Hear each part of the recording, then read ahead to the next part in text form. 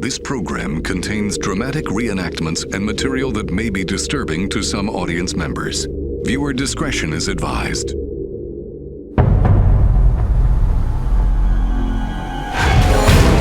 When Steve Callahan's boat sinks in the middle of the Atlantic Ocean, he's left stranded in a tiny life raft thousands of miles from land.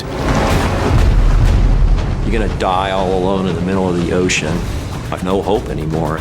For an incredible 76 days, he battles the sea. Whether the shark eats me or not, I'm done. Extreme hunger. Your body starts eating its own muscle. And his own mind. Psychologically, mentally, I was just done. In an epic struggle to stay alive. I just felt like I was totally doomed.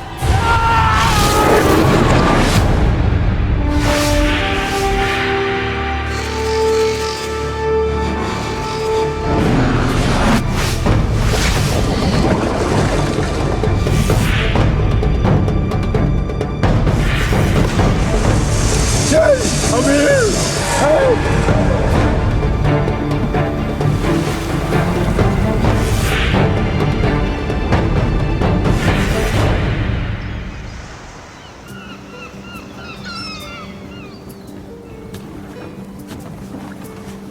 29-year-old Bostonian Steve Callahan is halfway through the sailing trip of a lifetime. I remember the first time I went out sailing.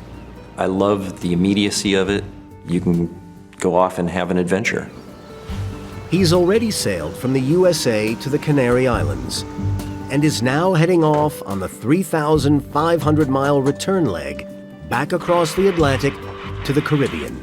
Testing. I figured on the very outside it would be a month to get to the Caribbean, but I'd probably make it in a few weeks. For Steve, the trip is an adventure and also a means of escape. My life was in a bit of a shambles. My marriage had gone south and we had split up. There I was, ready for a new stage of my life.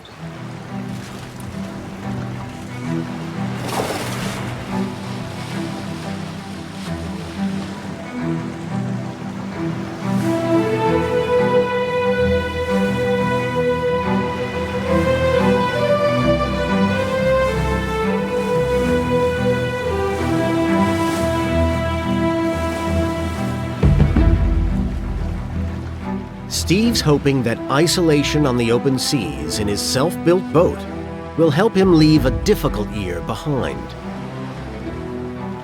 I was really on my own out there, which was fine. I didn't need people. I didn't really need the society so much. I pictured myself more as like a sea creature. In Steve's first week at sea, weather conditions could hardly be better.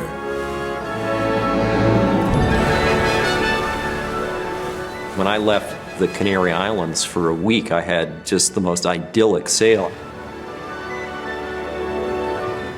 Everything was just beautiful, and I'd listen to my radio and play the boat like a drum. Do my exercise. I have this whole exercise routine on the boat. It just felt completely at home there.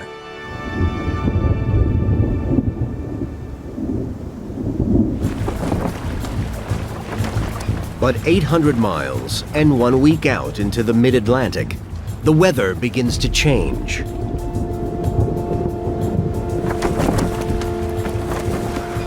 The weather just started turning dirty.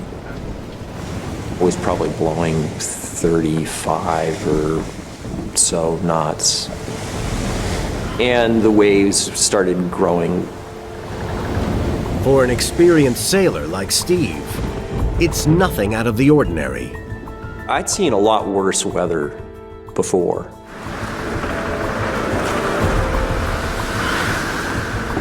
And so I figured, well, it'll probably be a day or two and this will scoot by. I wasn't worried. Everything was fine.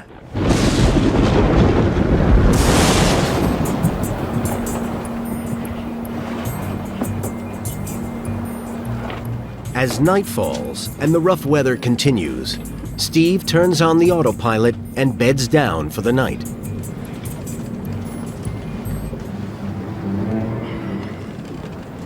People think that sailing is a very quiet undertaking. It's not.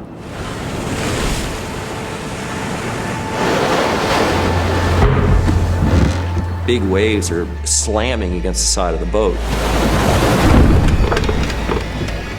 You get this quite jerky motion, but I was still able to kind of lie down, and I was kind of half asleep.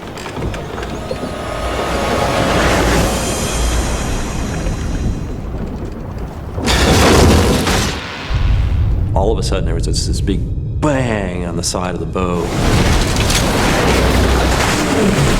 There was just this huge flood of water immediately.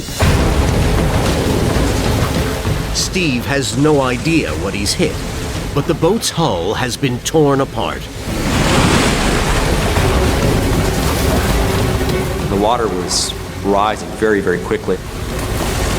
Within seconds, the water is above his head. I just thought, this boat is going to be underwater. I'm going right to the bottom. Steve's boat is sinking.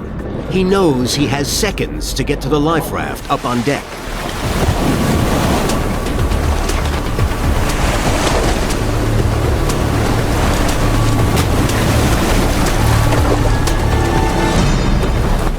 So I yank on the line, and the line keeps coming out. No, nothing. This didn't work at all.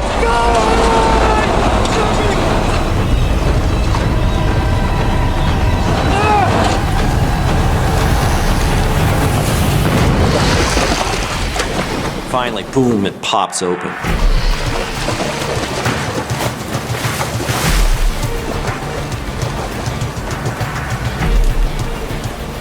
Steve makes it to safety. But just as he's about to cut himself loose, a terrifying thought hits him. With the equipment that's in the raft, I will not last very long at all. Everything he needs to have any chance of survival is stowed deep inside the flooded boat.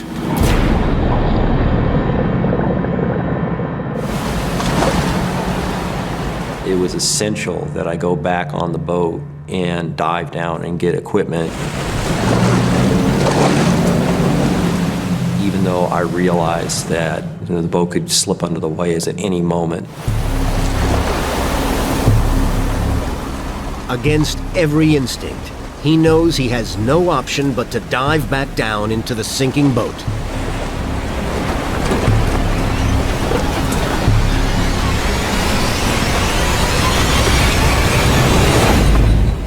So it was all dark in there, so I couldn't really see anything.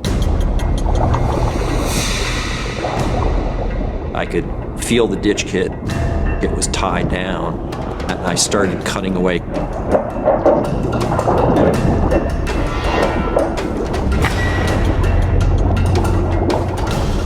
Steve frees his emergency supply kit. But just as he makes it to the exit hatch, The hatch slammed closed. The boat's covered with water. I'm going down.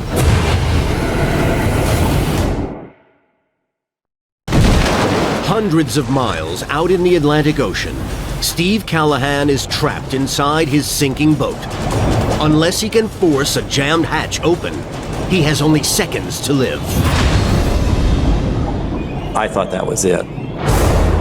If I don't get out of here right now, I am going to die. There's 100% certainty of that.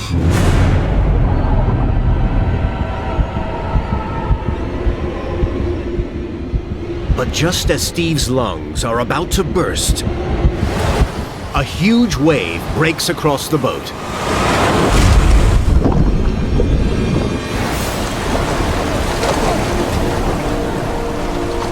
All of a sudden, there's air. It was a huge, huge relief. With only seconds to spare, Steve escapes, clutching his vital emergency supplies. I jumped into the raft and I saw that I was drifting away from the boat. Steve can only watch as he drifts away from not just his boat, but also his dream.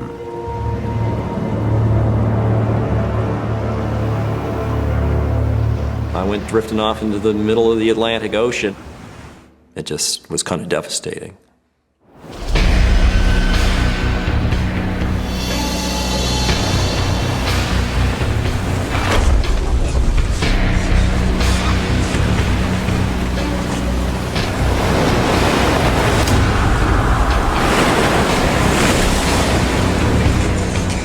That first night, it blew hard, really cold and really wet and really scary.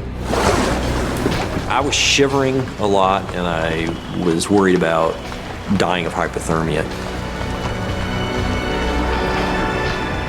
I might not make it till the morning.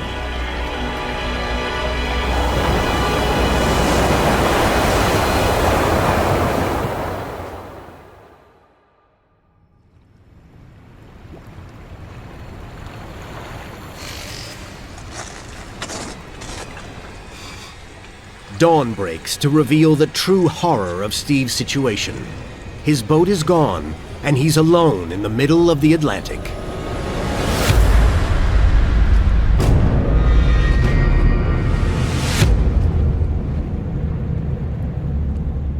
I'm a long way away from anybody, and I'm in a very empty part of the ocean as well.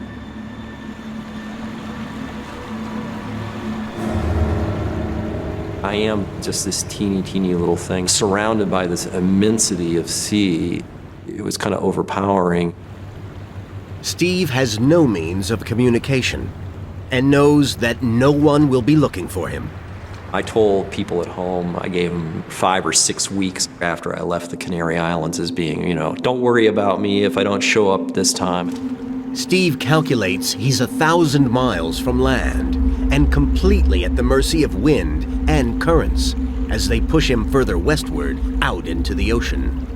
I was in a place where there was basically no shipping, and I really needed to get to the shipping lanes to have any chance of being picked up at all. Steve estimates that the shipping lanes are 350 miles further west. But even if the winds still push him in the same direction, it'll take him at least 2 weeks to get there. And he only has a tiny supply of emergency drinking water. I was worried. I had 8 pints of water, which theoretically was good enough for maybe 8 days.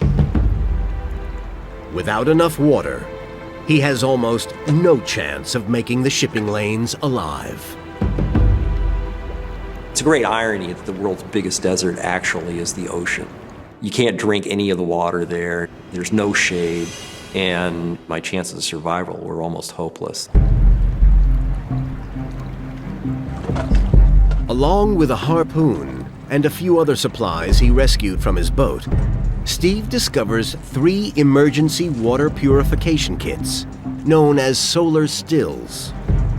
The solar stills that I had were created during the Second World War for downed pilots. I never knew anybody who'd actually used them before.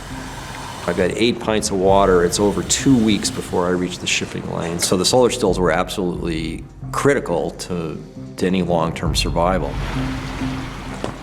Steve fills the still with seawater, knowing that the heat of the sun should separate the salt from the water.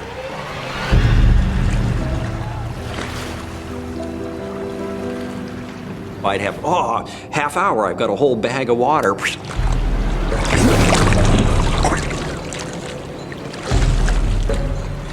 I kept trying them again and again and again. Steve cannot figure out how the solar stills work. It's seawater. It was just seawater. It just didn't work at all.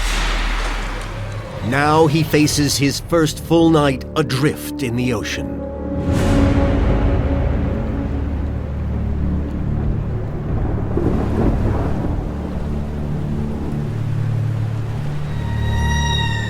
I was desperately lonesome, and there was no part of this that was not kind of a hellish experience.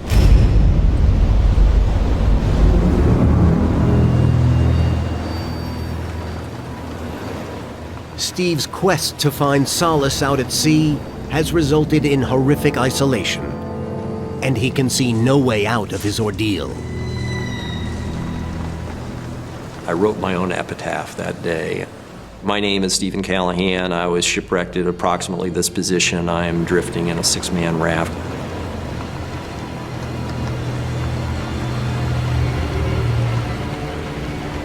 I'm doomed. I just felt like I was totally doomed.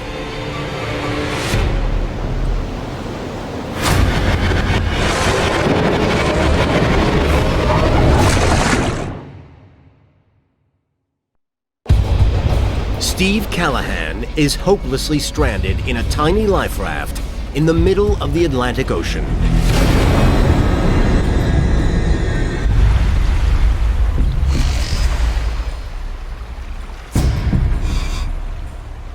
The currents are pushing him westward toward the shipping lanes, his only chance of rescue. But he's over 2 weeks away, with just enough water to last him a few days. It wasn't going to keep me alive very long. You know, I'm taking a little sip every now and then, hardly even swallowing it, really. It's just being more absorbed. I'm getting really thirsty.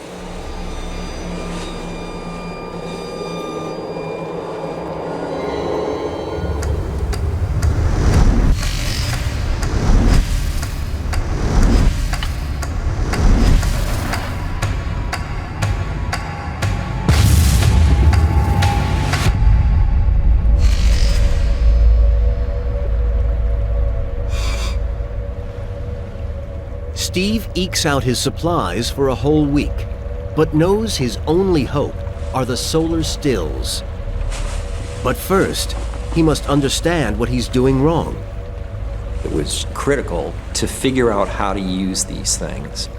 Just like go back just from square one and try to figure out how does this thing actually work.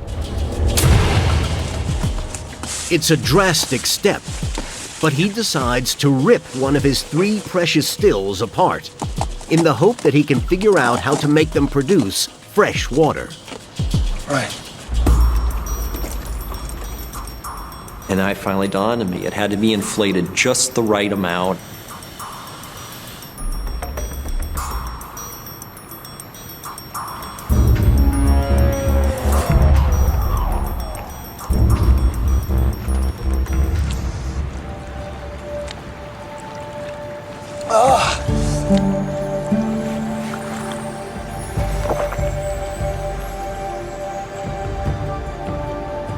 To get the solar still to produce, I'm talking a spoonful of fresh water was like the hugest high I could possibly have. Steve now has a tiny supply of water. But after 7 days at sea, he faces yet another problem. He's run out of food. I was really hungry, just like really struck me how desperate I had become. There's no way I'm gonna live out here.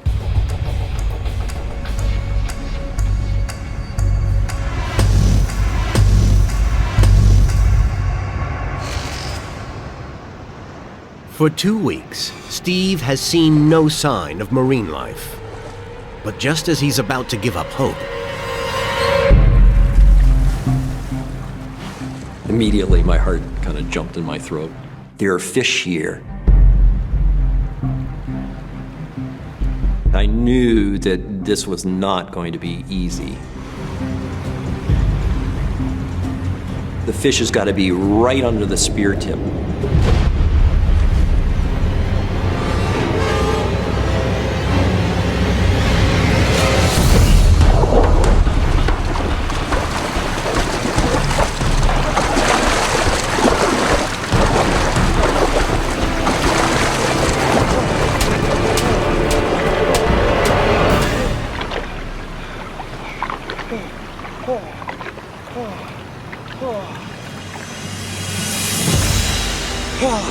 Yes!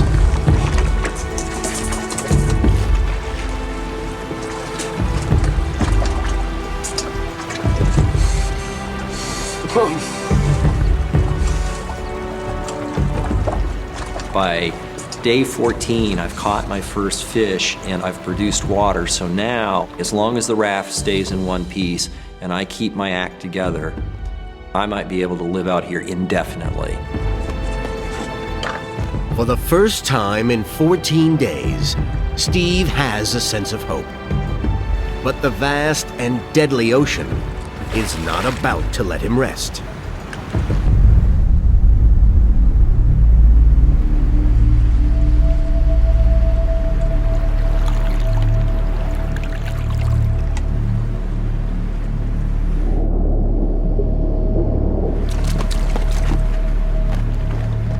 All of a sudden, flop, flop, flop, flop, flop against the bottom of the raft in the middle of the night.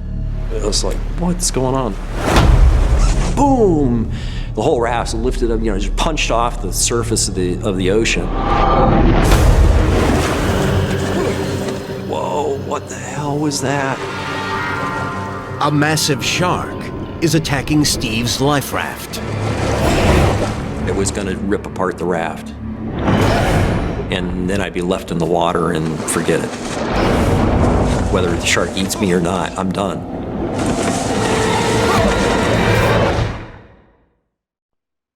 Steve Callahan is adrift in a rubber raft in the Atlantic Ocean. He's being attacked by a massive shark and is fighting for his life. I was so freaked out about it, I thought for sure that was gonna be it. I was being attacked. This thing was really whacking away at the raft.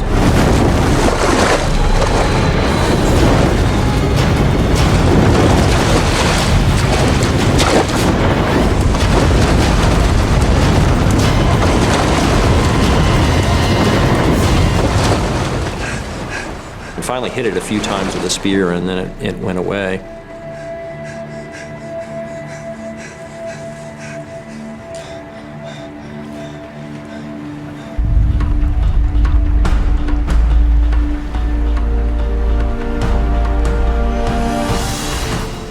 There's a ship right there on the horizon right in front of me.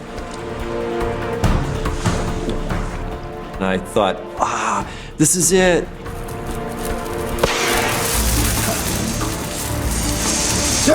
I'm here! After 15 days lost at sea, Steve has finally drifted into the shipping lanes. Come here! Yeah! Come here! In this perfect conditions, it's fairly calm out, completely black night, perfect for flares. Help! Help! It looks like the ship's coming for me. It keeps steaming towards me, and I was convinced that it had seen me.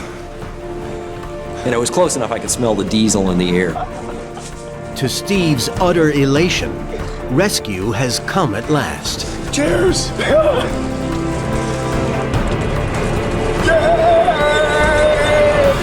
And then just goes right by me.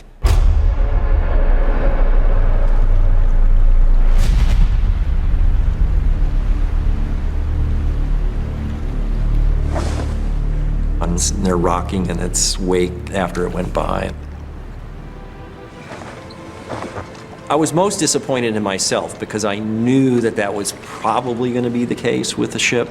It's really, really hard to see something at sea, even if you know it's there and you're looking for it. So if you're not looking for it, it's really hard to be seen. Steve is once again left alone in the ocean. But at least now, he has the real hope of being spotted by passing ships.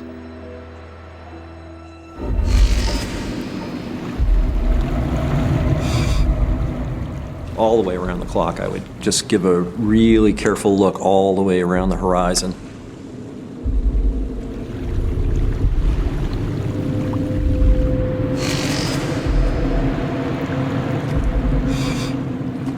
Every morning was a bit of hope, and then every afternoon was like the depths of fatigue and despair.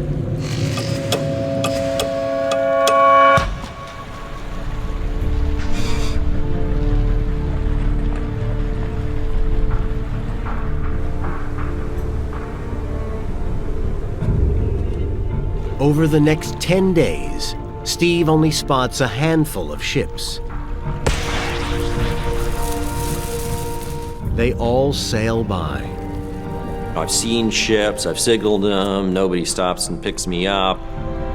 Steve slowly begins to realize that the shipping lanes are just as empty as the rest of the ocean. Having that whole fantasy blown to hell, basically, was definitively the hugest down.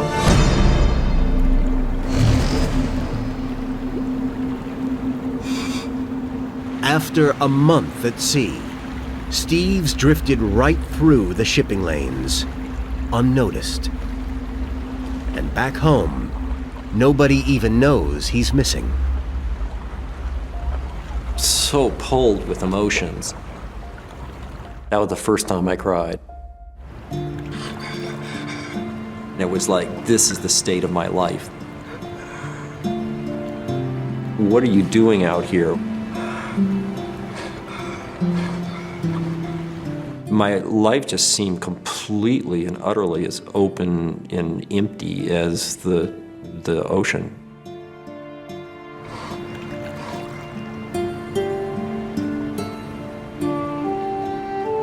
Steve has drifted an epic 700 miles, but now faces a devastating new reality.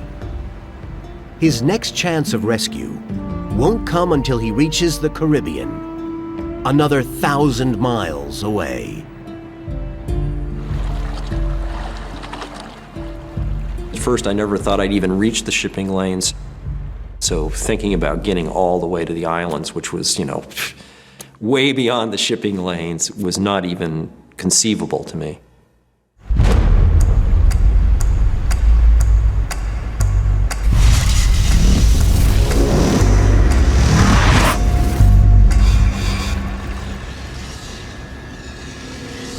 Steve now drifts into tropical waters, and it's getting hotter. His body is desperate for more water than the 2 remaining solar stills can produce. The dehydration is just agonizing. Dying to get a drop where, I'm looking at the solar still and watching these drops come down in a spoonful of water. If somebody come along and said, well, you got a choice, you can have this cup of water, but we have to take your hand for it, which do you want? I'd probably say, take the hand.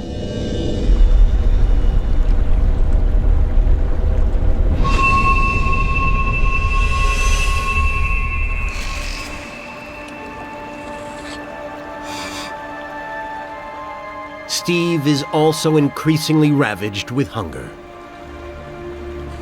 I was starving all the time, and your body starts eating its own muscle. As a result, I was getting skinnier and more desperate. There's just this great emptiness that can never be filled up.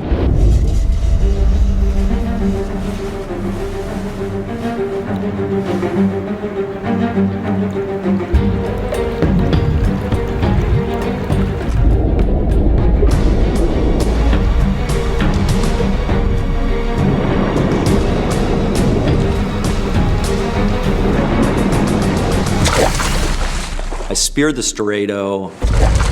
But just as he thinks he's landed a fish, It went right through it, and the Dorado just busted the end of the spear off.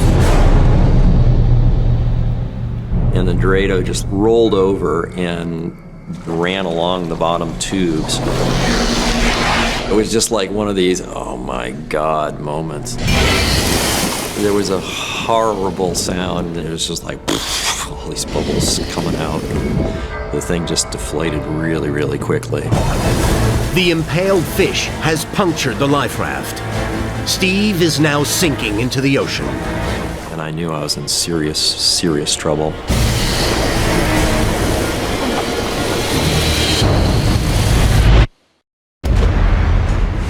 Adrift and alone in the Atlantic for over 40 days, Steve Callahan's life raft has been punctured, and he's in serious trouble. Pretty short order. The whole bottom tube was completely deflated. It ripped a hole about that long in the tube. I thought that I could go indefinitely as long as the raft was in one piece, and now the raft isn't in one piece anymore. Maybe this is going to be the end of the line. With the crucial bottom ring of his raft damaged, it's now too unstable for Steve to fish or collect water. It was like I was walking in rubber quicksand. Plus, it's not really drifting very fast with the wind, so I'm not going to make it if I don't find a solution.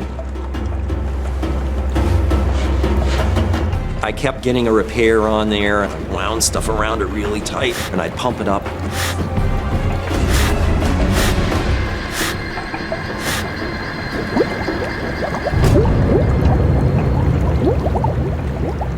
I kept doing it again and again and again for days.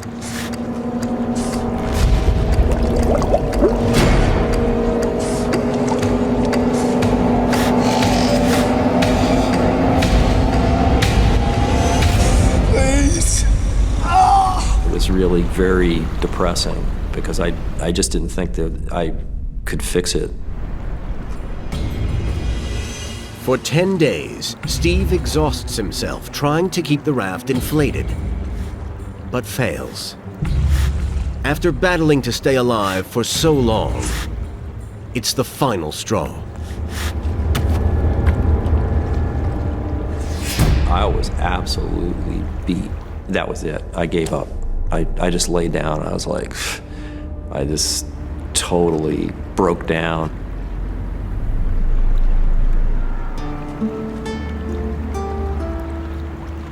You're gonna die all alone in the middle of the ocean. You've never done anything successful in your life.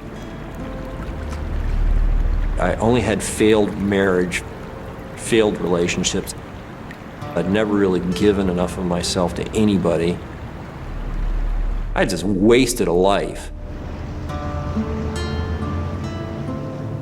Starving, thirsty, and without hope, Steve feels that death is now a certainty.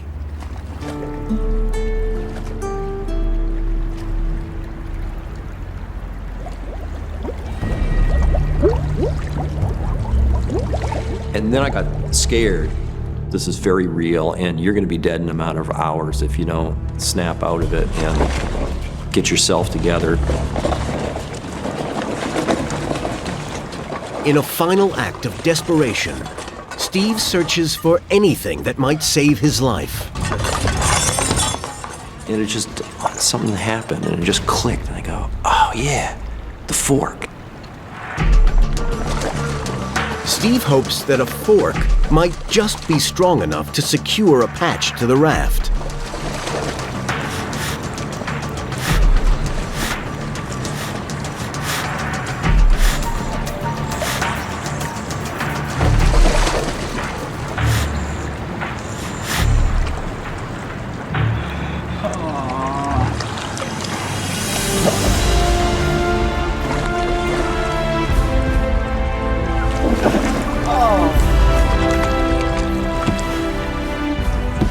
Jump around and jump for joy or anything, but that was just like the hugest victory of my life.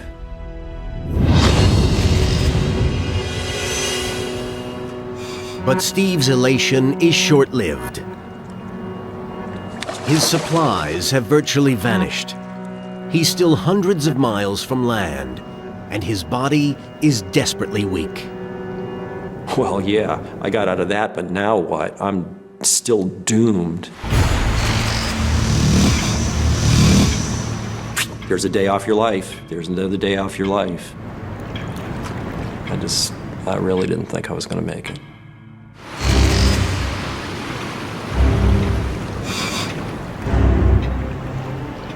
It really was a period of just hanging on. Oh my God, this is such marginal life. Looking at my watch and thinking that minutes had passed, looking at it again and it being like 30 seconds had passed. It was like, it just seemed to drag on a really long time.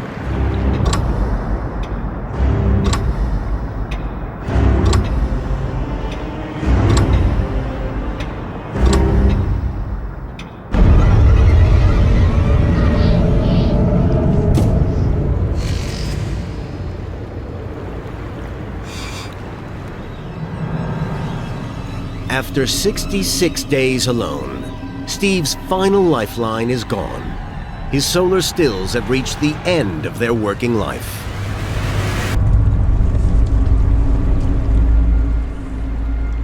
The cloth on the bottom is rotted out. It's going to be totally useless. There's no way to repair it. His only means of producing drinking water is now gone. I just figured this really is it. You know, I have no hope anymore. It was ending.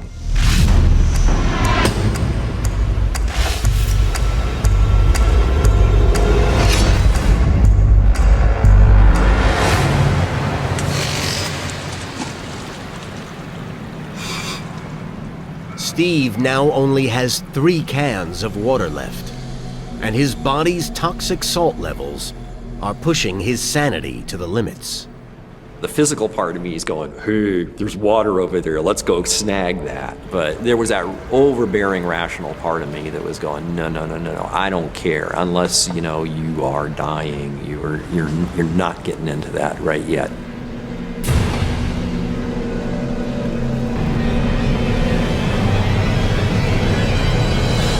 This is a view of heaven from a seat in hell.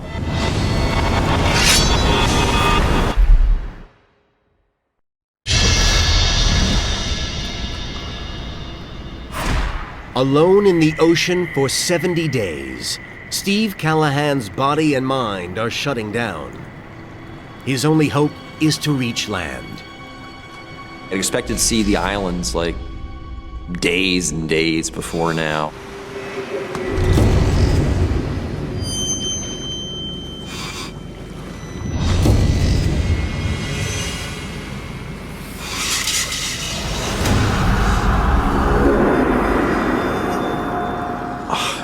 I should be reaching the islands. I should be seeing some sign of reaching the islands.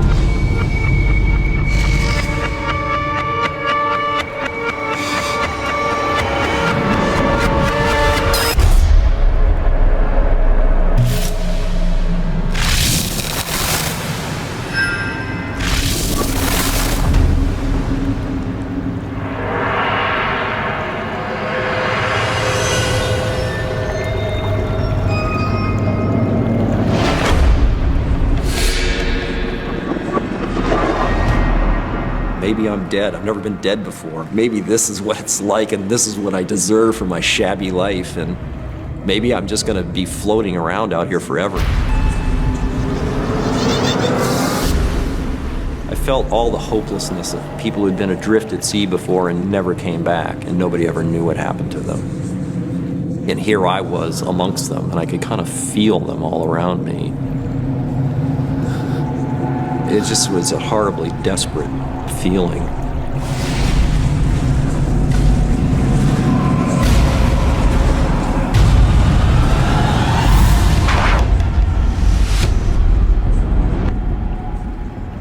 It was over. I was just done. I had no more to give.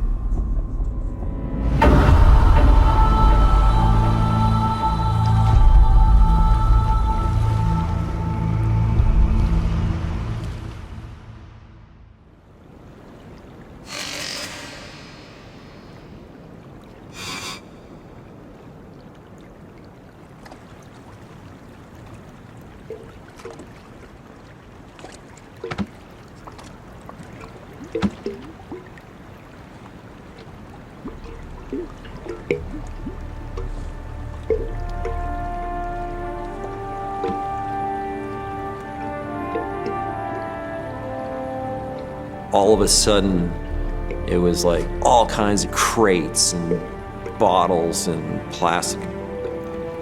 To me, that was the first definitive sign that I was coming into changes. I'm gonna see something.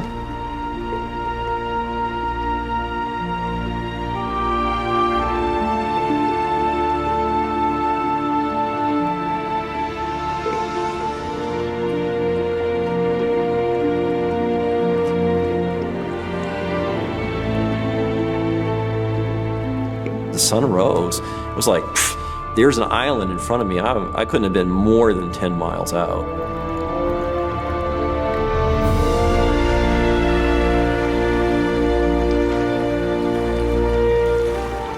to see the green of the island was like, it was intense.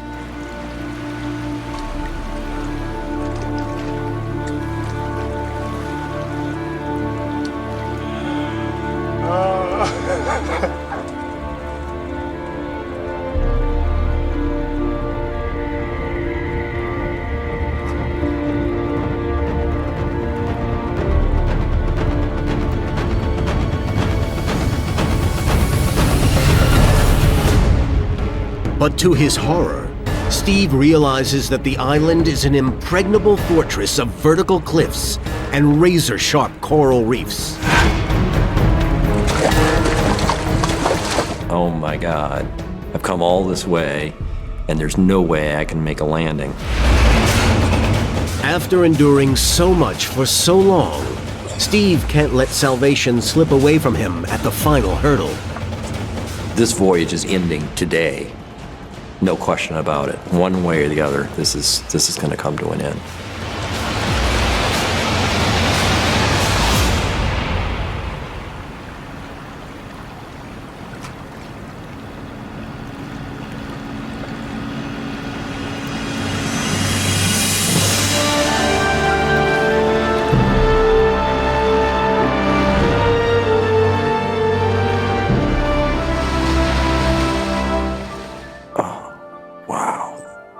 Great. I couldn't believe somebody was actually out there.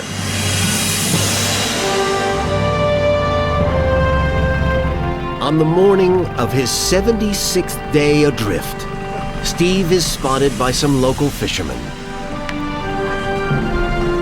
He said something to the effect of like, "What you doing out here, man?" It's like, well, I'm not out here, improving my suntan.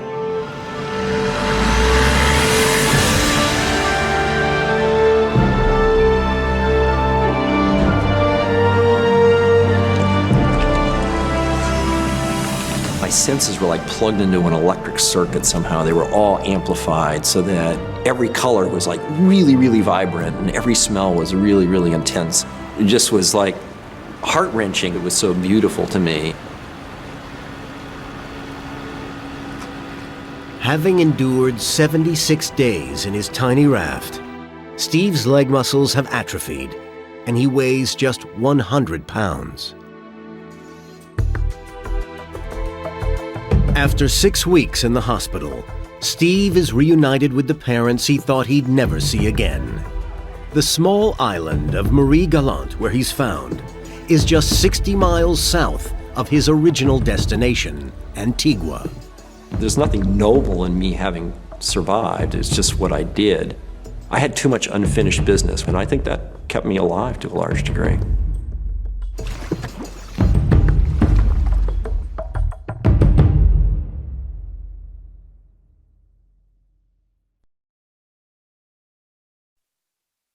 This program contains dramatic reenactments and material that may be disturbing to some audience members. Viewer discretion is advised. For the crew of this yacht, ending up in a life-or-death situation was the furthest thing from their minds. But when an unexpected storm blows in, Mayday! Mayday! these sailors barely know what hits them. Adrift in shark-infested waters, their bodies rapidly begin to shut down from dehydration and infection. Death is a relief for some, staying alive, a nightmare for the others. Who survives on I Shouldn't Be Alive?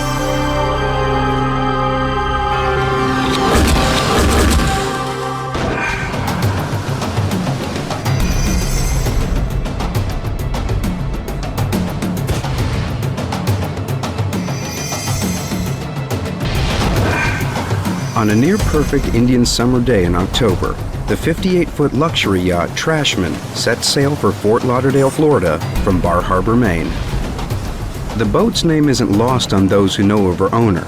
He's made his money, and lots of it, in the garbage business. It's a delivery run for the yacht. She's carrying a pickup crew of 5 that just hired on for this sail. 1,300 miles down the eastern seaboard on a course sometimes referred to as Hurricane Alley. Weather permitting, it's a 6-day trip. Weather permitting. The crew's an odd mix. Deborah Scaling Kiley is the most experienced member, with boasting rights of being the first American woman to have completed the grueling Whitbread Around the World yacht race. I love to sail because you're working with nature. There's another force, and you become one with that force. And I'm a junkie for it. I'm an adrenaline junkie. The skipper is John Lippa. He's an affable sort of guy with some solid sailing experience. He showed me his resume, and it was quite impressive. He had actually been on a boat called Black Knight, which was the committee boat for the America's Cup. And you know, to be the skipper of that boat, you can't be all bad. You got to be a pretty good boatman. Is everything all right? Meg Mooney is along for the ride. Would you like some coffee or sandwiches? She doesn't have any real sailing experience except for being the skipper's girlfriend. Meg was fun. She lightened things up. She was kind of a girly girl, and it was kind of fun to hang out with her for a while. I hadn't done that in a long time. Brad Kavanaugh joins the crew when he hears his friend Debbie is on board. He's a capable sailor, but knows there's more to learn. I'll take the next watch with John. Ask him to come up. I was in heaven. I was on the big version of my parents' boat with these nice new people heading to Fort Lauderdale, and I couldn't have been happier. It was so different from what I'd been accustomed to. It's like I could relax for a change and enjoy the ocean.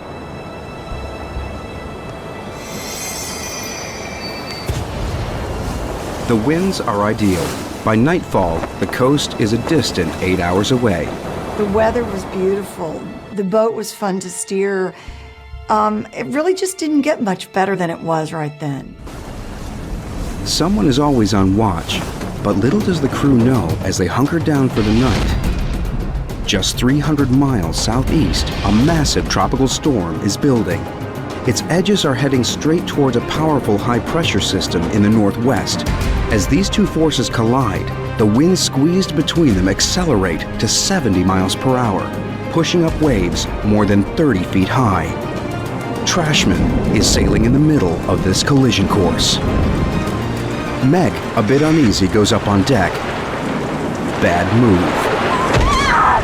Meg had gone up on deck, and when the boat fell, her tether didn't keep her from falling.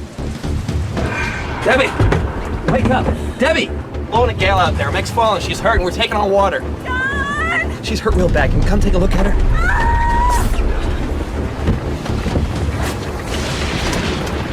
Where the hell did this storm come from?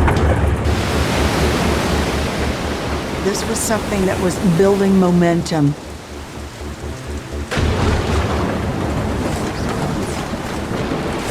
Meg, what the hell were you doing up on deck in this weather anyway?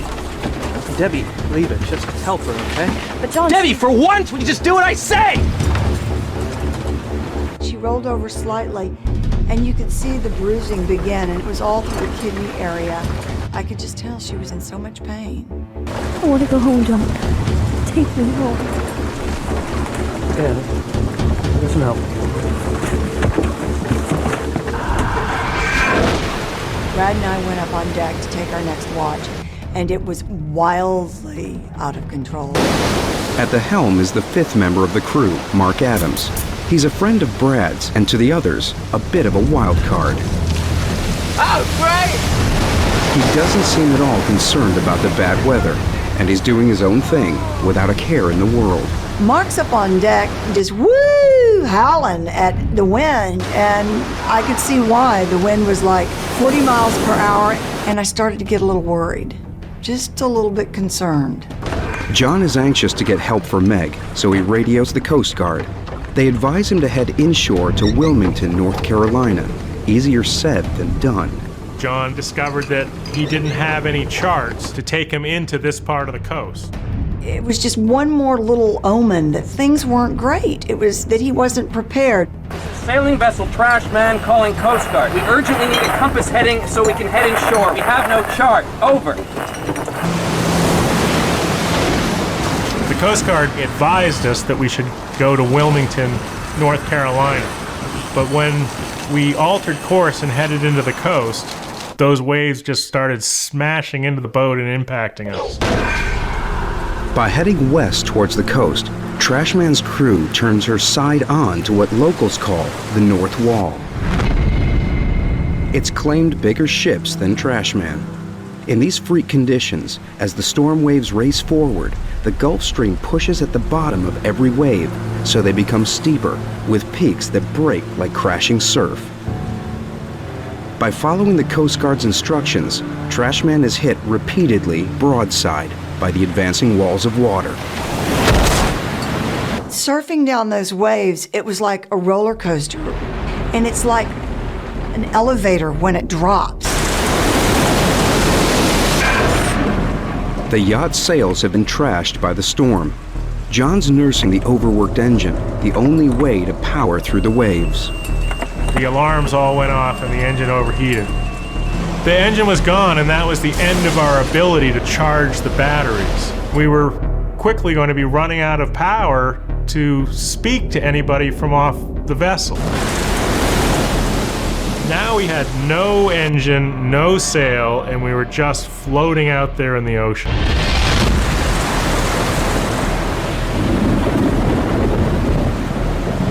Running on emergency power. We need assistance immediately. We're in trouble. Our engine is down. Our sails are damaged. We need immediate rescue. Over. 2 merchant ships are relatively close by, and the Coast Guard asks them to head towards the Trashman. It gave us this false sense of security, and I think that's probably the kiss of death. Roger that. Over. The auxiliary power finally dies. Come in, please, Coast Guard. This is Trashman. Are you still there? Over. All means of communication are gone. Calling Coast Guard. Over. There's no way to steer or power the Trashman. There's nothing this crew can do but hope to ride out the storm in one piece. When it gets dark and you're in a storm that you really don't know the magnitude of, it's frightening. There's no sailor in the world that can tell you it's not. It's the monster in the dark, and you don't know if it's under your bed and you don't know when it's coming out, but you know it's coming out.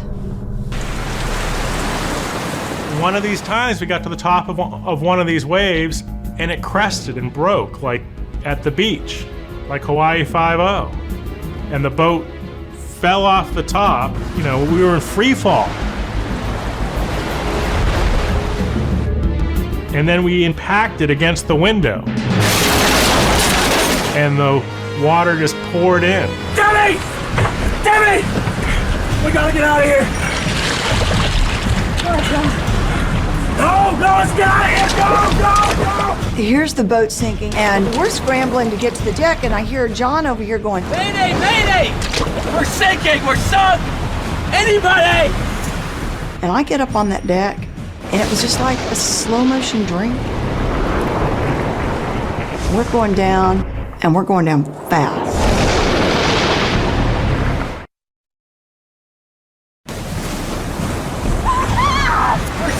We're sunk! As the waves continue to batter the Trashman, her crew scramble for their lives. You don't think about dying. You don't think about drowning. You don't think about anything. You think about getting away from this boat that it's going under, and it's sinking in less than 2 minutes. It's just going down like a big rock. Mark frantically struggles to free the fiberglass canister that contains an inflatable life raft and survival equipment, while Brad tries to salvage the small rubber dinghy.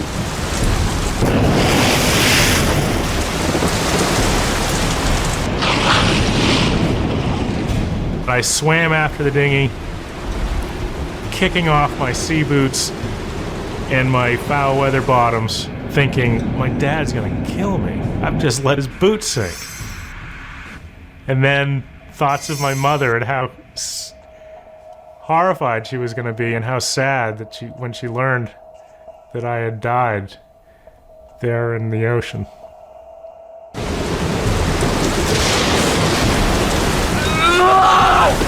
Mark heaves the canister off the boat and follows it into the ocean. the life raft inflates. And Mark's still holding on, and eventually he just lets go. The life raft is blown away, and we weren't going to find it in the middle of the night. Did you manage to get anything from the yacht? Nothing!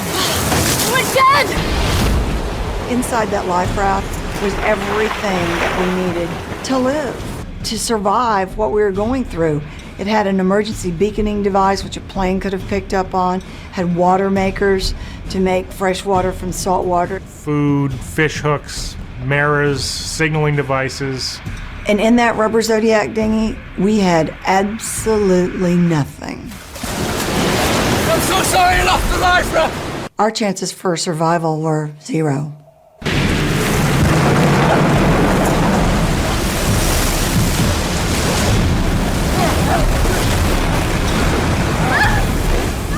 We're all gathered around the rubber Zodiac dinghy, and I remember watching Trash Man as the last little foot of her mast slipped under the water, and it was the most devastatingly lonely feeling that I've ever felt in my life.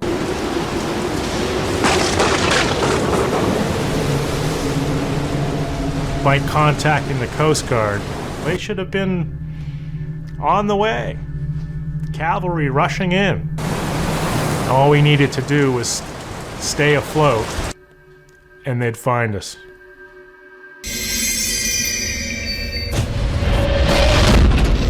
The next day, when the sun finally came up, the sky was overcast and gray. The air temperature being 40, we would definitely succumb to hypothermia.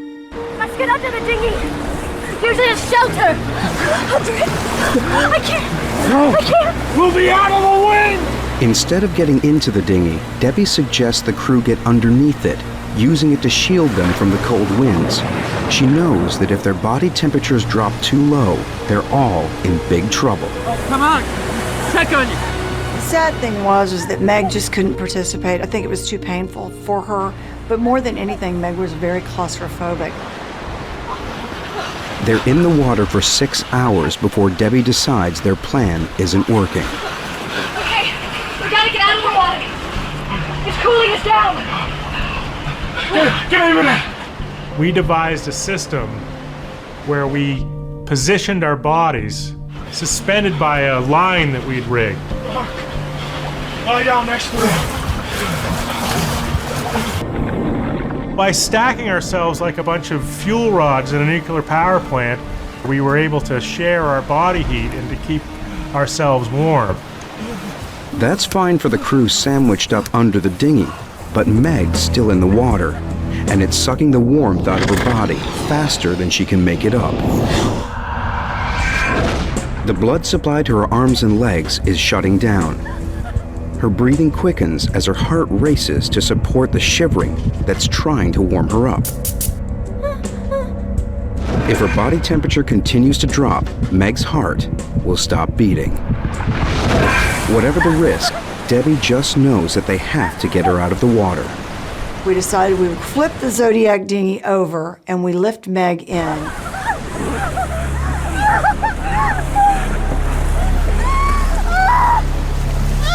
I was horrified at her wounds. The wire in the rigging had cut almost all the way to the bone, and she had huge gaping wounds on her leg. It was heartbreaking. Just those wounds alone were a death sentence. It's too bloody cold out here. Let's turn it back over. We're gonna freeze to death. Look, man, you want to go back in the water, help yourself. There's a whole ocean out there.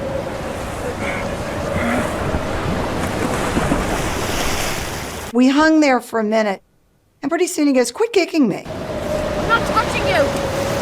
You did it again. Cut it out. What are you talking about? I'm not kicking you. Stop now. And I thought, you know what? I'm going to look in the water, and I'm going to see where his legs are, and I'm going to stay as far away from him as I can.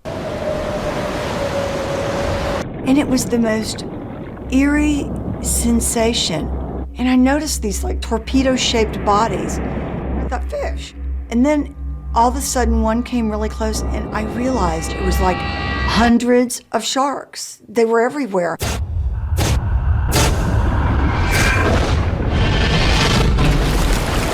Sharks! Sharks!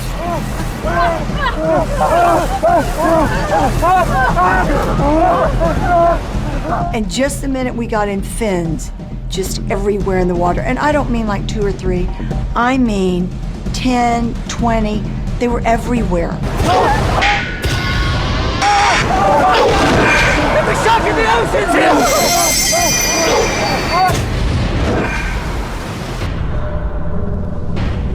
Meg's open wound is leaving a trail of blood and pus. Even though it's quickly diluted in the ocean, infinitely small traces remain that sharks can detect. The tiny folded tissues in their nose are lined with millions of chemical sensors that give it an extraordinary sense of smell, 10,000 times more powerful than a human's. Sharks literally can detect a drop in the ocean. I've never seen so many sharks in my life, not in my entire trip around the world. It was the most frightening feeling I've ever felt. Mark, I'm warning you!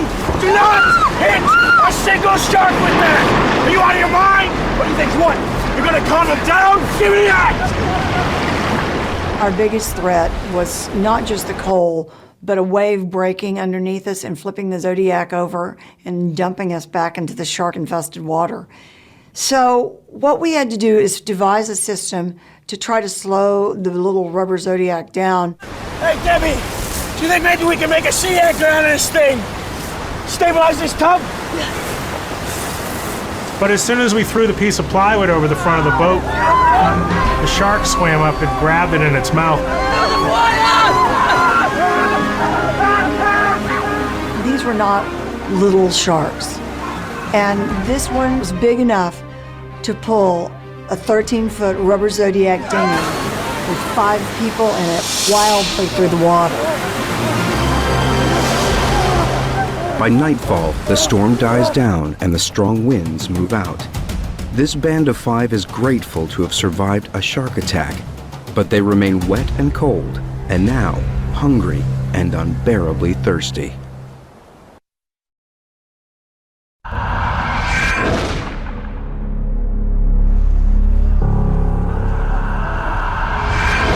Night 2, and with night comes just that threat of not being able to make it through the night again. A light! A light! Oh God, it's close. Paddle! At first, when you see the light, you just are so excited you can't stand yourself. They're coming to rescue you. And then you realize the reality of the situation is it's pitch black. You're in the middle of the Atlantic Ocean, and nobody can see anything. For the moment, they're hopeful. Then the reality of how they're feeling reminds them of their predicament. The craving for water is like nothing I've ever felt. It's as if every cell in your body needs it and it's crying out for it. You haven't had water in 24 hours, almost 48 hours. But then the crew seems to get their first break.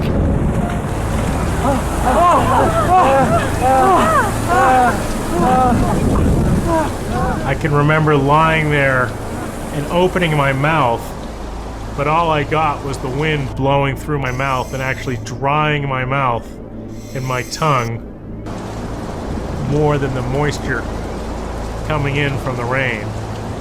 Brad, like the others, is massively dehydrated. The flesh in his body is actually drying out. Without enough water, his blood pressure is dropping. His heart is pumping harder. Without enough water to make urine, toxins are building up in his bloodstream.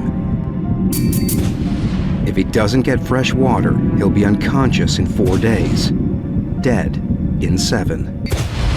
All of a sudden, we remembered about the ship, and we looked out, and the ship was gone. Maybe that was a chance for survival. It's the ultimate despair. And at that point, I just couldn't take it. I felt that I was being teased by the environment and by the powers that be. Oh, I stood up and I gave God the finger, started, saying, "What are you doing to us? If you're gonna make it rain, let it rain so we can get some water." And the last thing he wanted to do is curse God, because that was about the only chance we had for survival. And what would kill them first? Dehydration? Hypothermia? The sharks? There was always a fin somewhere.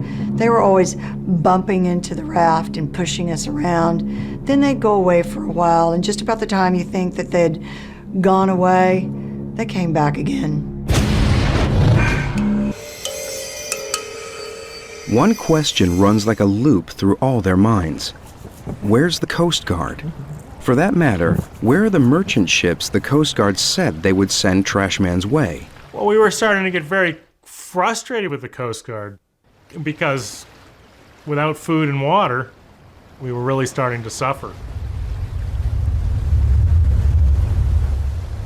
Hey, do you think a ship will rescue us before the Coast Guard finds us? Coast Guard's on its way. Yeah, sure, of course. Coast Guard's on its way. Hey, guys, I got news for you. The Coast Guard ain't coming. They never were. They forgot about us. We're on our own. Thanks a lot, Debbie. It was as if I had dropped the final curtain on the show. They just all kind of sat back and looked at me like I'd lost my mind. Hey, Brad, where do you think we are? Well, from roughly where we went down, we're anywhere between 35 and 135 miles off the coast. What? Is that far? We could still be blown to shore, right? Guys? In fact, the dinghy is drifting towards the middle of the Atlantic. The bottom of the boat was fetid. It had a mixture of urine and blood and pus. We were in absolute agony because we were starting to get massive staph infections all over our bodies. When I looked at Meg's leg, I was mortified. Her wounds were open and already beginning to fester. By now, the bacteria are multiplying out of control, and Meg's body is just too weak to fight them off. Her blood vessels are being squeezed, and there is no longer enough blood reaching Meg's leg. It's dying, and the poisons from the infection are spreading through her body. She was dying of blood poisoning, and we were sitting there watching Meg die. It was just tragic.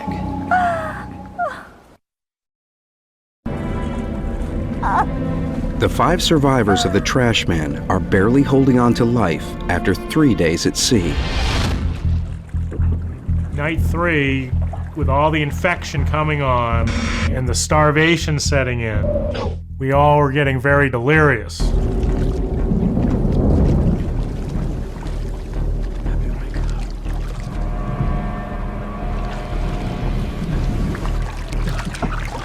What are you doing?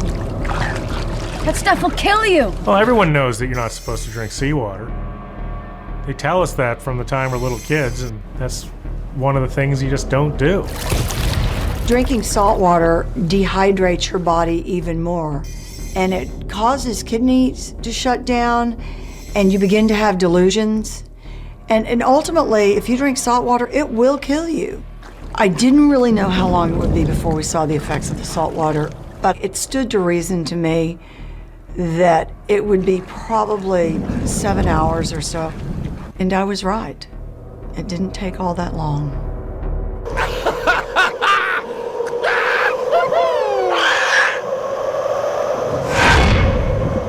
It's too hot.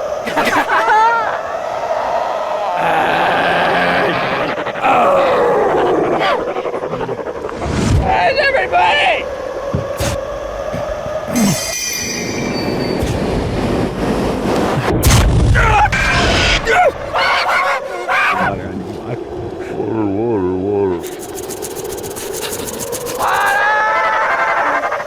Come here. Come to Johnny.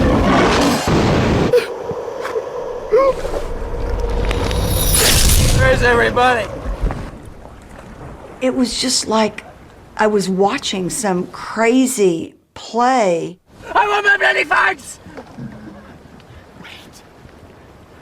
I see land. I see land! I see land!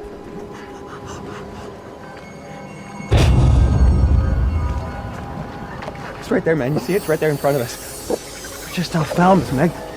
We'll go to the hospital where my mom works. She'll take care of us. We're in the middle of the Atlantic Ocean. We're nowhere near Falmouth. That's total crap, man! It's over there. This went on all day long. The monotony of it was starting to drive me crazy. I'm just gonna get my car. We're in the middle of nowhere. You guys bring the boat in, and I'll go get the car. There is no car, John.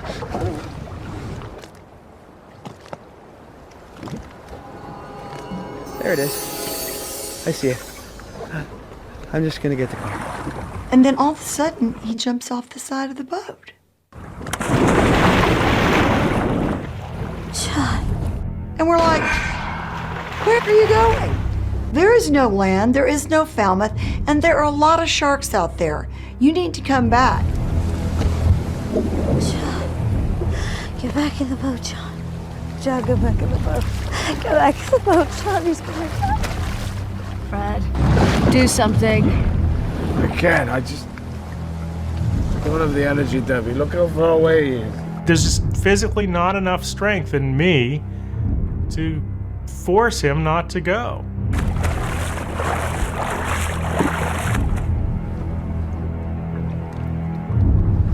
I can't see him. All of a sudden, we just hear this shrill scream. I mean, blood curdling. And it was over. And then silence. And it was like there was no crying. There was no nothing. He's gone. There wasn't any doubt what had happened to him. The sharks got him. The sharks never left. I was angry with him because I really felt that I would get a lot of credit for surviving and having everyone survive. I looked forward and relished the thought of being heroic.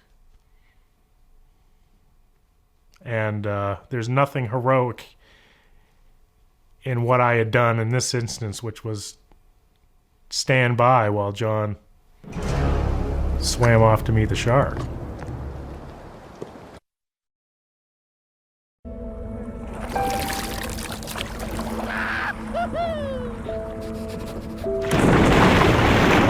Of the 4 remaining survivors from the shipwrecked Trashman, only Brad and Debbie still have their wits about them after 4 days at sea. Meg's barely alive, and Mark is delusional.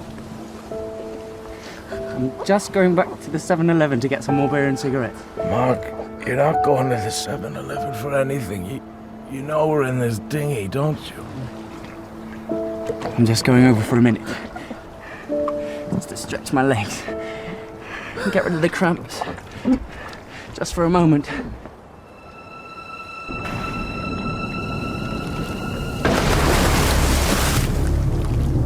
Brad and I get up and go, man, the sharks just ate John. No. I'm just stretching my legs. Getting right back in. We feel this. Bam! Then we feel a bam again. And there's like this frenzied attack. And the sharks are eating Mark underneath the Zodiac. It was, without a doubt, the most horrifying moment of my entire life.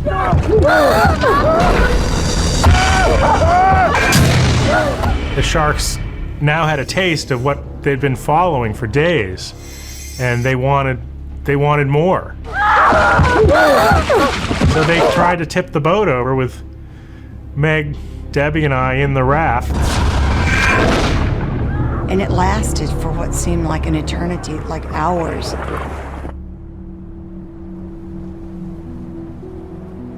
That night, I remember waking up and looking up, and there were stars everywhere.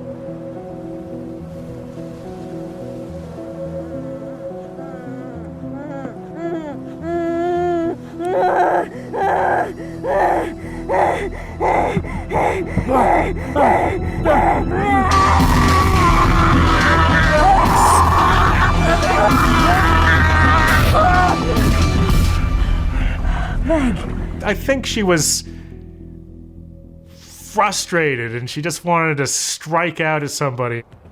I mean, John really did her a dirty trick, leaving her there in the raft. She took her hands and started moving them in the air like a Spanish dancer, like she was in completely some other world. And then, out of the blue, she just started talking. What did she say? I don't know. And it all of a sudden became very clear to me that Meg was speaking in tongues. She's dying, isn't she? She was dying. She was really close to death.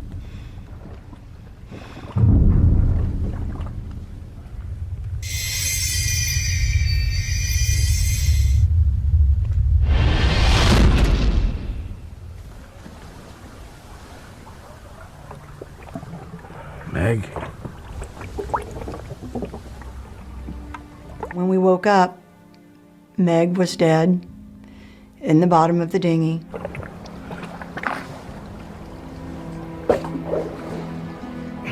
All that fetid mixture that was left over from the seaweed and the urine and the pus and...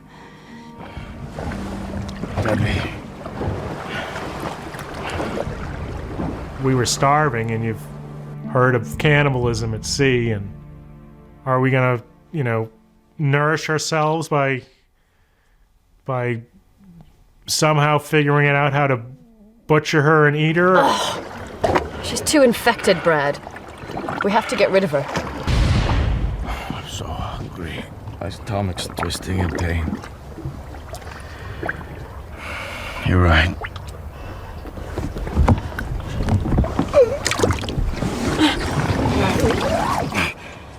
And so we decided that we would take off her shirt and all of her jewelry so that we could give those to her family.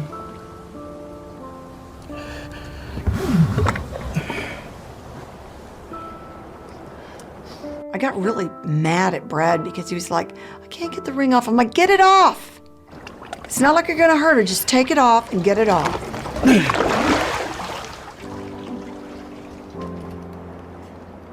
It was such a sad moment because we laid her body, naked body, on the side of the raft, and then we decided that we couldn't just push her over, that we had to give some kind of a funeral. And so we said the Lord's Prayer and Psalm 23. Our Father, who art in heaven, hallowed be thy name. Thy kingdom come, thy will be done. And then we just gently pushed her body overboard.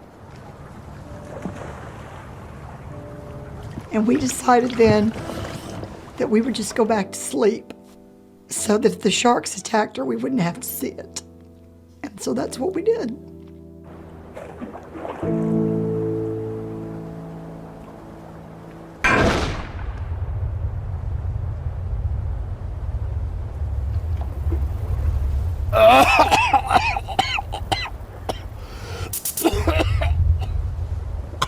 Okay. I don't know.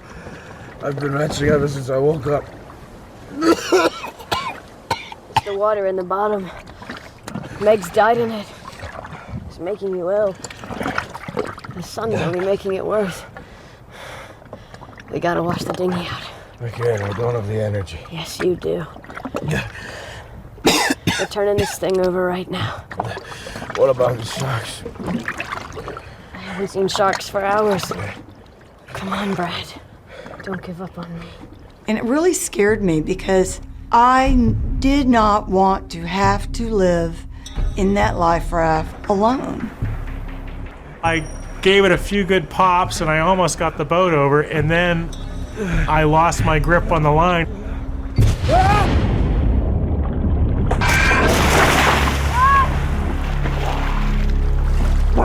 Debbie! You gotta leave out here! And this time, I don't have the strength to get myself back into the boat. Debbie! Debbie! Only Brad and Debbie remain alive from Trashman's 5-man crew. I felt like I had just doomed Brad to death. If the sharks showed up, we were screwed. I could give a crap about what Debbie's thinking this time. She's just sitting there being completely useless, and I'm still alive, and she won't help me climb in the raft. She's finding it impossible to help me to climb into the raft, and I don't know what's on her mind, but she's not thinking straight. There's nothing wrong with Brad's thinking. He's bobbing in an ocean full of sharks. He believes he's too weak to pull himself out. But his rising panic triggers adrenaline to flood into his bloodstream, which dilates his blood vessels and raises his pulse, supplying extra oxygen to his body. The same panic signals trigger a massive response in Brad's arm muscles. This gives him one moment of superhuman strength.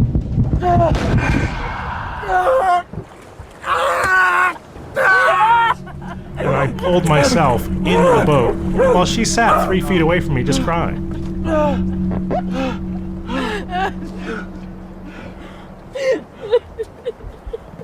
We were each at one end of the raft. He wouldn't talk to me. He was so pissed off at me.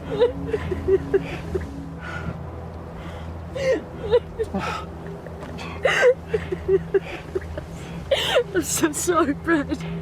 I just want to relax because of all this death that's been happening.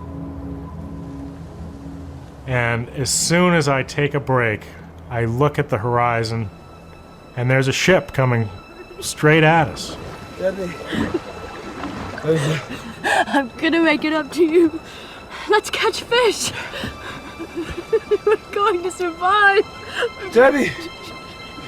There's your ship. I had heard it was a ship so many times. I just didn't. Big deal. It's a ship. They're not going to see us. Turn around. Look how close it is.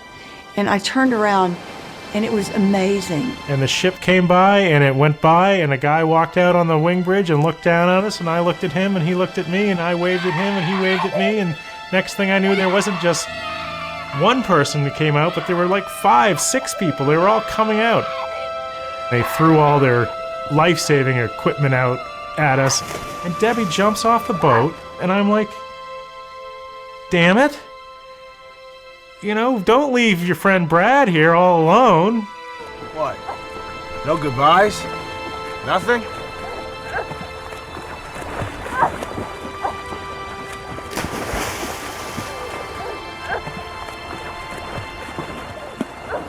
I was holding the rope that held the life ring, and they started winching us in.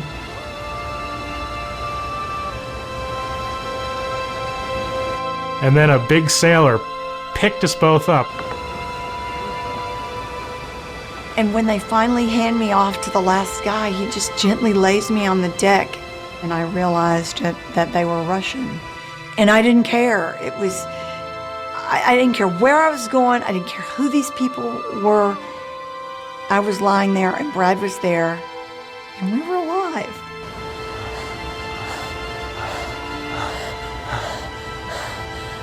These guys did a fantastic job getting us on board the vessel, and oh, it was just so great. I mean, the whole thing was just so great.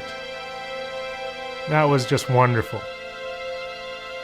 And then, you know, but it was just the start of our journey back to life. In their 5 days at sea, the crew of the Trashman drifted 140 miles away from where the yacht originally sank. The Coast Guard never sent out a rescue team, stating that they received a phone call saying that the trashmen had made it safely to port during the storm. No one knows who could have made the call. Had the Russian ship not spotted them, Brad and Debbie would have continued to drift further out to sea. They have no idea how much longer they could have hung on. Brad still sails as a professional yachtsman. Surviving this ordeal changed how he lives his life every day. It's not something you just turn off when it's over. You know, you keep living in that survival mode. You know, I don't know if you're shell-shocked or what you are, but it's impossible to just turn it off and go back to being the way you were before. Debbie is now a writer and motivational speaker. Out of her survival experience came an unshakable positive outlook. I'm here today, and I don't feel guilty about it, and I have no regrets. And every day I wake up, and it's a new day, and I'm happy. And I always try to find something good in the bad things that happen to me. There's never a day that you're more thankful for life than the day you almost die.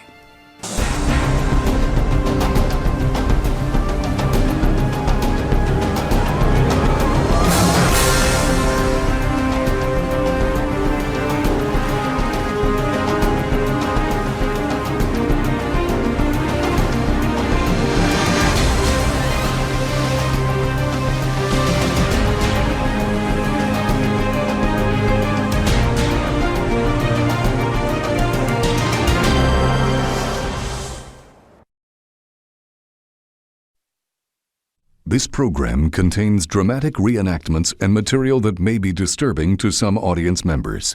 Viewer discretion is advised.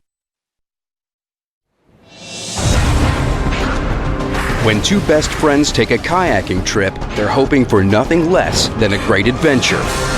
They think they're invincible. They soon find out they're not. Powerful currents and bad weather quickly expose how one is woefully inexperienced, placing them both in grave danger.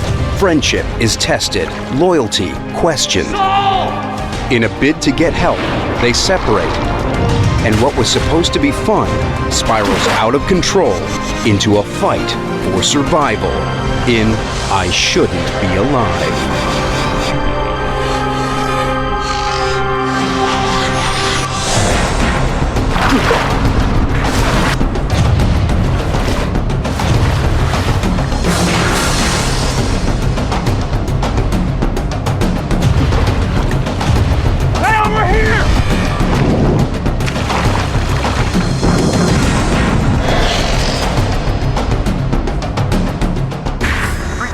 Folks, the end of a beautiful November day. But winter is on its way, so plan your weekend accordingly. Saul Kinderis has planned a week-long kayaking trip with his best friend.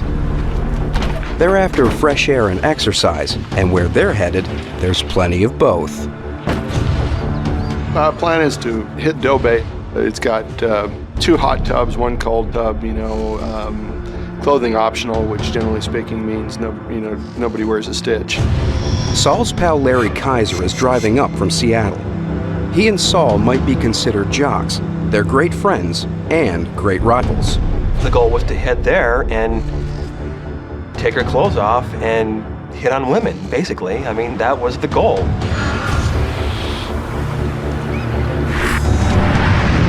The San Juan Islands lie northwest of Seattle, in the Strait of Juan de Fuca. The plan is to kayak north from Washington Park on the mainland to Strawberry Island and camp there overnight. The following day, they will continue to cross the Rosario Strait to Doe Bay, where the hot tubs await them. It is one of the most beautiful areas in the Northwest and attracts sea kayakers from all over the world. But these otherwise inviting waters conceal deadly forces. Powerful currents and riptides that every year claim the lives of the over-adventurous. Saul organizes the entire trip, bringing the boats, the gear, life jackets, even the food. All Larry has to do is show up. As usual, He's late. You're late, Larry. You're late, Larry. 4 hours. 4? So you gonna be up for this? Yeah, I'm up for this. Fat tourist like you can do this sport. I don't see what the problem's gonna be. I'm up for any kind of challenge like that. Any kind of physical challenge, especially if Saul throws that at me. We tended to compete in almost anything. Chop, chop, Larry. It's that kind of relationship that I think, kind of got us in trouble here in this situation. Put your weight on the butt, you know that. Even though they are 4 hours behind schedule, thanks to Larry, they set out in fading light and head for Strawberry Island, a 3-mile paddle across the Rosario Strait. Anybody that knew us at that age would have predicted the outcome of the trip before we even launched. 2 guys that thought they were indestructible, very competitive. Whoa! We have a winner! I don't think either one of us at that time had the wisdom to understand the dynamic. In these waters, trips in broad daylight can challenge the most experienced sea kayakers. At night, it's a whole different ballgame. It was unnerving setting out at night. That danger is exciting. It's a thrill. I keep going to the left, huh? I keep going to the left. Adjust your rudder. Rudder? Yeah, with your foot pedals, you know? Foot pedals? What are your feet touching? Nothing. Nothing, are you sure? Yeah, I said nothing.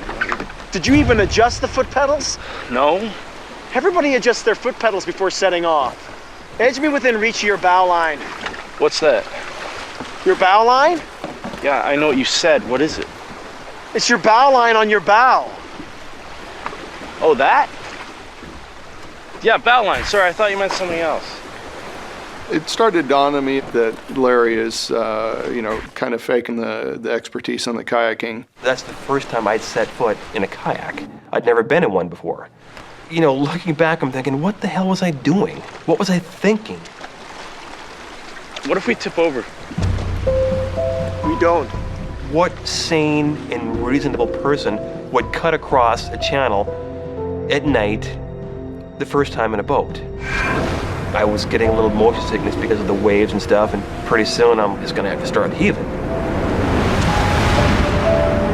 The swell of the ocean is confusing Larry's body. As a result, nausea is triggered.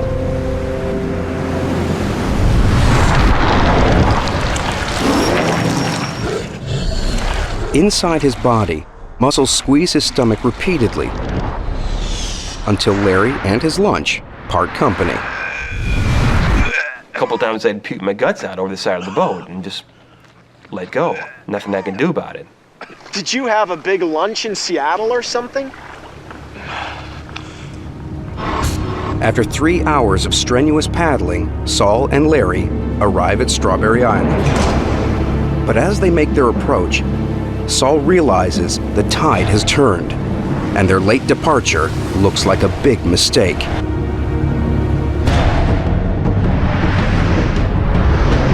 Powerful currents are now converging in a whirlpool of turbulent waters, known as Witch's Cauldron.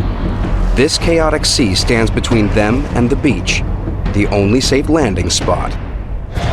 We're here. Witch's Cauldron. Strawberry Island is dead ahead. Where? Up ahead. Can you hear it? Saul, all I hear is thrashing waves.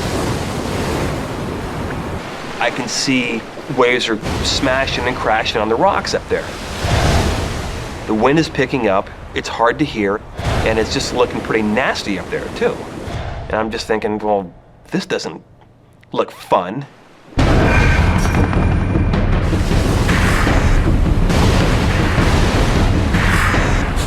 This is the plan.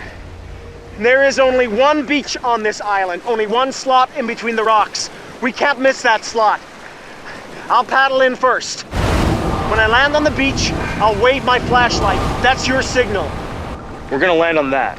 Aim for the flashlight and paddle hard. You got it? Yeah, aim for the flashlight.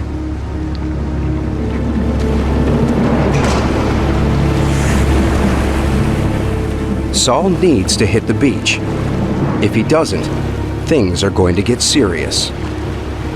I can see, the rocks up ahead. Water is flying everywhere. It's just really hairy out there. The flashlight I have, it's just not that bright. So I know I'm not going to see shore till I'm probably 30 to 50 feet off. And by that point, I better be in that slot. Saul approaches the island at speed, but he's not in the slot.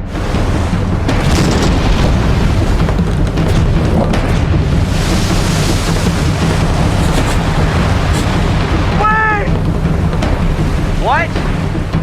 Wait! I can't hear you! Don't come in! Larry, repeat! Do not come in! Larry sees my headlamp kind of waving around a little bit, and so he's figuring I must be waving him in. Here goes.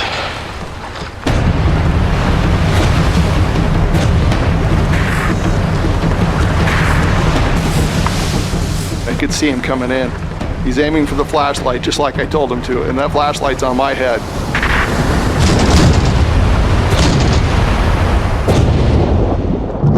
Very scary situation. Totally caught us off guard. It just happened in a split second.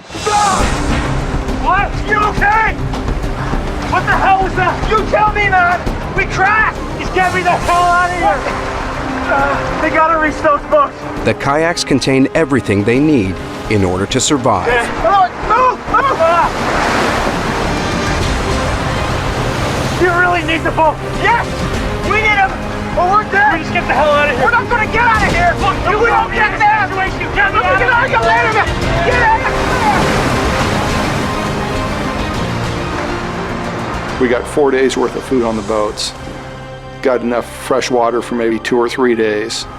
Without it, we're screwed.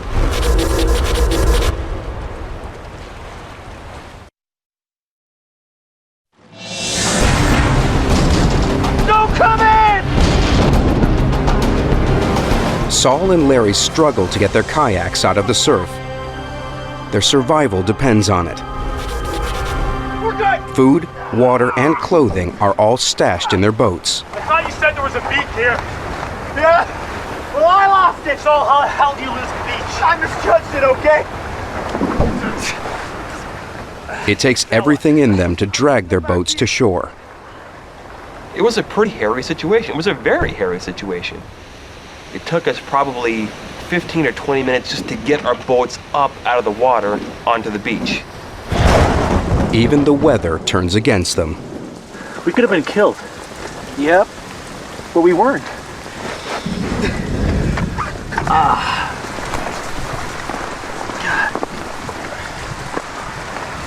Saul, all my stuff is wet. Did you even seal this properly? Look, this is broken. No, it's not broken. Whatever, all my stuff is wet.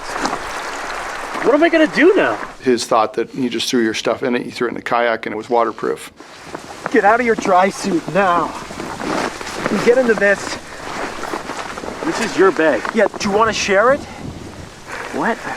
Well then, I have dry clothes. I can sleep in them. My sleeping bag, all my clothes, the gear I had, it's all just drenched. At that point, he was probably a little pissed. And for good reason. Larry was more or less along for the trip. If I got in trouble, he wasn't going to be able to help me because we were so far out of his element. After a cold, wet night, Saul has second thoughts about the trip. He might be able to make it to Doe Bay, but he doubts Larry can. The trip I planned isn't within our reach. Not for the two of us together. It's not going to work. It just wouldn't be a prudent thing to do.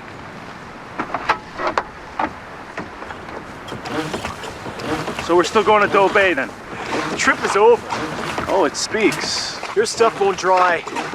One of us will end up hypothermic. Larry's clothing is all cotton. It's so absorbent it can hold 25 times its own weight in water. It'll take forever to dry. He didn't have any polypro or wool or anything else. He brought T-shirts and a couple pairs of jeans, cotton, the death fabric, guaranteed hypothermia.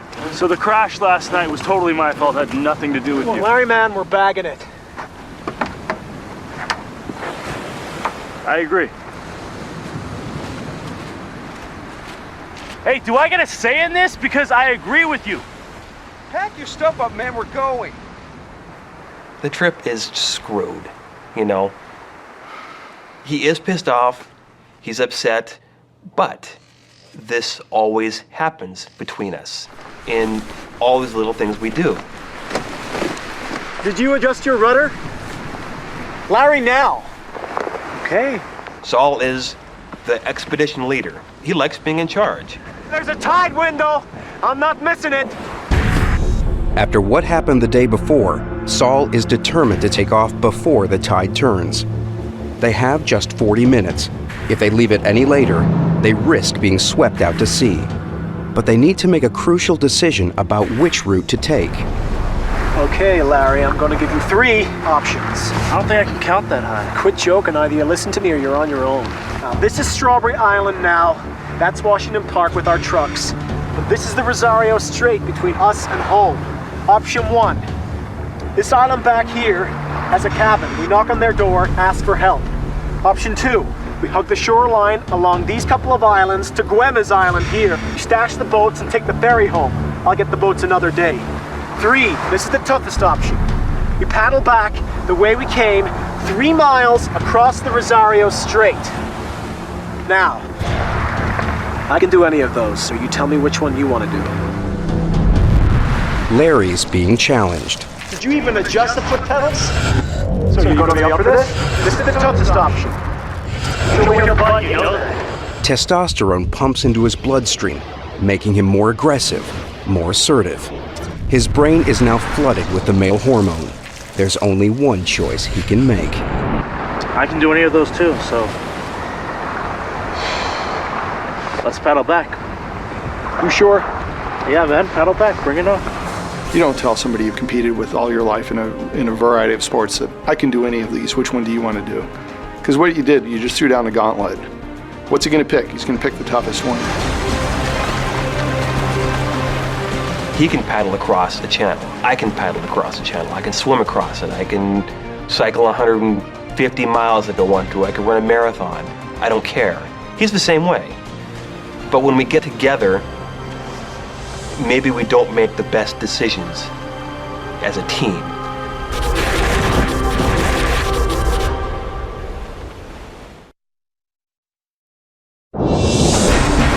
There's a tide window. I'm not missing it. In a race against time, Saul and Larry start their return journey to safer shores. They have just 40 minutes to cross 3 miles of open water before the tide changes and the strong currents pull them out to sea. Looks pretty ugly. Yep. You sure you're going to be up for this? Yeah, I'm up for this. Are you up for this? We got 40 to 45 minutes to make this crossing before the current gets too strong. Yeah, I know. Paddle hard. I'm not an idiot. In the area we were crossing, the current was supposed to hit 5 knots. Olympic medalist kayaker isn't going to break 5 knots for anything more than a really short course.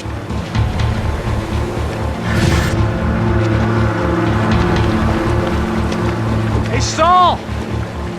Hey, I'm taking on water here.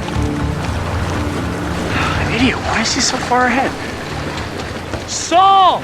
We'd agreed when we launched, since I didn't have a spray skirt that fit his boat, that I wouldn't put on my spray skirt either. And I'm like, what's a spray skirt? What's it for? And he's like, well, it's to keep water out of your boat. Don't let the waves hit you side on. And dig with your paddle. Take a 70-degree angle, carve up the slope. Everything I'm telling him is just blah, blah, blah, blah, blah. He ain't listening. Hey, I'm still taking on splash here. Larry, do you understand anything I'm saying? Saul, I have never been in a kayak before, okay? You said that you had. No, I didn't. Yes, you did. No, I didn't. You better learn and hurry. He's trying to get me to put my nose into the wave. Pierce right through it. take on the least amount of water possible. Number one, I didn't have the skill to do that at the time because I still was learning how to kayak, essentially. But number two, the waves were coming all the time. They're up against the clock. A southerly wind is whipping up the waves, blowing them against the current, making their crossing slower and more dangerous. It was getting pretty bad out there. Every few minutes it's getting worse and worse. My boat's filling up with water.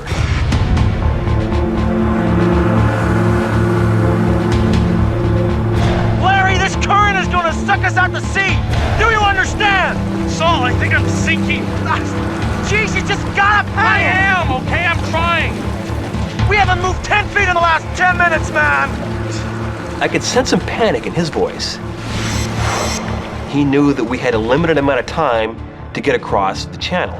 We hit a point where when it got really rough, just all our forward progress stopped. I mean, 20 minutes we were roughly halfway, 40 minutes we were roughly halfway, an hour we were roughly halfway.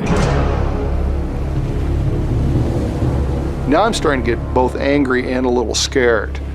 He's got the good dry suit on. I'm wearing a shorty wetsuit. It's November. Not only is the air cold, so is the sea. A dry suit is designed for diving in cold water. Saul knows in these conditions that the difference between wearing a dry suit or a wetsuit can be the difference between life and death. Larry, damn it, your shoulders are slack! Okay! Forward! Okay! Paddle! Okay, man, are you a complete idiot? Blood pressure is definitely cranking up there. I figured that it was a good possibility that we could get killed. Saul, wait up, man! I was starting to have these doubts in my mind that we were going to be able to stick together. Your loyalty is to your friends, but then your first loyalty is to yourself. Saul, get the hell back here! Saul, wait up! Sooner or later, I'd probably take a wave. If I fall in, I'll go hypothermic within probably 20 minutes to half hour.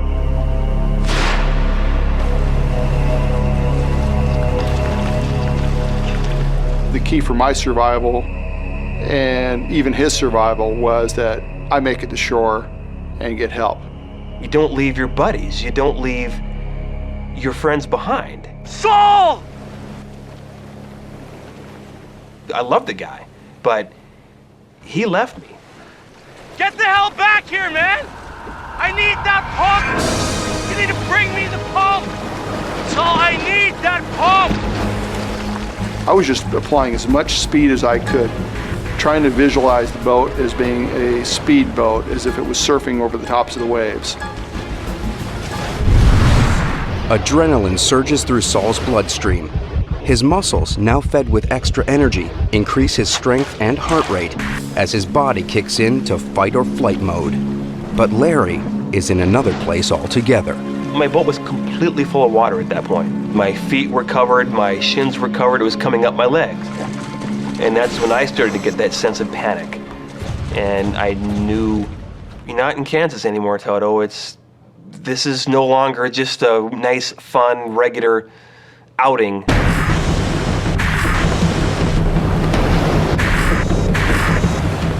I'd never applied that much power before into the boat. It was just crank it. As Saul powers through the waves, Larry goes nowhere. Everything stopped. It wasn't a big wave, it was just a small push. And this little push just pushes me over.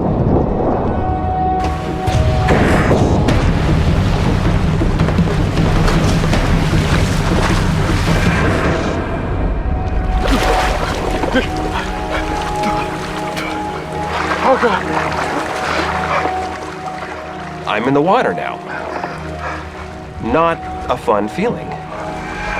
I'm very aware of two things. The current is moving Larry further and further away. We got darkness at, 3:30, 4 o'clock in that range. I need to phone. I need to call 911. They've only got an hour and a half to find Larry before darkness falls. I'm getting scared at that time. And that's when I first started to realize that, man, I am really, really getting more and more in trouble here.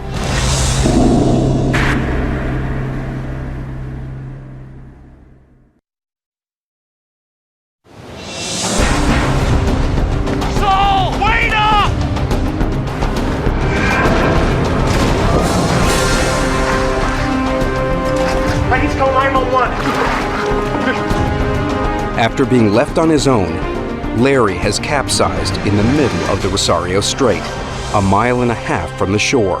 There is only an hour of daylight left, and he's in the grip of a powerful current that is sweeping him towards the Pacific Ocean. I just talked to the police boat. Did they find him? I'm afraid not. It's too rough out there. Too rough? Larry's out there. You're telling me it's too rough? He could drown. I'm starting to feel the self-doubt. Did I make the right decision? Where is Larry? Is Larry alive? Did I just consign my friend to death?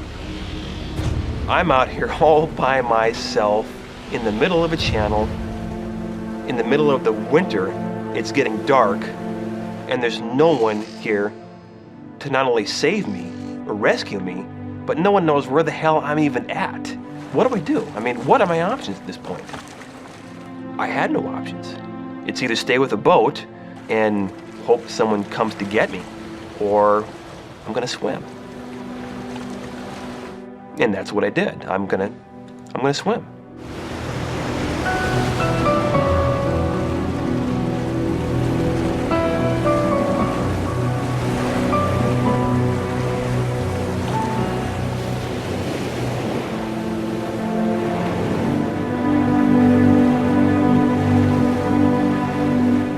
Larry now swims for his life against a current that is pulling him out to sea.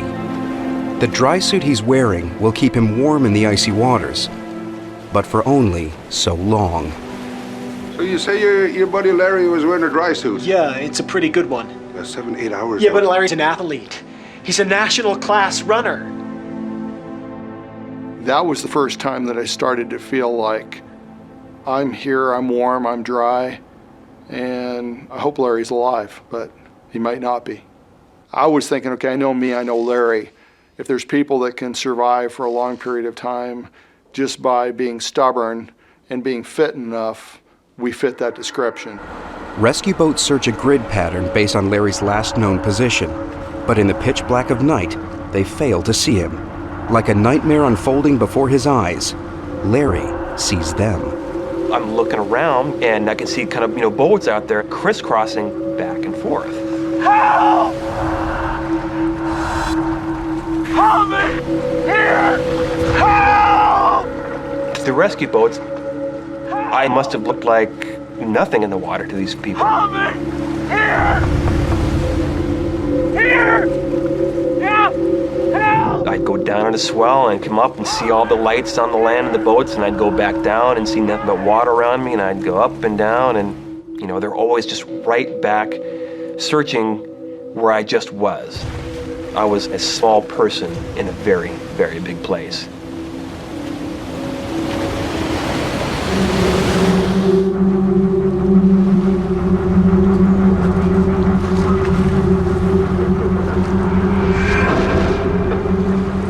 A rescue team discovers a kayak on one of the islands. It's Larry's. Bravo 2, we have a visual on a kayak on Mears Island. As soon as I heard that they were, that they'd spotted the kayak, it was just happiness. It was like, oh, great, Larry's fine. He's there, he landed the boat. We're gonna have a great outcome. Is there a paddle with the boat? Affirmative. Any gear with the boat? Negative, empty. No sleeping bag, dry bag, nothing. Correct, the boat's empty. Great. What more clues could you need? I mean, paddles with the boat, sleeping bag's gone, the guy's alive. I'm in trouble now.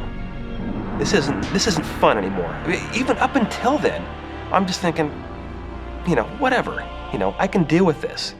But now I'm in trouble. Powerful currents from 3 different channels converge, and Larry is caught in the middle.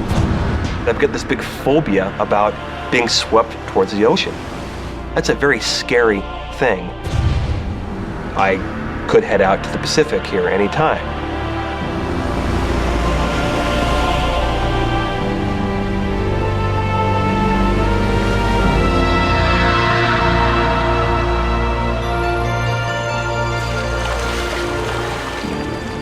I saw a buoy off to my right. Up ahead, some I don't know, 100 yards or so. I'm thinking, you know, I'm in so much trouble now that I'm gonna see if I can maybe latch onto this buoy and just hang with that and not get dragged out to the ocean. Kind of put my head down and I started swimming again. I started kind of cutting diagonally across to get to the buoy. Head down, swimming away.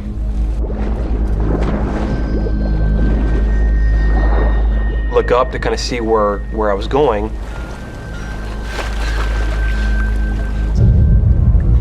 I was already past the buoy. Before, I keep telling myself, I'm in trouble, it's getting worse, this isn't good. But when I missed the buoy, that's when I first started saying to myself, you may die out here. I may not get out of this alive.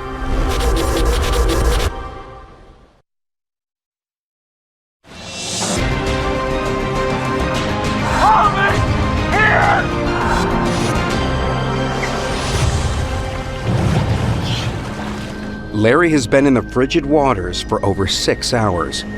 He's exhausted and cold. He's been swept 4 miles down the Rosario Strait that eventually empties into the Pacific Ocean. Little does he know that since his kayak was spotted on land, the rescue teams are following the wrong scent and are no longer looking for him in the water. Guys, he paddled here. He left a red paddle with his boat. You see red paddle? The red paddle's the storm paddle. It's tied to the boat. The boat with nobody in it would still have the red paddle. Did you say red paddle? Yes. No black and white paddle? Negative. How many holes are in the top of the boat? 2, 1 for each person. No, it's a one-man kayak. That's the storage hatch. Is there anything in there? Yes, there is gear in here. A dry bag with what feels like clothes and maybe a sleeping bag. He's not on the island. It's Larry's kayak. Damn it! But it came ashore without Larry. At this point, man, we're in trouble. It's just this feeling of like, why did I invite him on this trip without making sure that we're both ready for this trip? It's just an incredible sense of no hope again. Just no, it's all over. It's all over. This boat just washed up here. It was this feeling of, he's dead and we're gonna find the body. You realize that somebody that you're fairly close to is no longer here, and you're the one that killed him. Yes, Mrs. Kaiser? It's Saul Canderas. I'm sorry to call you so late. It was the hardest phone call I've ever made. It was nothing that in my life I'd ever expected myself to have to do was call somebody and say, hey, you know, I took your son out, it was supposed to be fun. I got him killed. Here I am, I'm in the water, it's dark, it's cold, I'm hungry, I'm thirsty, no one can see me, everyone's looking for me, they're getting farther away from me, and there's nothing I can do about it. At that point, I was fully thinking there's just no chance in hell I'm ever getting out of this water alive. I'm dead. I really thought, just end it now. Why even bother with this? I was just gonna like dunk my head under water and just drown myself.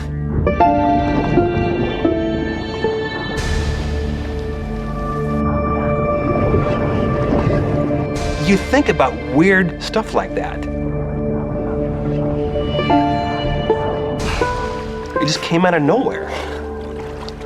And I just burst into tears thinking about my mom. And I love my parents, I love my dad, I love my family. What do you say? You know, thanks for, being my mom, quote unquote. I mean, I was ready to die.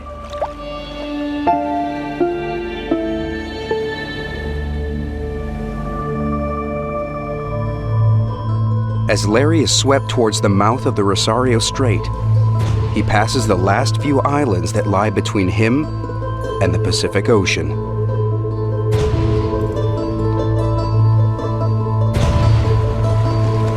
I can see this lighthouse to my right as I'm coming up on it. And it seemed like I'd gotten a little closer to land. And I'm thinking, you know, I can maybe swim for that. And I start swimming, and I can see myself making progress. And it's getting closer. Keep swimming, it's getting closer and closer. I'm like, my God, I'm gonna get out of this. I'm gonna get out of this.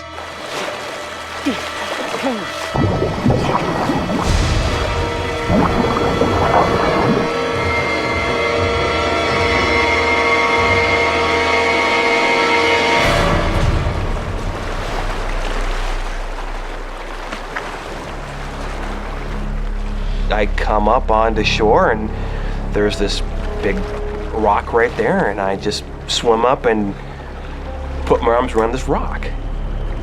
This is the most beautiful rock I've seen in my life. That's all I could think of. Nothing else, just lie there and enjoy this stupid rock. Feeling of relief.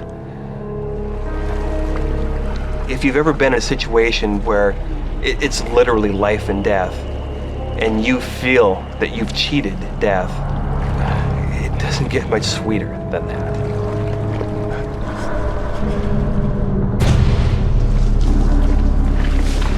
Too exhausted to find the lighthouse, Larry stumbles inland and collapses on the ground. At that point, I still have no idea what I'm going to do, but I was just basically trying to bide my time until I got light out. I really couldn't sleep. I was too worked up. Larry is mentally and physically exhausted, but he's exhilarated at just being alive. His mind is working overtime. I thought about, what the hell is Saul doing? Is he having a beer with some friends in some bar? Did he go home, and is he watching TV right now? Is he thinking, oh, I wonder where Fuzz is at? What is this man thinking? Is he thinking that I'm dead? Is he thinking he killed me? Is he thinking he's responsible for killing me? I thought about that a lot. Larry now faces a bitter night in near freezing temperatures, without food, water, or warm clothing. Mike? Mike? What? What time in the morning did they start the search again? Probably first light, 5:15. Okay. I don't think anybody there could have been harder on doubting my decision than I was. If the outcome was good, then I'd be telling myself later it was the right decision. If the outcome was bad, I'd take that doubt with me for the rest of my life.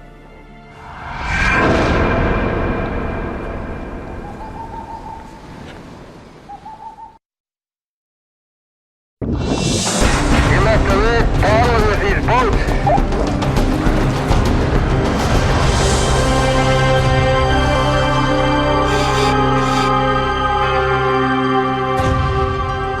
After 6.5 hours fighting for survival in the water, only snatches of sleep, no food, and nothing to drink, Larry still has to find his way back to civilization. The game plan was to head back towards Lighthouse. If there's the phone or some communication, I can get the word out that I'm okay.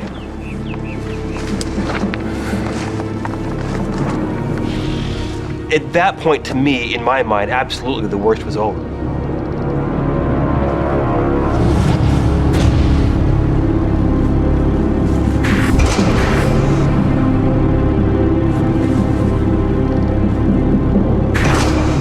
I started hiking towards the lighthouse.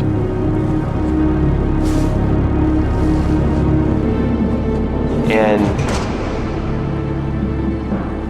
I'm thinking, what is this? I'm on another island right now. It's another mile across to get to land again. I don't see any helicopters. I don't see any planes. I don't see anything. So I just figured they called it off. They've given me up for dead, and I'm on my own again. Here, I'm back to square one. I gotta go out and get going here. The decision to get back into the sea isn't an easy one, but Larry doesn't believe that he really has any other choice. A mile of water now lies between him and safety.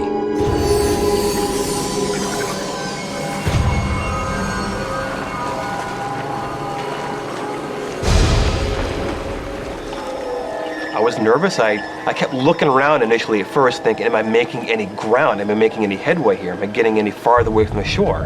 And I could tell I was. So that gave me some confidence. I'm literally right in the middle. I was overcome with this just strange, bizarre feeling. I stopped swimming.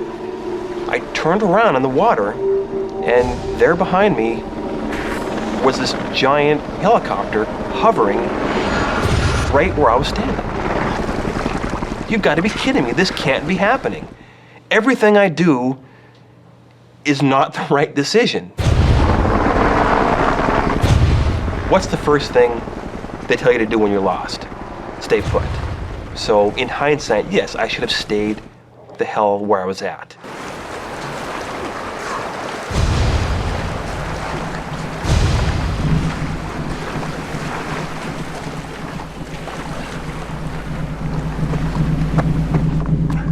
Is there anybody here? Hello?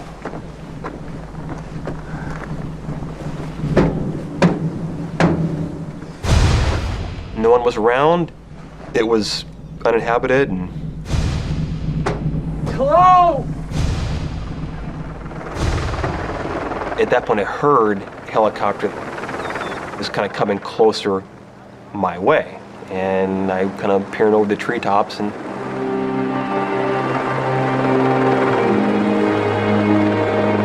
some guy pops out and he comes running over to me and, you know, are you Larry Kaiser? And I just go, yeah, we got a lot of guys looking for you. And I'm just like, yeah, I know, I've been watching you all night long.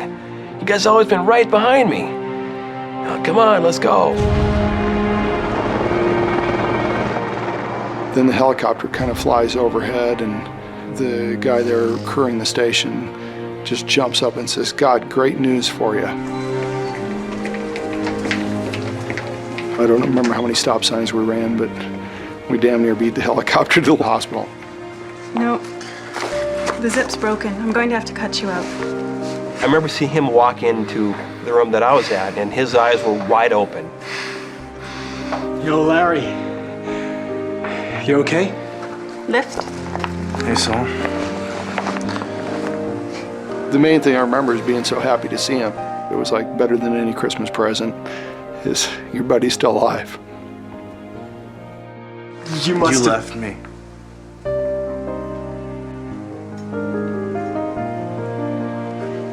Sorry, go ahead. I'm just glad you're okay. Yeah, me too.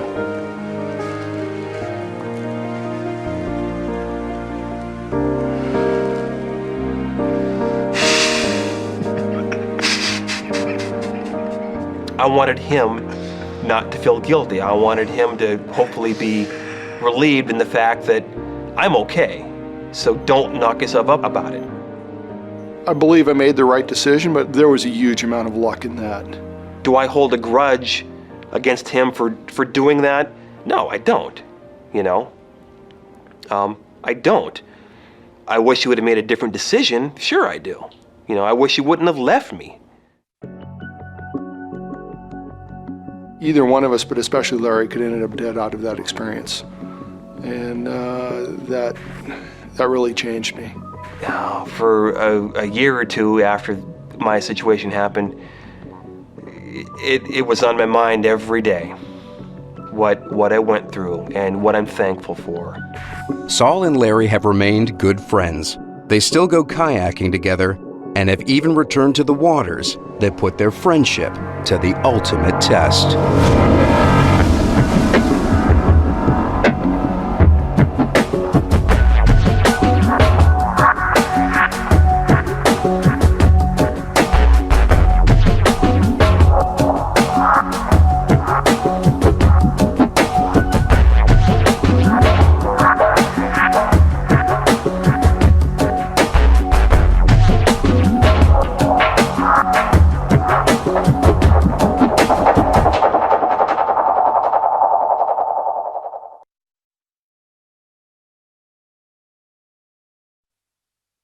This program contains dramatic reenactments and material that may be disturbing to some audience members.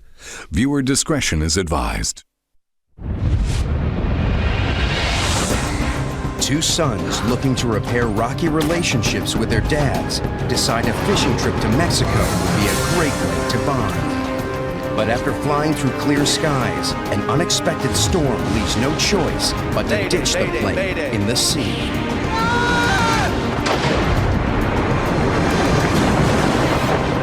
Surviving the crash is one thing, staying alive in open water, another. As one son tries to swim to shore for help, the other watches over their fathers as they try to hang on.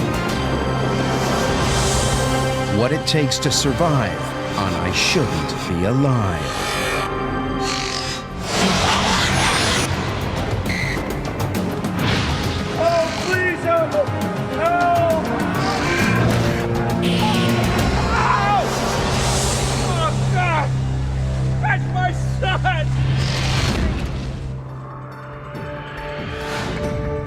Mexico's Baja California Peninsula. To the south, the sparkling waters of the Sea of Cortez teem with marine life.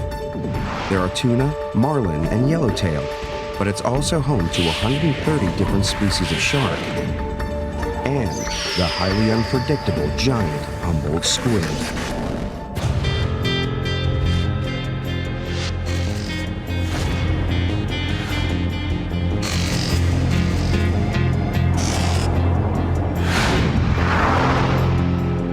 Jim Hawley and Jens Lundy have been hanging together since high school.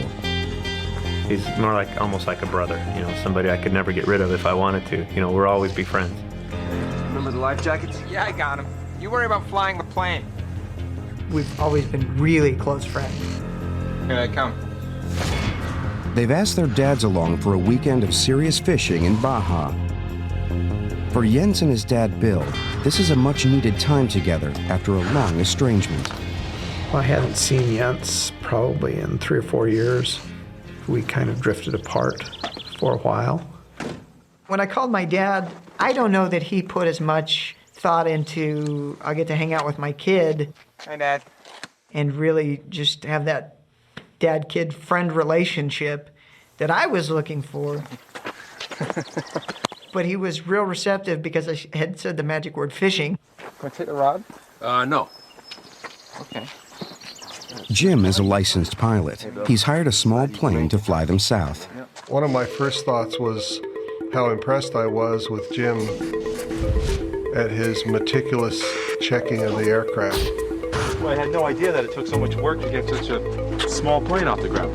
Well, you know, at 9,000 feet, you don't want any surprises. I need the life preservers now, Dad, okay? Life preservers, all right. You gotta lift that end up a bit down The there. life jackets that I purchased were cheap inshore life jackets. They were $4 a piece, and I thought, well, I'll bring these back if we don't use them and get my $16 back. We really didn't have much as far as in the way of emergency preparedness. It's the first time that Jim has taken his dad up in a plane. Real smooth takeoff, Jim. Couldn't ask for a finer day, gentlemen. I love flying, and I love the freedom that it gives. I also love the responsibility, and some would call it risk. Jim has been a pilot for 3 years and has clocked over 200 hours of flying time. In the single-engine Mooney M20, it's a 3.5-hour hop to Laredo, a small port on the Baja California coast. The guy should be fishing by mid-afternoon. 3 hours later, the plane is 30 minutes from touchdown, directly over the Sea of Cortez. Hey, look at that cloud! I had kind of a premonition that something was going to go on with this, something was going to happen. Okay, guys, I'm gonna take us through this. We'll make better time. Jim thinks it's just a squall. He doesn't realize that he's flying the Mooney into a severe storm. It was just a real weird mix of waking up and trying to figure out what was going on in the plane at that point. It was alarming because it was so sudden. I didn't see any indications that it was that severe until we were in it. The storm is created by warm air from the Sea of Cortez cooling and condensing as it rises over the Baja Peninsula. The resulting turbulence could put a small plane like the Mooney at risk of structural damage. If it gets really bad, it could even rip a wing off. Jim, what's happening? I think it was one of those types of storms that was getting worse by the second. And then it started to get turbulent, and I think I saw a lightning strike or two really close. We're in the storm and there's no up, there's no down. And I looked at everybody else's faces. They kind of had a look of concern, but they're looking at me to see if I have a look of concern. Jim knows the plane can't take much more of this. I'm gonna take us up. Thinking fast, he decides to try to get above the storm. Good! I'd like to have my stomach back!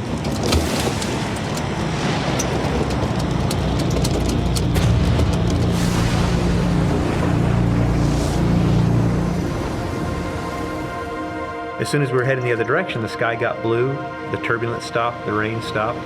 Buddy, okay? I didn't think you felt the bumps in first class. The four men think they're out of trouble, but they have no idea what's about to hit them. The engine of the plane just quits. It just sort of grenaded. What's happened, son? I don't know. There's a single propeller blade stuck in the vertical position right in front of us. It was like the hand of God reached up and shook the plane. What did you do? I didn't do anything. What? And he kind of gave me the, hang on, let's figure this out. Can you get it started? I can't. And that's not something that you want to hear. Mayday, mayday, mayday. Loretto Tower, Mooney, 201, Juliet Mike. This is unreal. This can't be happening. 25 miles northeast, engine failure. Mayday, mayday, mayday. I couldn't raise anyone. Sorry, guys, we're going in. Without power, the plane is rapidly losing altitude. Jim has just seconds to decide what to do. Hey, guys, I'm taking us back into the storm. The headwind will slow us down.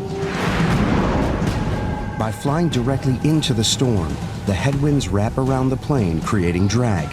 Jim hopes it will give him some control in the final seconds before impact. But it's a risky maneuver. If the airspeed slows too much, the plane will drop out of the sky. When the airplane quits flying, that's bad. That's usually you get severely killed when that happens. I can see the water, and it was ugly. Huge waves. Unlatch the door! With just seconds to go, the men prepare for the inevitable impact. Brace yourselves! I was ready. I had the headrest in my hands. That was the last thing I ever saw. I wanted to see what happened to me. Are we going to be knocked unconscious and die, or is it just going to be, boom and lights out?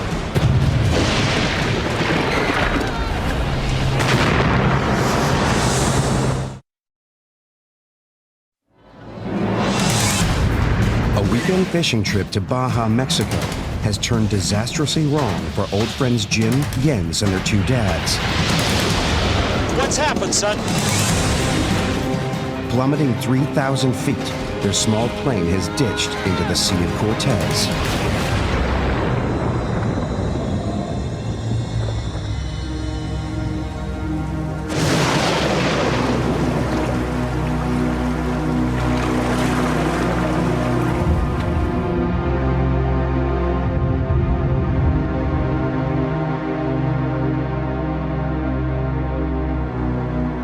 I realized that nothing had happened that I was expecting to happen. I was expecting the plane to cartwheel and come apart in pieces. We're alive. A plane was not meant to float. It was gonna sink. I was getting out of the plane. I opened the handle and kicked the door open. And I just undid my seatbelt and jumped out. Decided to better get the hell out of the aircraft. Jim was still in the pilot seat, and I was reaching in going, come on, come on, come on, come on, get out, get out, get out. It was so stormy. I mean, the wind was blowing so hard, the waves were so big and crashing. It seemed like the sea was going to swallow anything, including us. The airplane began to sit lower and lower into the water within just a few moments. The men have no choice. They grab hold of anything that will keep them afloat and jump into the terrifying seas.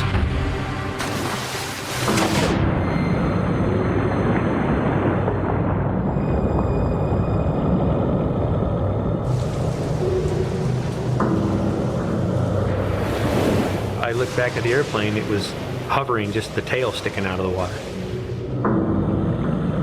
The navigation lights on the plane were still on, and you could see it as it sank and got farther and farther away, and you kept seeing this strobe. You're there with 3 people, but you felt really alone. For just a soft moment, I thought, my God, how did those people feel when the Titanic went down? You know, you're looking at it, and it's just our little aircraft, but it was the only thing we had.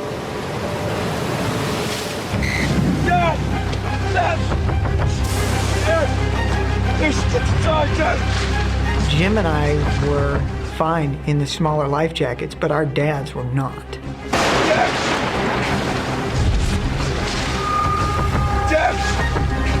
You okay?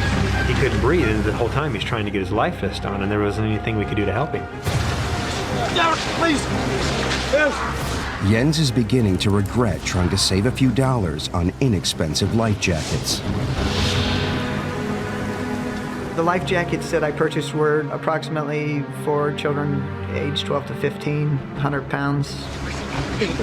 Hold on to the chest. Jim's dad, 58-year-old John, is the one who's struggling most. I was able to get my shoulders through the straps of the little life jacket, and it kind of ended up being on my back like a backpack. By some miracle, the men survived the ditching. But their fight for life is only just beginning. The Sea of Cortez is over 90,000 square miles of open water with barely any boat traffic. And it's full of dangerous predators like sharks and giant squid. But right now, the men face a more immediate danger. The storm was terrible. The wind was blowing. We were lightning, tons of lightning, and John was really scared of the lightning. The lightning looked like telephone poles, and they would hit the water, and I was thinking, how close does that have to get to us to be a danger to us? The men's lives are now at real risk from the huge bolts of lightning. Each bolt carries up to 100 million volts, and being in the seawater increases the danger. The positive ions in the salt actually help the electricity to travel through the water. Even if a bolt strikes the water several feet away from the men, the shock could kill them. Dad, you okay? Jim is getting more anxious about his father's condition. My dad had now become very quiet. He was just sort of staring straight ahead, almost like he's in a daze. It's clear to both Jens and Jim that their fathers won't survive long in the stormy sea.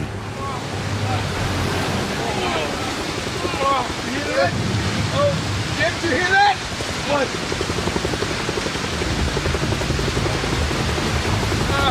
Hey! Hey!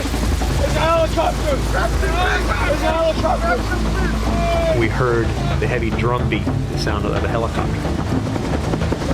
Hey! Hey! It was just, it was the most beautiful sound I'd ever heard. Help! Help! Jim's mayday call did get through after all. A helicopter is searching for the men.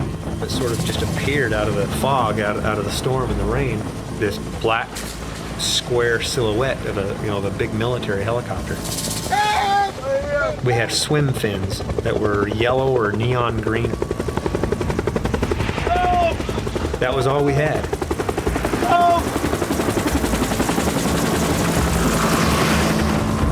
And then the noise got quieter and quieter and quieter. And we realized he didn't see us. He's not coming back. They didn't see us. The helicopter crew can't see the men or any plane wreckage. They assume everyone was killed on impact. There won't be another search. How much investment does it take to have some flare guns? You know, you can pull them out, pop, and all of a sudden now, you're an instant target to your would-be rescuer. It was just terribly disappointing because by that time it was now late in the afternoon. The prospects of being out there all night were really frightening. The men begin to weaken as they struggle to keep their heads above the waves. Soon it will be dark. They must face a grim question. Will they still be alive by morning?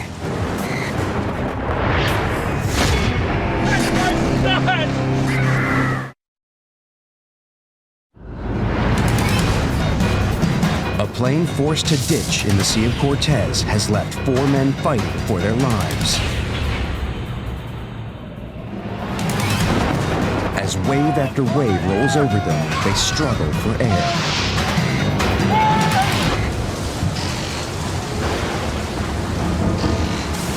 "58-year-old John is in the worst trouble.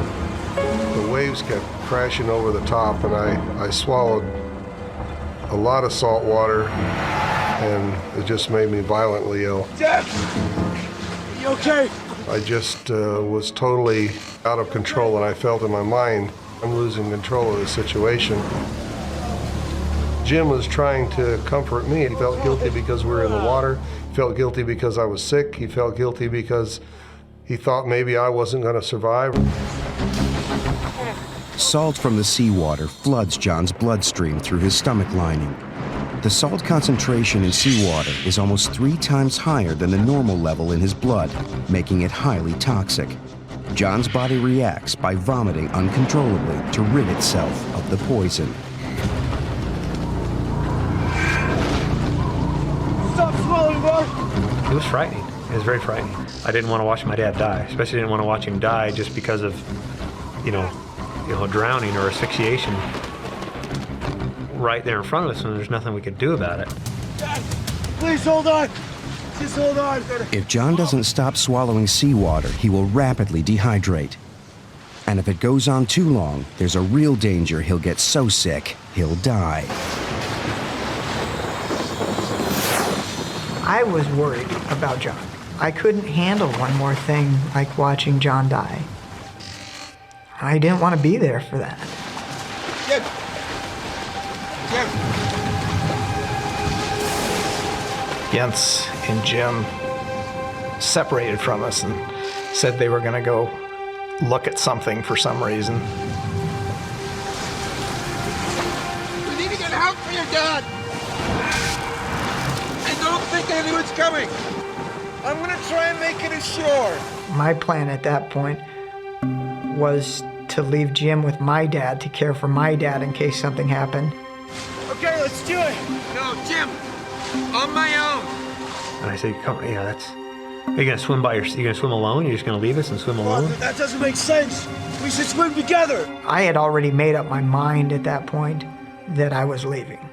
Jim, I need you to stay here. I need you to look after your dad. He's sick, Jim.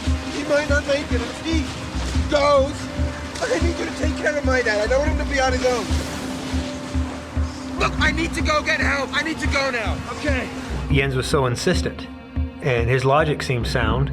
We'll all make it out of this, I promise. Oh. My concern at that point was that my dad would recognize that I was leaving before I was far enough away. Okay. I don't want my dad coming after me. You stay here until I'm out of sight, and then go back and tell him. Okay. I just remember feeling almost in awe at his bravery. And we'll all make it out of this alive. I could see him, and then I couldn't see him because of the waves, and then I could see him, and I couldn't see him. They were one wave farther away, and then 2 waves farther away, and 3, and it just kept going until 300 yards away, you couldn't see him anymore. Jens is making a guess where the shore is. If he's got it wrong and is swimming further out to sea, Jim knows that he will probably never see his friend again. They finally disappeared from my sight. It was kind of a lonely feeling at that point because I was by myself then too.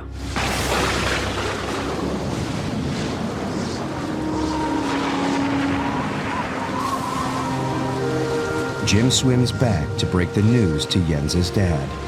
Where's Jens? He's going for help. Why'd you let him go by himself? You shouldn't have let him go by himself. That's my son.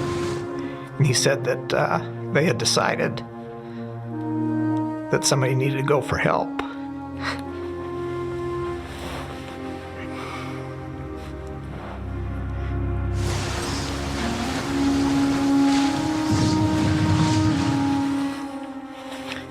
And since Jens is probably the strongest swimmer of all of us, he took the swim fins that Jim had on.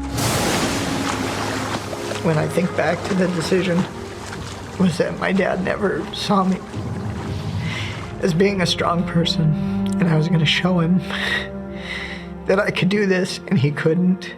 It was that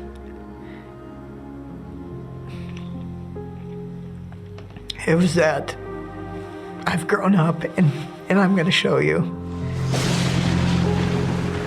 The 3 men know that Jens's decision to swim out alone is their only hope. But this courageous act puts his own life on the line.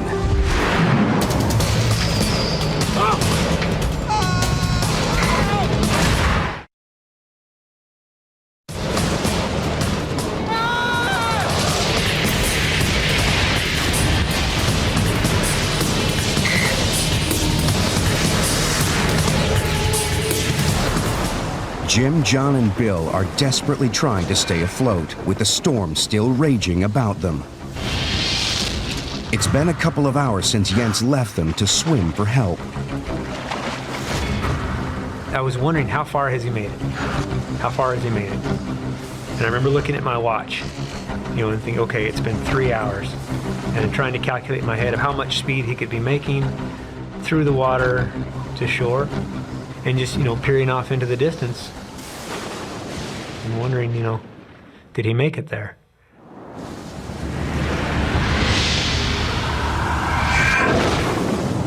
But Jens is making slow progress through the heavy seas. He has no idea how far away land is, and if he'll even make it there alive. His muscles are screaming, and he's overcome with exhaustion. I was just done. I didn't feel that I was going to be able to actually make it to shore at that point because I was fighting these waves and just swim uphill and then downhill and uphill. And I started praying out loud and told God that if you can help me in some small way, I can do the rest.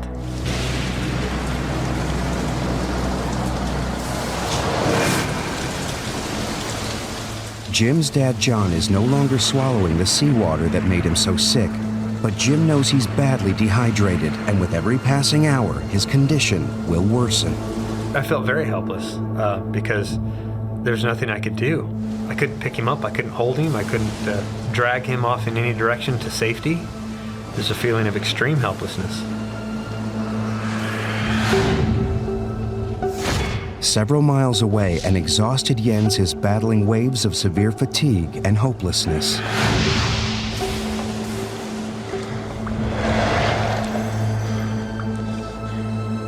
And the storm cleared up, and I could see stars. As I was swimming, I thought about what if John didn't make it.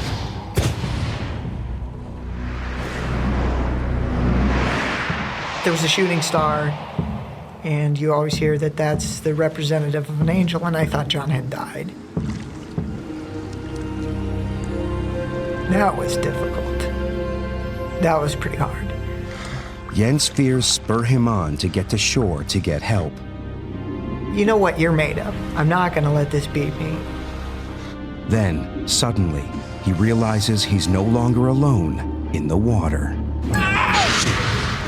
I felt there were things around me that knew where I was going. The water is alive with small moon jellyfish. There is no way he can avoid the stinging swarm. The membrane-thin tentacles are covered with thousands of cells. When disturbed, they explode, sending poisonous barbed stingers into Jens's skin. The blood vessels dilate, and the venom enters his bloodstream. Blood fluid rises to the surface of the skin, causing agonizing blisters. It felt like when your hand goes to sleep or your foot goes to sleep, just in little spots all over. And they were getting in my shorts, which is not a place you really want jellyfish. The stings from the jellyfish put Jens's body under even more stress. He's now on the edge of total physical collapse.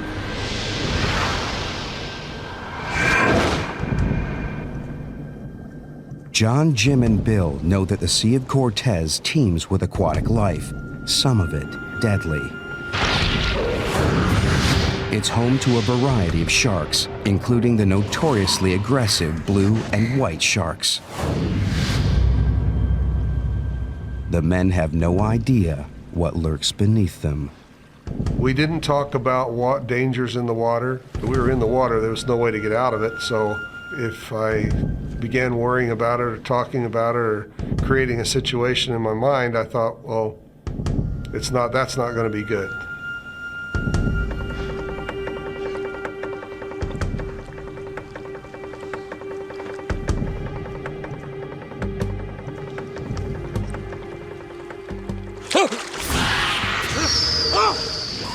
What the hell was that? What? I felt something. It felt warm. It brushed against my legs. I knew for sure there was something else in the water with us then. Are you okay? I don't know.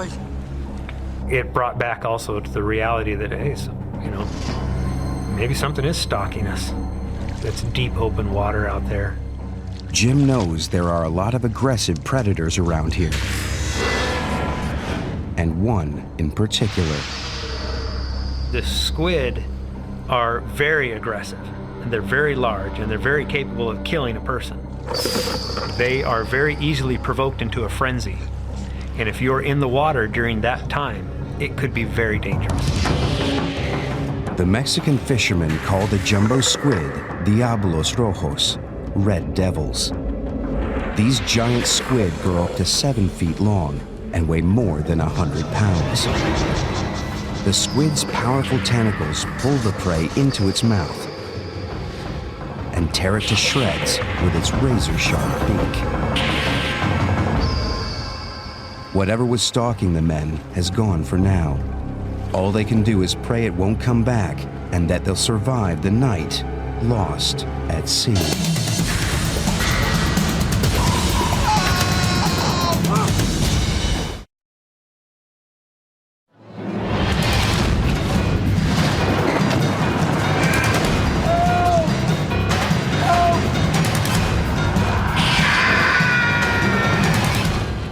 Jens has been swimming for over 12 hours.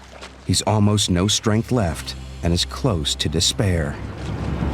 That's when I started hearing something. And I couldn't really figure out at first what it was that I was hearing. And would stop and just be as quiet as possible and try to control my breathing and try to slow down my heartbeat so I could hear this noise that was happening every couple seconds.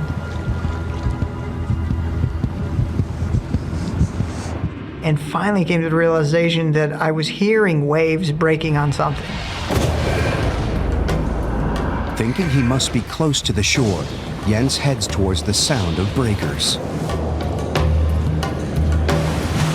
And the closer I got, the louder they got.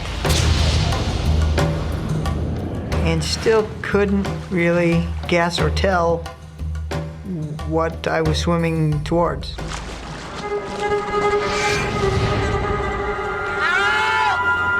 I smashed my knee on something solid. It cut me right where my knee hit the rock. And then the rock is covered in sea urchins. And they went right through the swim fins, right into the bottoms of my feet.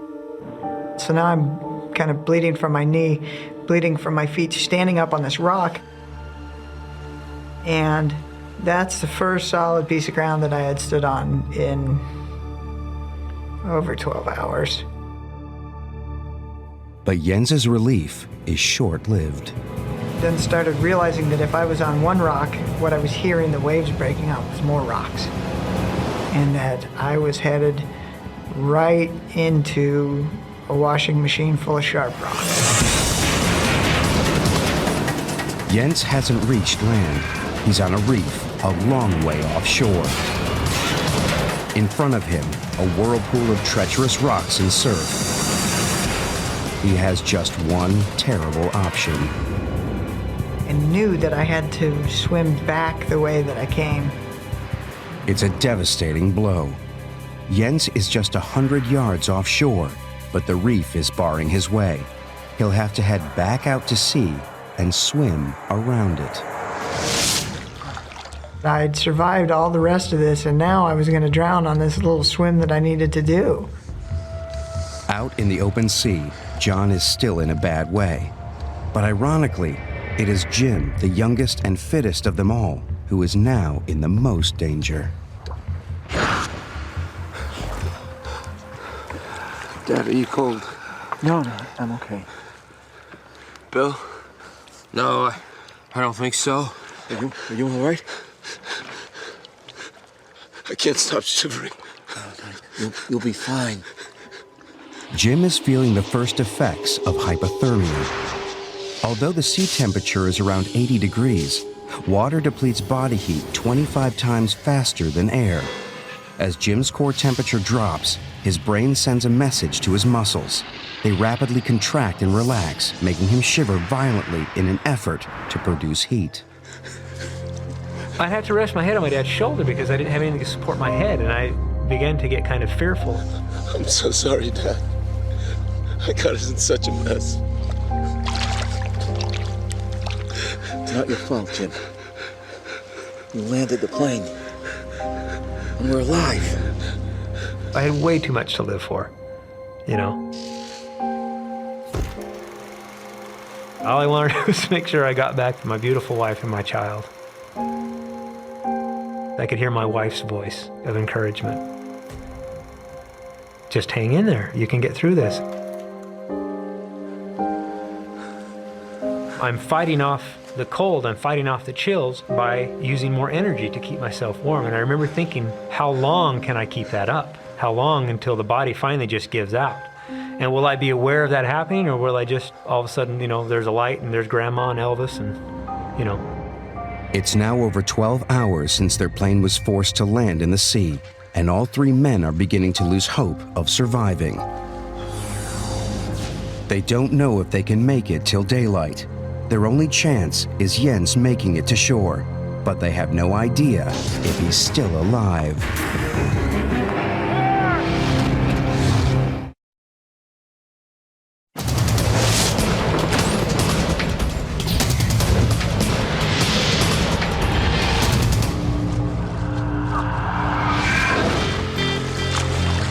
Jens has been swimming for over 12 hours straight and is skirting around a vicious reef. Now, through the dark, he thinks he sees something. As I swam farther and farther south, I saw a light on the beach. It was a Mexican fisherman that had camped out on this beach. I need help. The fishermen are wary. People coming ashore from the Sea of Cortez in the middle of the night are usually drug smugglers. I'm sorry, I don't understand. No hablo español. The fisherman spoke no English. I need help. Not enough to communicate what happened and what I needed. They're still out there.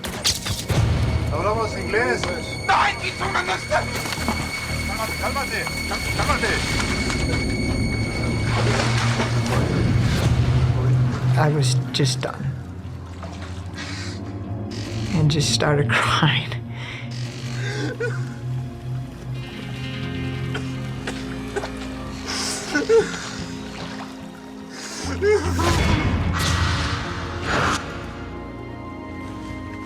Jim's body temperature has dropped further, and all three men are becoming frantic. The only thing that keeps them going is the thought that Jens is bringing help. They have no idea that Jens did reach shore, but has collapsed with exhaustion.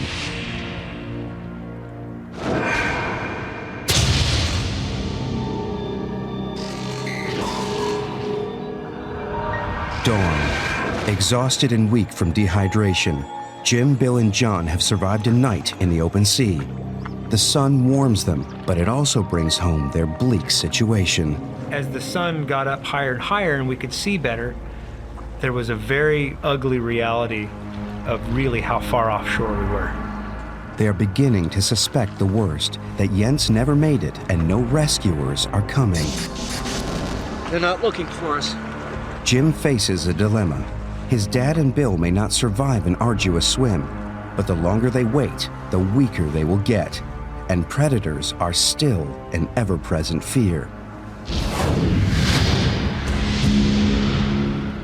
He decides they must swim west and hope to hit the Baja coast. I realized by letting go of the ice chest, we could make so much faster time. We could reach shore so much faster. But the older men are fearful. They're thirsty, dehydrated, and very tired from their long ordeal. Dad, Bill, let go of the chest. We can swim much faster without it. Come on. And I remember the look on my dad's face. Once he let go of that ice chest, he had to let go of it mentally as well as physically. And I'm thinking, well, I can make twice the time when we're off that ice chest as I can without it. Bill, let go of the chest. Bill did not want to let go of the ice chest, and it wasn't long before we were 50, maybe 100 feet apart. And it became apparent to Bill that he was a stationary object. But shore is a long way away. After over 18 hours in the sea, the strength of all three men is nearly spent. When morning comes, Jens is led away by the fishermen. He has no idea where they're taking him, but he's given up trying to make himself understood. It was horribly frustrating. There were no words to describe. We need to go back out there and find these other people. They are in danger. As it turns out, the fishermen take him to Loreto, where he pleads with the authorities to send out a search party. All he can do now is hope they find the men in time.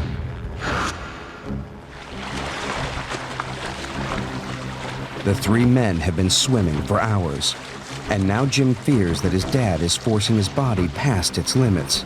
He's worried that the ordeal is pushing him over the edge. I remember my dad behaving odd.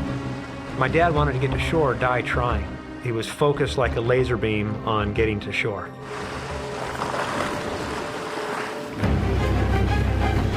I could see something appear on the horizon. Dad, hey, it's a helicopter.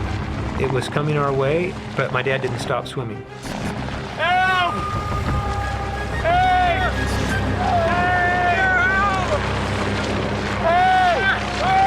We were all waving and screaming and hollering and everything in the water. It circled around us. We're here! Help! And then as soon as it circled around us, it headed off back from the direction which it came. Help! It's the rescue helicopter from Loreto, but it isn't equipped to pull the men up from the sea. It's a crushing moment. The guys can't understand why it's gone away.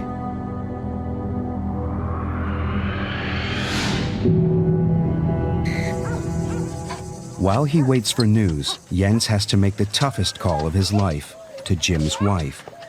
And he doesn't even know if Jim is dead or alive.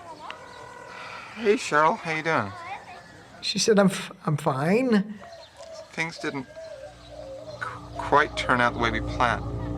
And she said, what do you mean? And I said, well, We had to ditch the plane in the ocean. And she said, "Where's Jim?" Dad! Dad, stop swimming! Dad, gotta keep swimming! Dad! They're here! Keep swimming, Dad! Look! They're here! Dad, look! Help! Help! They're here! The Mexican Navy, alerted by the helicopter search crew, are on their way.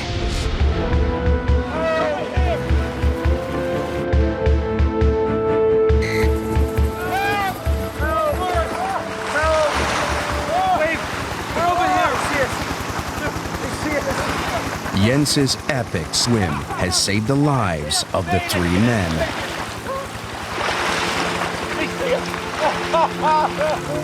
We could see on the deck of the boat a large party of sailors.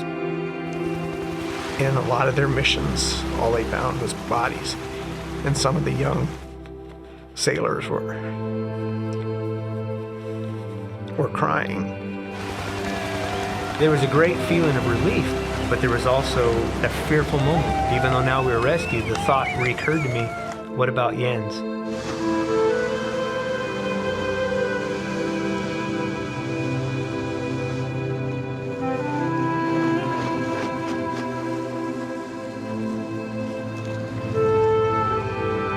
There was this crowd mulling around at the dock.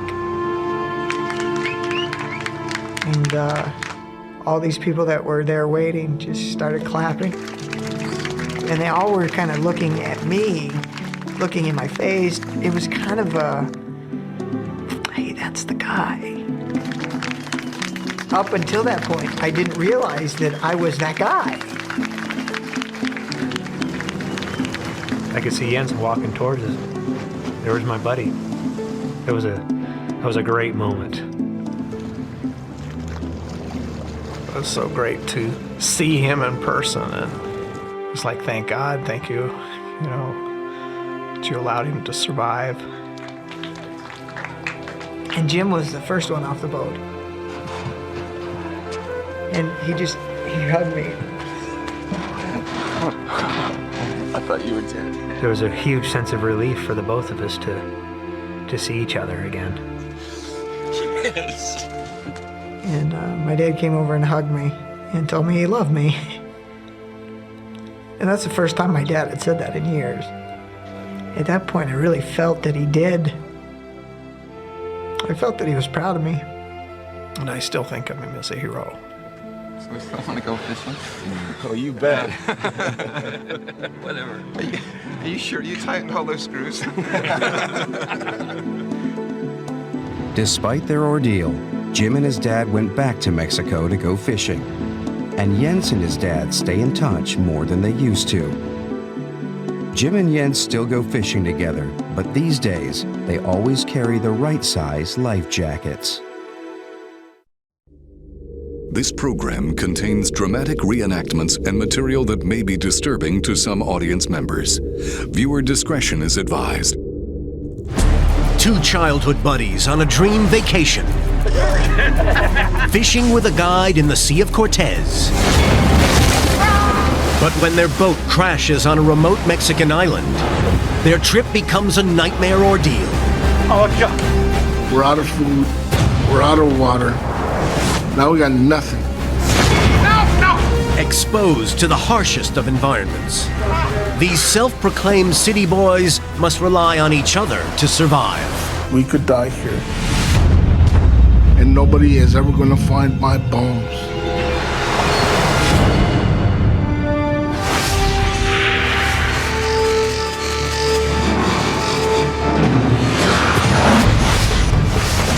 Jump!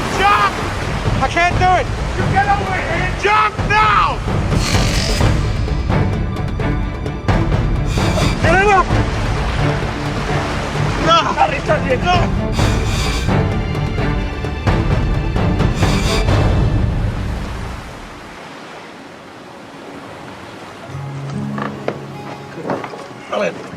Come on, let's go.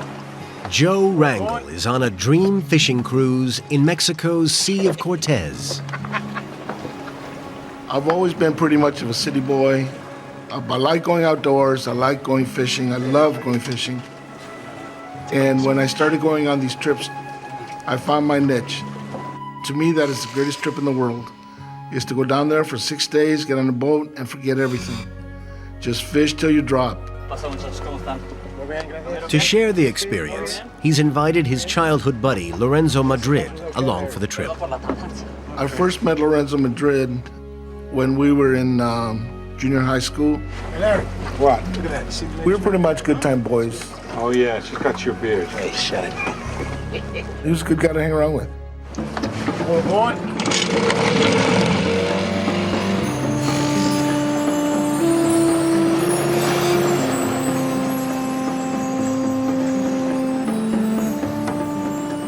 The men are based on a tour ship anchored off Guardian Angel Island, 20 miles from the Mexican coast.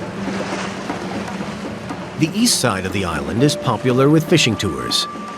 But today, their local guide, Pepe, is taking them to a remote cove on the more exposed western coast. It's quiet, it's desolate, you're all alone. She comes, come on. It's like fishing nowhere else in the world. Yeah. Oh, my God. It's fantastic. I can't believe it. Look at that. Joe. Try another lure. Get out of here. You think I don't know what I'm doing? Well, how many have you caught today? Nothing.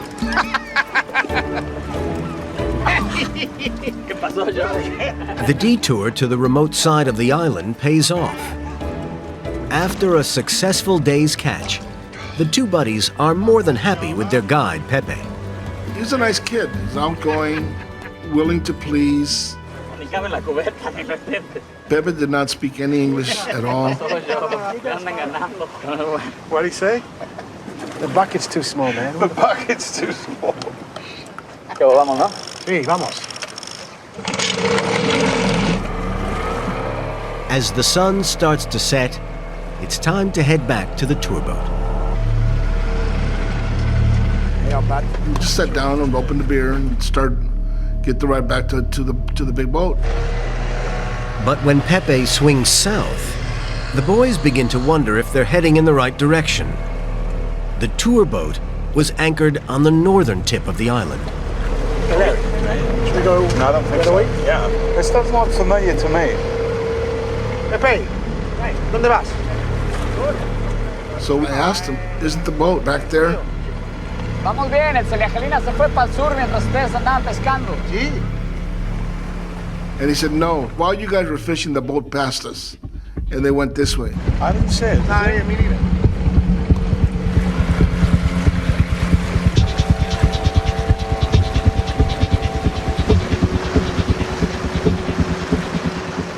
We figured he's a professional, he knows what he's doing, he knows where he's at. And we left it at that.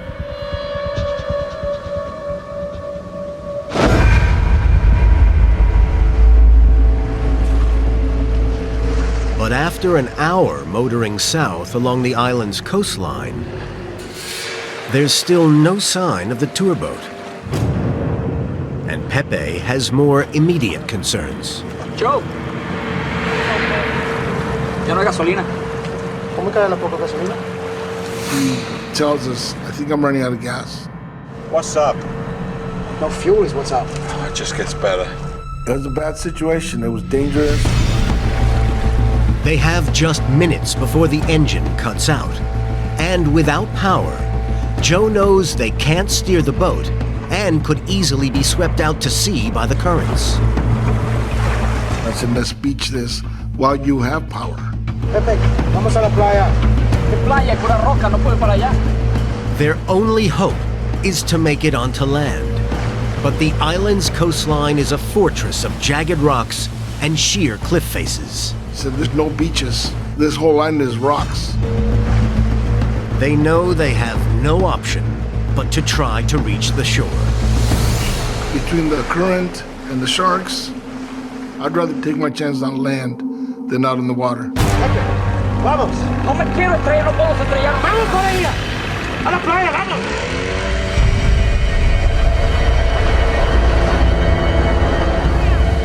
The only thing you can see is the white of the pounding water on the rocks. We were scared.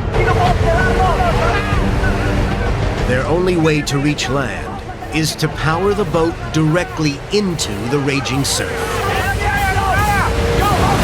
But just as it seems they'll make it safely,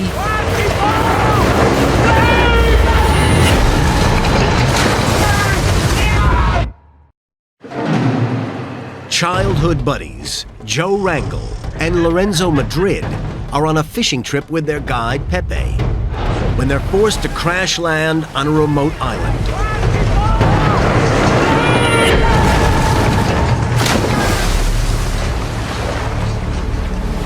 A surge of water hit me from behind and forced me into the rocks.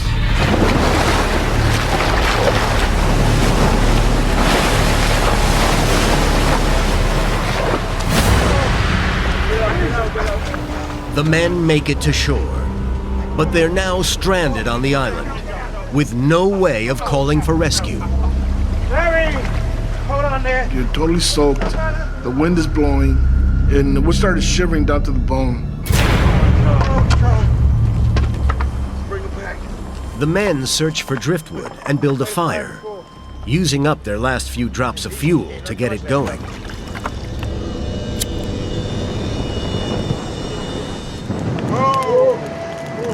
Once we got the fire going, we were able to dry off, and it wasn't all that unbearable anymore. Not so bad now, Larry. We knew it should have been an easy thing for the big boat to pick us up the next morning. It's calls for a beer. The guys resign themselves to a night out in the open, believing their stay on the island will be a short one. Boat will pick us up in the morning. We out.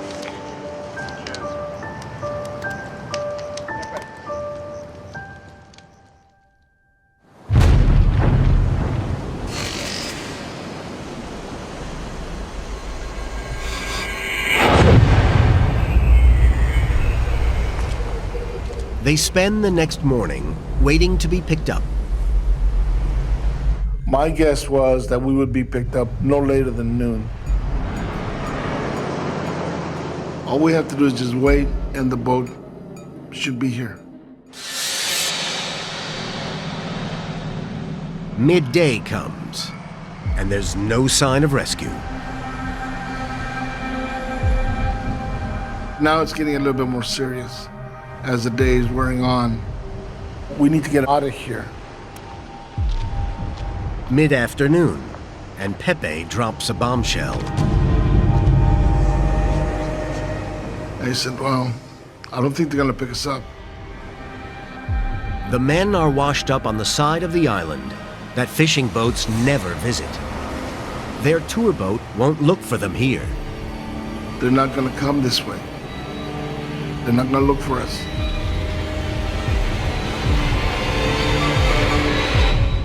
It's like somebody just pulled the bottom out from under you. La única manera de salir de aquí si nosotros hacemos algo al respecto. ¿Qué hacemos? What's he saying? He said the only way we're going to get off of here is if we do something ourselves. The guys decide to make a break for it. With no fuel for the boat's engine, they'll have to row to the mainland. But it's a 20-mile journey across open seas. It was an unbearable hot day, probably close to 100, but it felt good to be doing something. Out. To the rhythm. Keep this up, guys. We actually thought we could make it.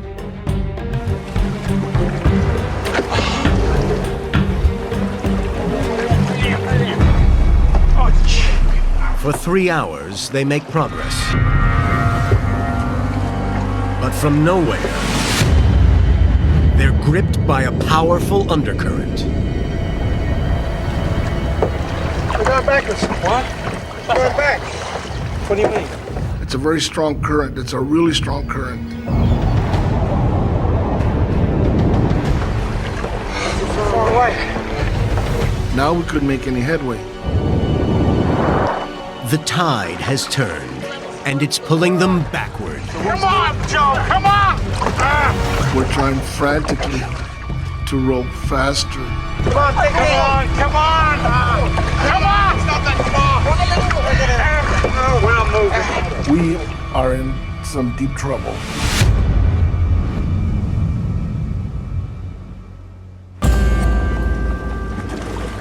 As night falls, the men give in to their exhaustion. But as they sleep, they are being dragged back ever closer toward the rocky shores of the island. Joe, Barry, despierta! Nos vamos contra la roca! Joe, wake up! It's the rocks! Stop panic, buddy! Come on now! Come on! The current was going to take us wherever it wanted. We're going to crash, and we're going to crash hard.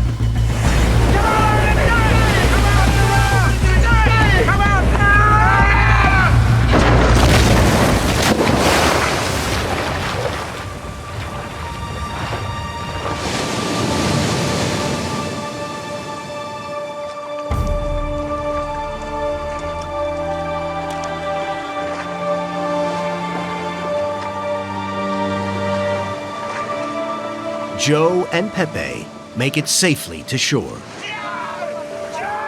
But Lorenzo is thrown violently onto the rocks, severely spraining both of his ankles. The three men's attempt to escape the island has failed, and their boat is now completely wrecked. We didn't talk much that night. Lorenzo and I were pretty down in the dumps. We were depressed. 400 miles away in California, Joe's wife receives a phone call. That was when I learned that they were missing. I just was gone. I can't even describe it. It was like, my feet were kicked out from me.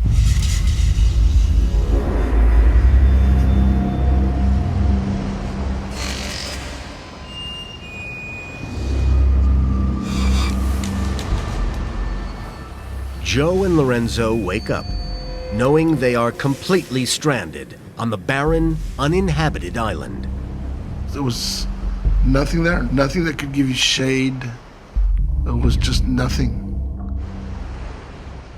Their only hope now is to be found by a search party, but they're in no physical condition for a prolonged wait. I was somewhat overweight, and I had found out about a year earlier that I was diabetic. Joe suffers from type 2 diabetes, a condition where the normal levels of sugar in the blood can decrease rapidly. It's very commonplace, but potentially life-threatening if not managed properly. And 50-year-old Lorenzo is unfit and grossly overweight. Lorenzo may have had health issues. I pressed him on it, but he said no, that he didn't. But then at the same time, he told me that he hadn't been to a doctor for years.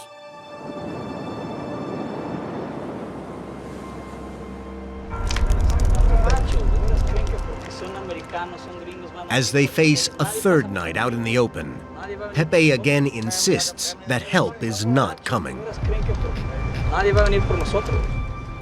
He just kept saying that the only way that we're getting out of here is that we get ourselves out of here. He says they ain't coming. As the night wears on, Joe and Lorenzo finally accept they are now totally on their own. I felt that the world had abandoned us.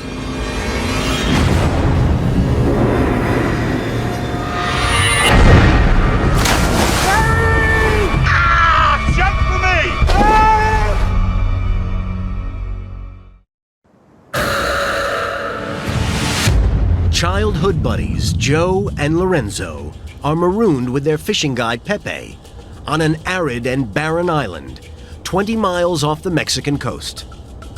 Their boat washed up on the side of the island where no one will look for them.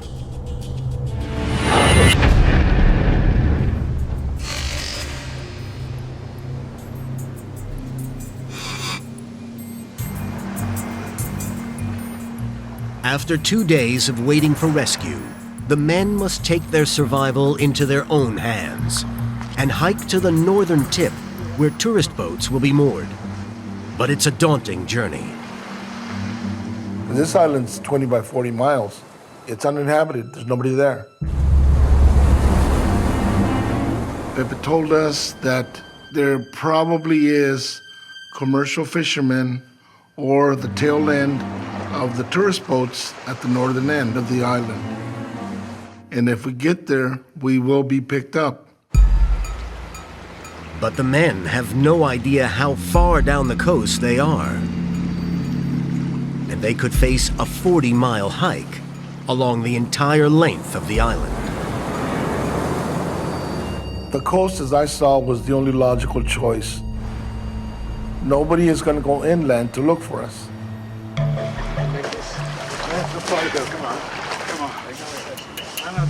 Through the burning afternoon, the guys pick their way over the broken rocks. Come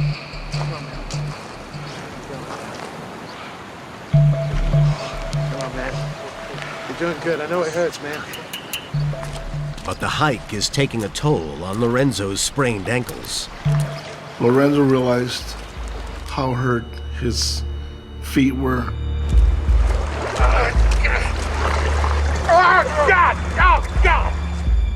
But we couldn't stop. We had to keep going. Since morning, they've shared some of their meager supplies, dried fruit, and a few sips of their remaining water.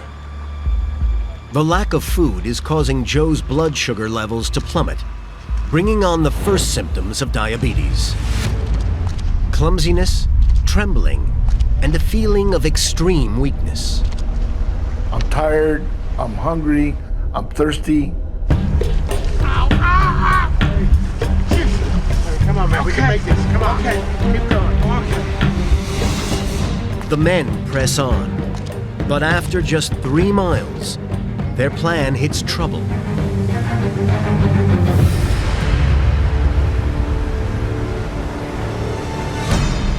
Their route north has come to a dead end. They can go no further. We're saying to ourselves, what the hell did we do now? La corriente ahorita está pesada, pero con cuidado podemos cruzar. Yo salto primero para que vean cómo. Pepe said, you know what? I'm gonna swim across.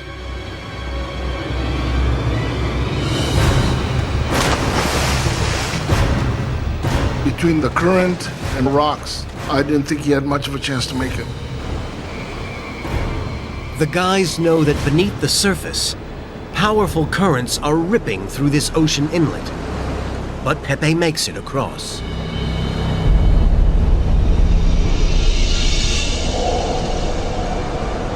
Wish me luck, buddy.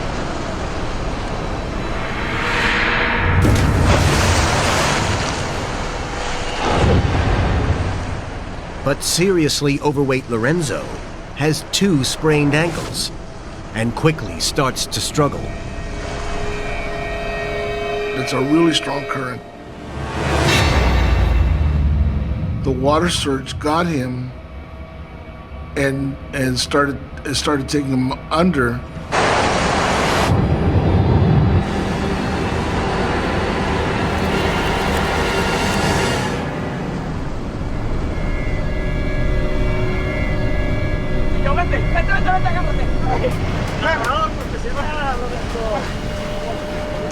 Joe!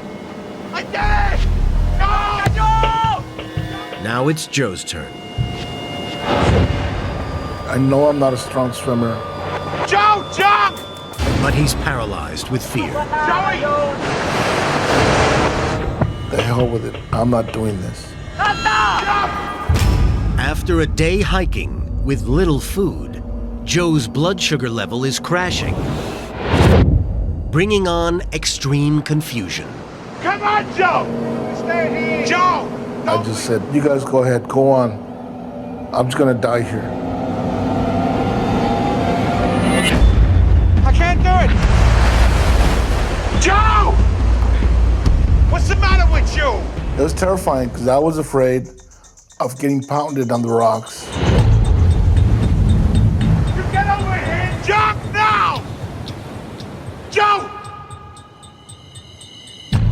Lorenzo encouraged me the way that we always talk, challenging each other. Jump, jump, jump for me! Gotta stay here. Daring each other to do something. Joe! And Lorenzo said, don't be a sissy. Jump now! And I just thought to myself, what, you know, if you're gonna die, die trying.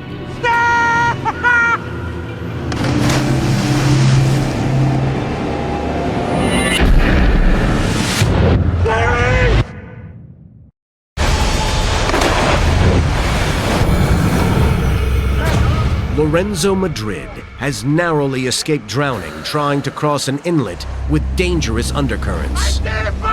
His childhood buddy Joe Rangel knows he must also take the risk.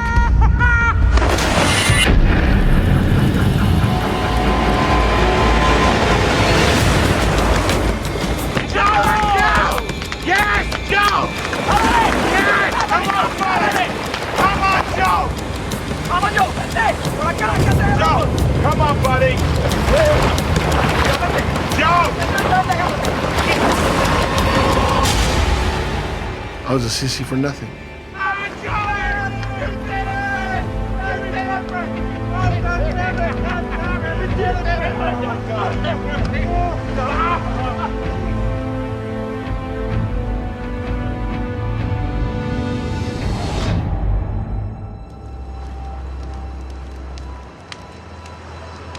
How far do you think we got today, Larry?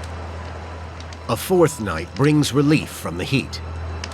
But now totally out of food, and having finished their last bottle of water, the situation is becoming desperate.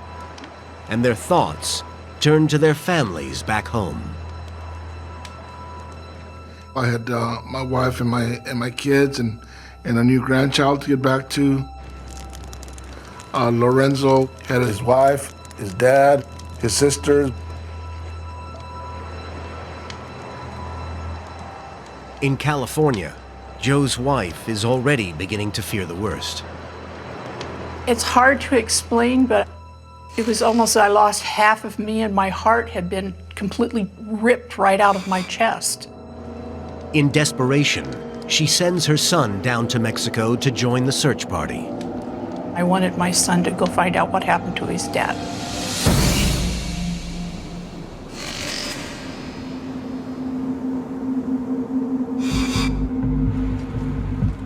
As yet another day dawns, the men face the blistering heat with no water. Only fishing boats to the north can save them. We have to do whatever it takes to get to the northern end of the island. But they have no idea how much more of the coast they must cover to get there. And Lorenzo is finding the pain of his sprained ankles unbearable.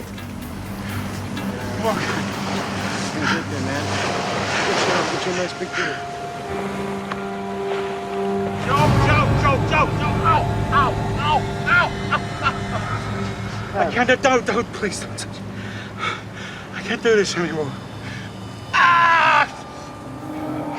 He finally just said, I can't do this.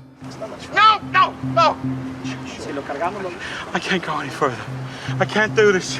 Lorenzo was very upset. I can't go any further. He felt that he let us down. Joe, lo tenemos que cargar. Si nos quedamos aquí, nos morimos. We realized that Lorenzo's mobility is pretty much down to zero. But we somehow needed to keep moving. I can't walk. We'll get you out of here. Joe knows they must find a way to transport injured Lorenzo. But all they have to work with is the junk washed up on the shore. Pepe, voy a hacer una lanza. Esta vez. Pepe had an idea about building a raft.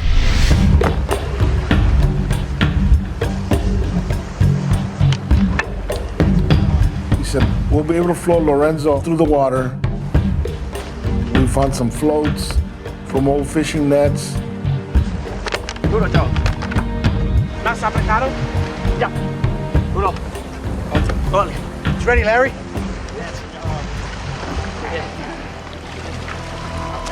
Hey! Larry! Ready? Yes, sir.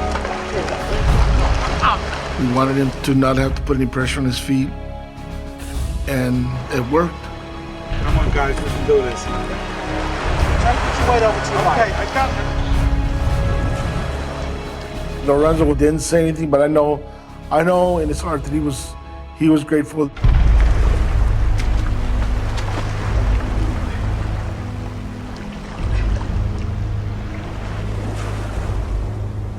The men struggle along the scorched coastline. But 5 days of exposure to the relentless sun are putting huge pressure on Lorenzo's grossly overweight body, and his heart strains to keep his body cool. Joe is fighting the effects of his diabetes, and having not drunk anything for 18 hours, his craving for water is becoming too much to bear. This can't go on. We can't do this. I gotta get off.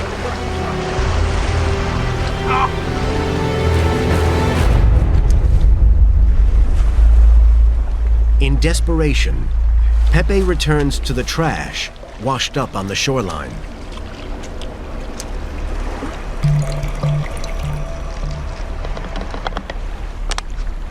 I said, look what I found in this blackish looking water. What the hell's that? The only water that was available on that island was from castaway bottles.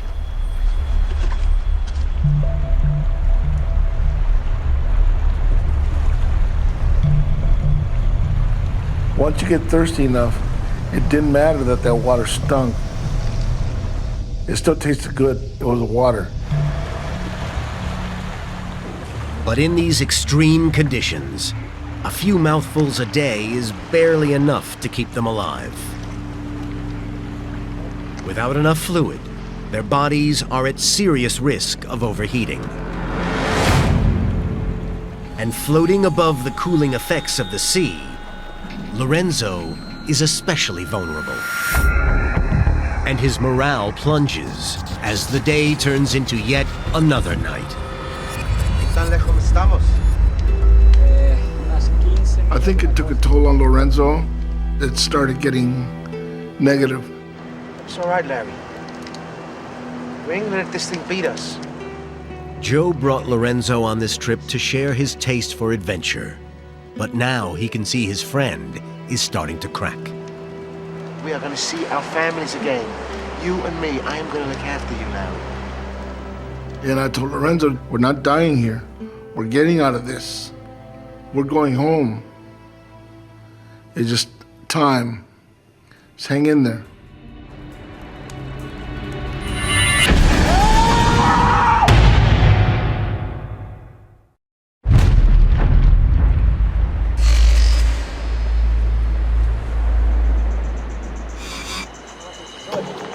The three men have managed to keep themselves going for 8 days. But in scorching temperatures, and with no food and hardly any water, injured Lorenzo is weakening by the hour. Staying on like that? Yeah. I saw him as my friend who needed my help.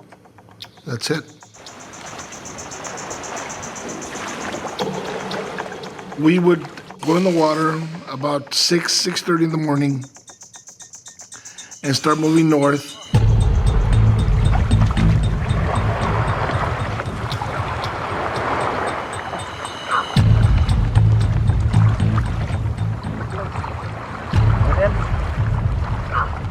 But the further they get, the fewer junk bottles they find ashore. Their scavenged water supply is running out.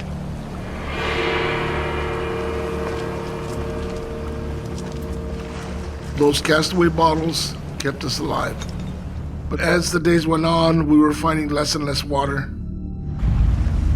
Water! We found maybe 6 ounces a day, maybe, that we would have to split 3 ways.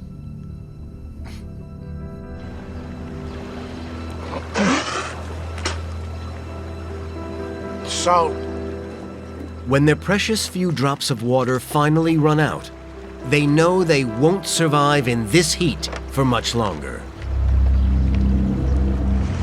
Their hike north is now a race against time. I never really thought survival was as difficult as it is.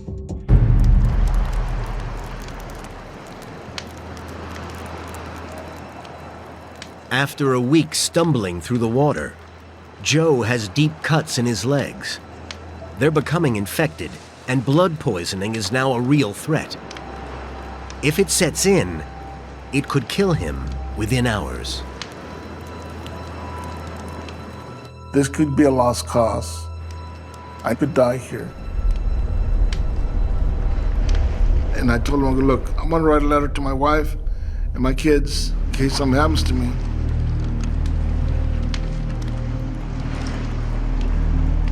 I love you all. Don't blame anybody of what happened to me.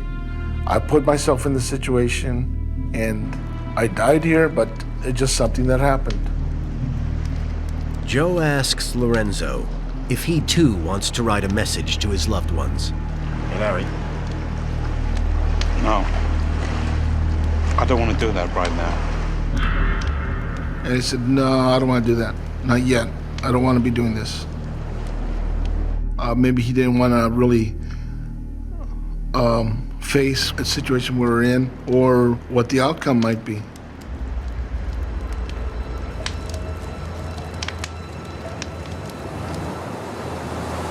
With death closing in, the men are unaware that their families have been searching for them. But they've joined the rescue teams who believe the men were fishing on the east side of the island. After 6 days searching, Joe's son calls home with devastating news. He says, I can't find him. He's not there, Mom. I don't know if we'll ever find him. And he was heartbroken.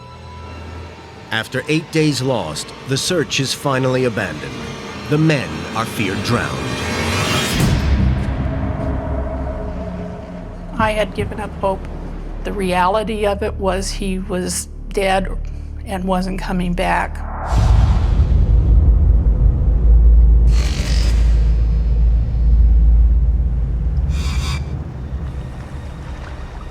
The men struggle on northwards. But still, there's no sign of any fishing boats. Lorenzo is becoming increasingly depressed and irrational.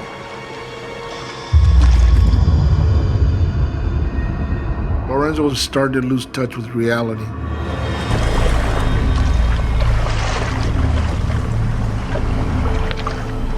Joe, let's switch. Lorenzo asked me if he could be on back of the raft. He wanted to trade places with me. I want to go behind for a while, okay?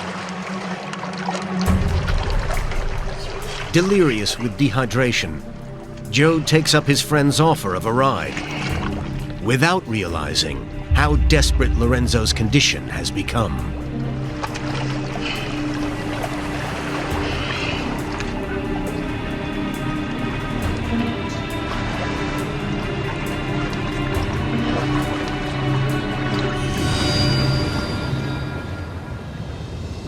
I heard a gurgling noise behind me.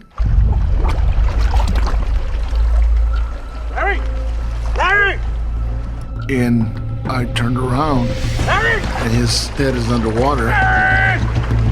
Keep going! Larry! I told Pepe, he's in trouble. We must get him out of the water. Ayúdame, Joe. Joe, ayúdame. Joe, agárrale de tu brazo. Larry!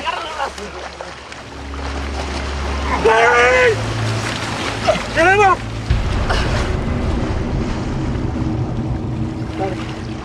Larry!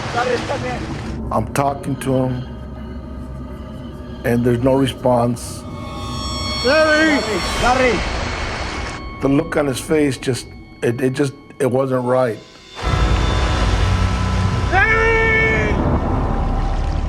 I start checking for a pulse. I checked his neck, his wrist. It was just nothing.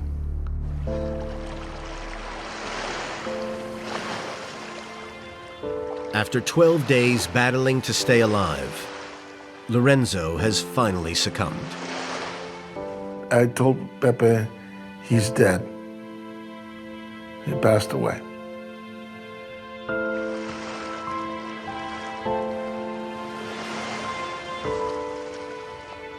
He just died, and I couldn't do anything. That's probably the worst moment of my life.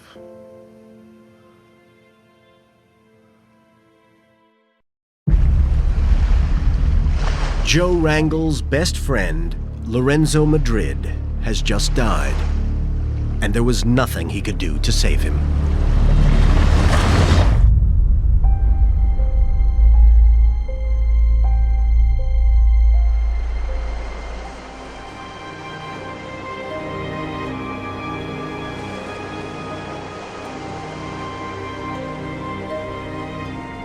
At first, I was angry that he abandoned me. We should be seeing this through the end. But then I realized it was a big ordeal for him. And his body just gave out.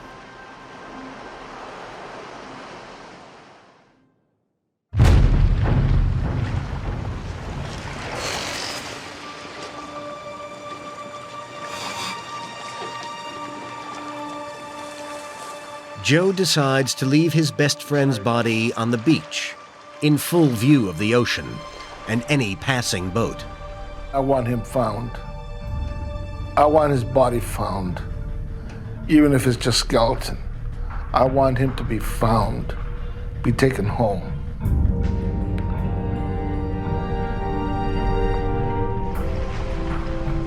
I'm gonna come back for you. I said my goodbyes to him, and I told him that I have to leave. It broke my heart.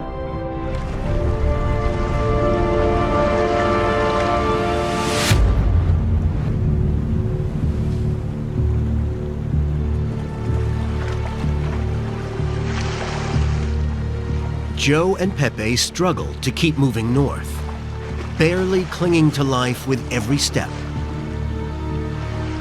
We were living moment by moment. It was no longer, can I do the 10 more feet? It was right now, can I take another step?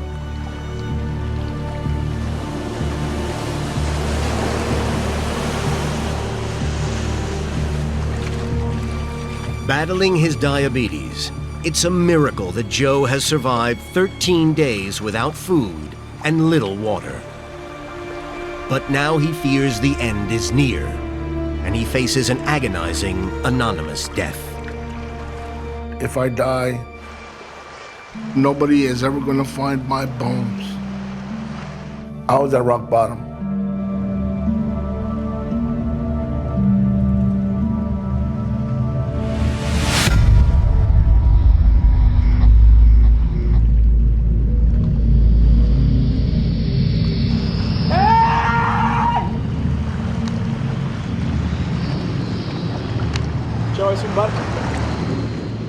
Pepe turns around and yells at me, "Did you see that boat?" He was very excited.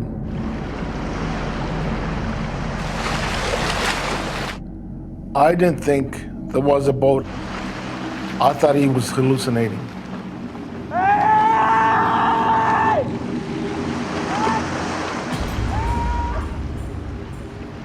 All of a sudden, I'm alone.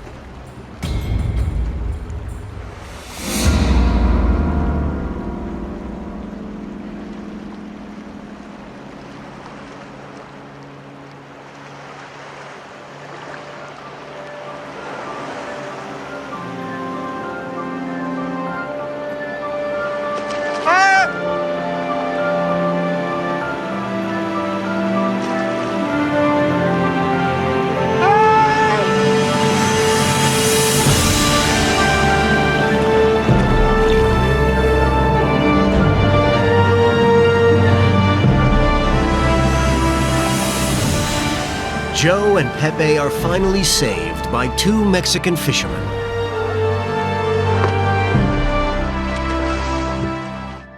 It was exhilarating to see this boat. Thank God this is over. I was relieved, like a big burden had been lifted off my shoulder. That afternoon, Joe's wife Margaret gets a call from her son. He says, they found Dad. He walked out this morning. The fishermen picked him up. He's okay. I mean, I was elated, but at the same time, I just knew that there was more wrong. He told me that Lorenzo has passed away. And I says, oh my God. Seeing my wife, my son, my daughter, all of them, it was great. I just felt bad that Lorenzo wasn't there to share it. Lorenzo's body was recovered and taken back to his wife and family in the U.S. If Lorenzo had gone one more day, he would have been with us. He'd be here now.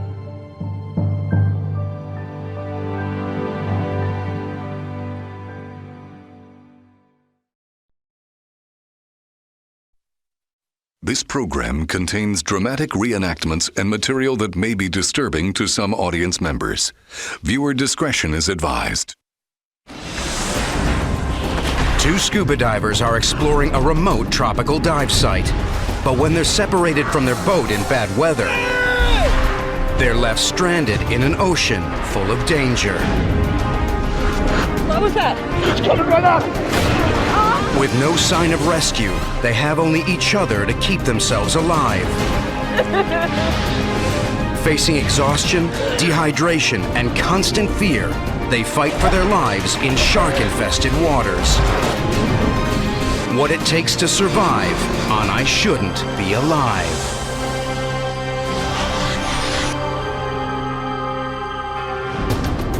Oh my God!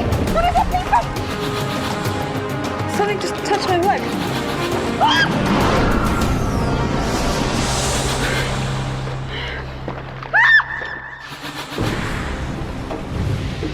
The Solomon Islands lie 1,200 miles northeast of Australia. They're a remote chain of lush volcanic islands surrounded by an amazing variety of sea life.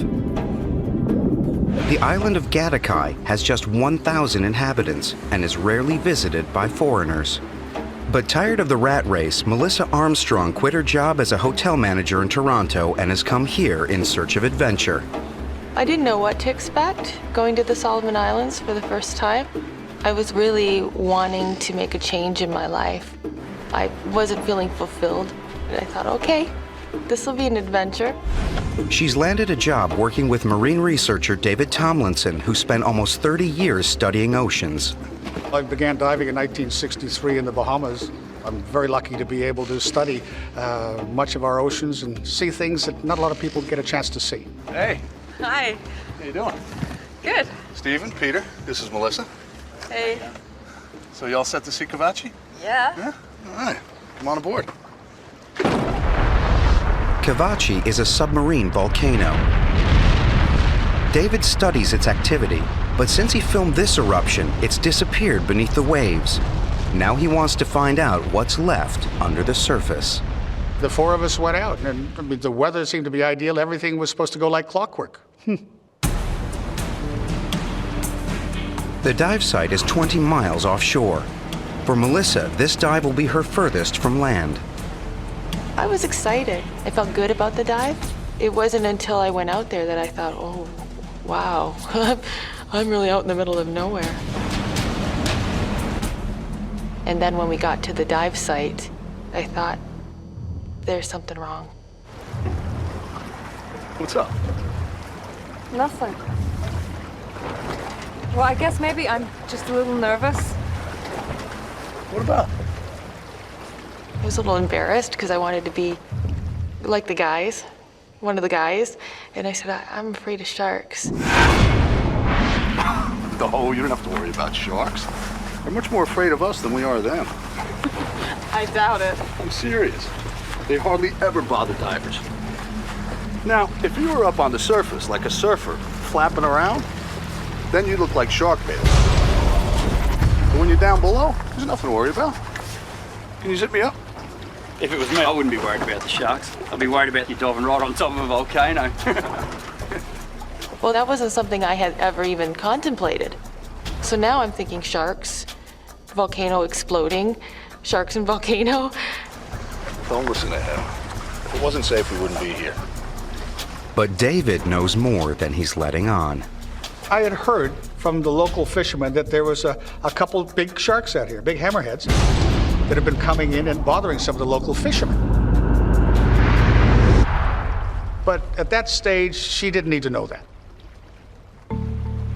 David has dived with sharks before and is confident they won't get attacked while underwater. He's more worried about the weather. We're watching the weather very carefully because it's very exposed out there. And I noticed off in the distance a funny-looking cloud. It looked like an eyebrow. But it was nothing that deeply concerned me. David's sure they'll be in and out of the water long before the cloud reaches them. So what's your dive plan, mate? Well, we're gonna drop in around 30 meters, have a look around. His plan is to dive for around a half an hour while the boat stays in position above them. The boatman went over exactly where we would be dropped off, exactly when and where we would be picked up. I didn't pay too much attention. I just let them do their thing. But the anxiety just kept growing and growing.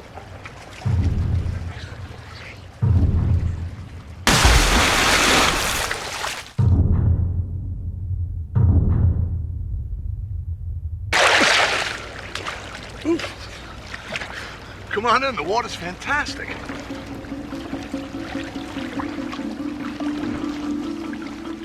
Then I got my gear on. I looked at the boatman and I said, Here I go. Say a prayer for me. and I thought, well, why did I say that?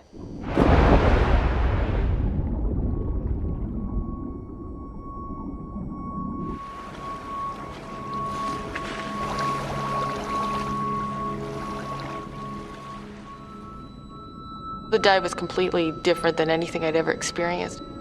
It was amazing.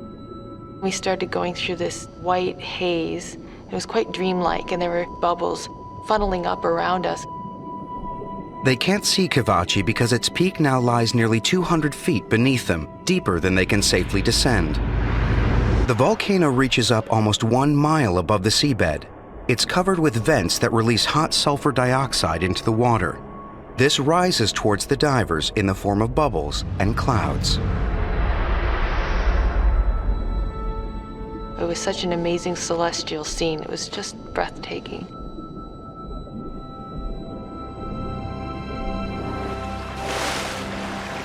After 30 minutes, the divers ascend. That was amazing, wasn't it? It was awesome. The weather has changed dramatically. The dark cloud David had spotted earlier is now above them. God, it's really choppy now. Yeah.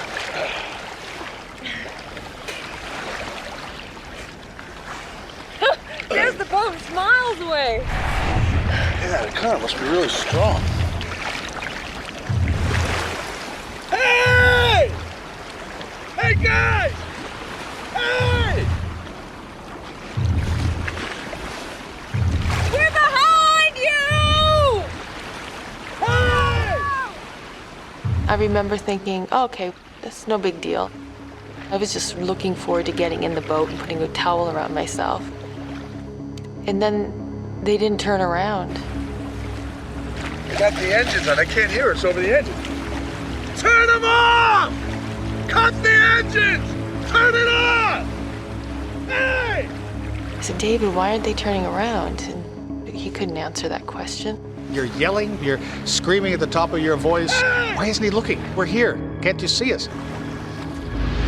The boatmen know the divers must be out of air by now. They expect to see them surface, but the dark sky has made the divers impossible to spot. While the engine keeps the boat in position, they have no idea that a strong current is pulling the divers further away. Where are they going? We're not going anywhere. It's, They are. No, it's the current. It's pulling us away. Yes, you feel anger. You feel like, come on, turn around and have a look at us. Why aren't you looking at us? Hey! The current was pushing us away. We could see him. They couldn't see us. Running the engine to hold the boat in position is burning up gas. If the boatmen don't leave soon, they risk being stranded in the ocean. One of them makes a desperate attempt to locate the missing divers, but he has no idea just how far away they are now.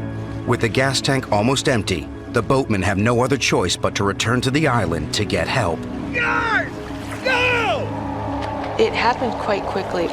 We watched them disappear, as if the sea swallowed them up. I said, David, this is bad. This is really, really, really bad. But it's about to get even worse.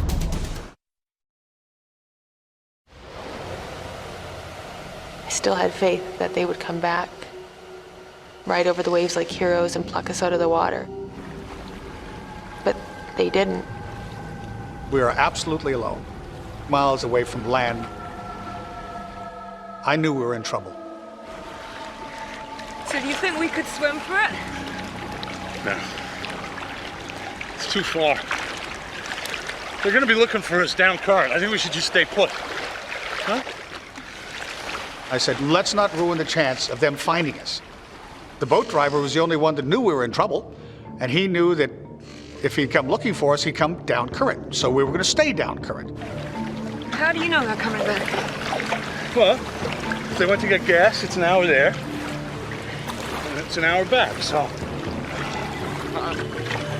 I think we'll be out of the water by 4 o'clock the latest. Yeah? David had come up with a timetable, so to speak, of when the boatmen might return, which was about 4 o'clock. I thought, okay, we might be here a while. But then the uncertainty started seeping in.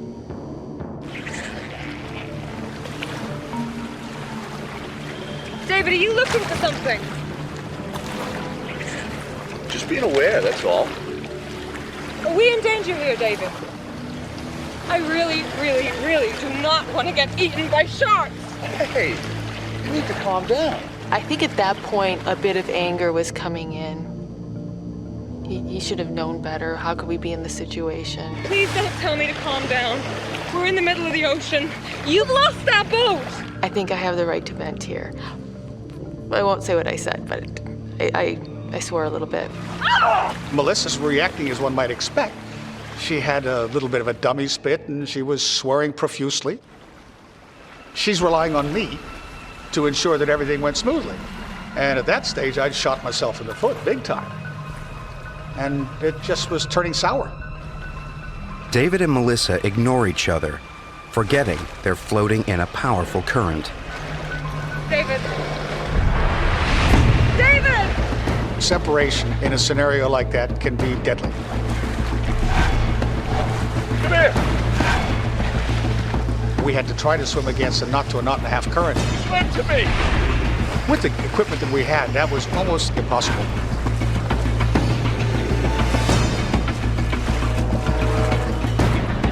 Just a couple seconds of being apart, I thought, oh my gosh, we just can't let that happen. I took her regulator, shoved it in through my BC, which was an easy way of making sure that we didn't get separated. Hey! 20 miles away, the boatmen return to the island and raise the alarm. Lost 2 divers out there. The locals know giant hammerhead sharks have been preying on fishermen. The divers are incredibly vulnerable. Rescuers race out to sea to search for them.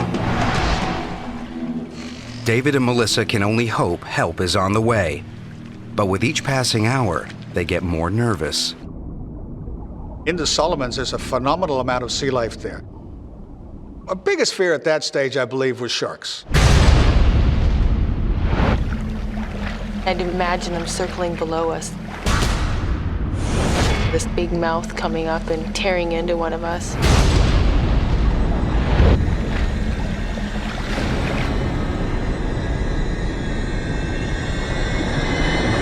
What was that? What? Was that you? What? Something's on my leg. Ah! Get it off! It's my gauge. It's my gauge. Well, get it off me! I'm trying. Would you stop kicking? Look, there's nothing down there. There's everything down there. If there's anything dangerous down there, Like sharks, you mean? Yeah. Just say it! Yeah, and you keep kicking and splashing, the sharks ain't gonna come and check us out, right? All I could think about was sharks. One nibble, one drop of blood in the water, and then we're gone.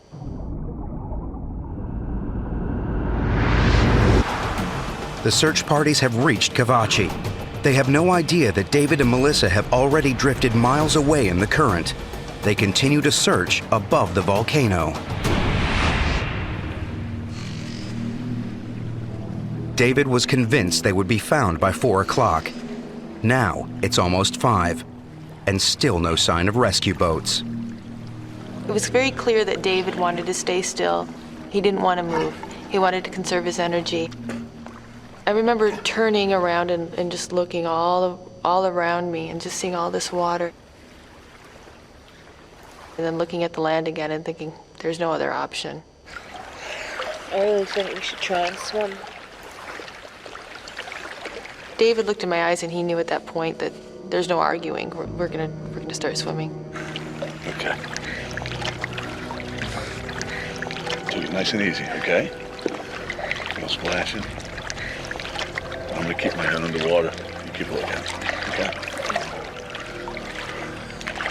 Nice and easy. Okay. David's reluctant to start swimming because with 30 years diving experience, he knows that splashing on the surface creates its own risks. Having watched the oceans and observed what happens there my whole life, there was a pretty strong likelihood that some sharks would come up and have a good look at us. You're on edge, totally. It was not a good feeling, not at all. While David keeps watch below the surface, Melissa scans above for any sign of danger. You see these pointed gray waves, and then all of a sudden you think you see fins. Here. Look. What? And so your mind plays tricks with you. What? Nothing. Sorry. It was a constant battle to not let my imagination go. But the dangers hidden beneath the ocean are not just in Melissa's mind.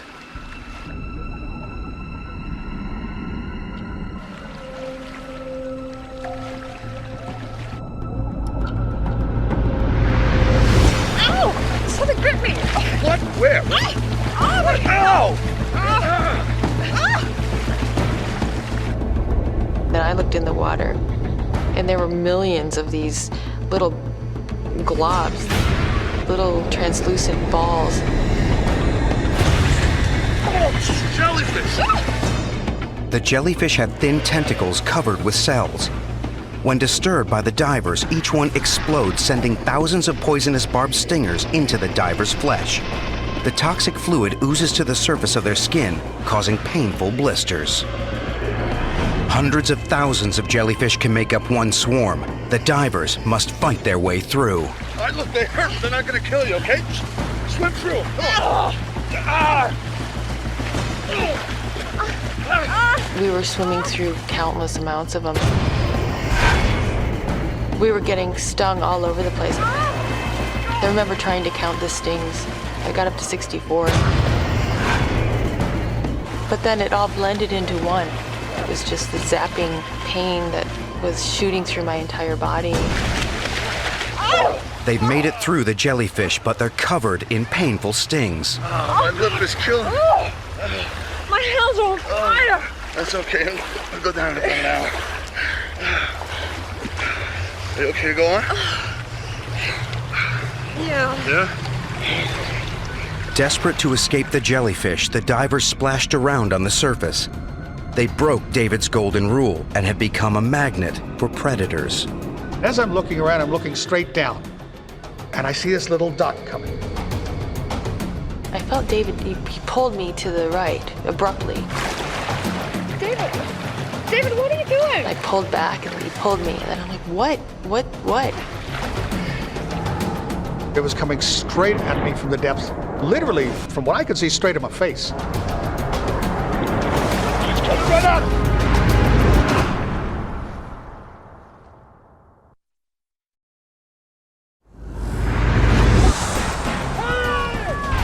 After giving up hope of being rescued, David and Melissa decide to try to swim to shore. Jellyfish! But their splashing has now attracted the attention of one of the ocean's most hostile predators. A giant barracuda is heading straight at them. It was this huge, ugly barracuda, probably 5.5 feet.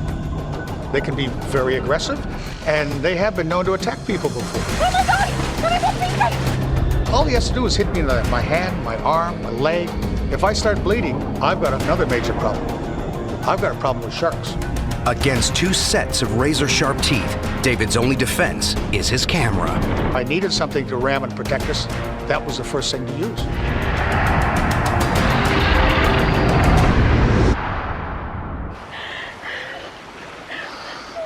It circled around us and then it went up. He couldn't believe it didn't do anything else. It's gone. I kept looking for it because I just didn't want to be caught by surprise by one of those.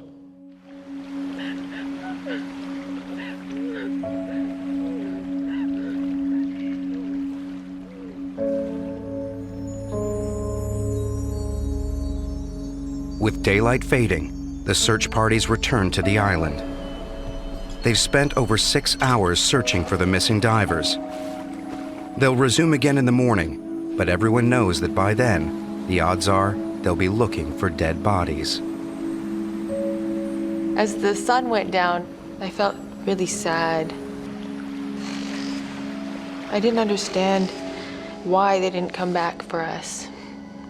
I was hurt. How could this be? How could they not come back? Maybe they're back there, look.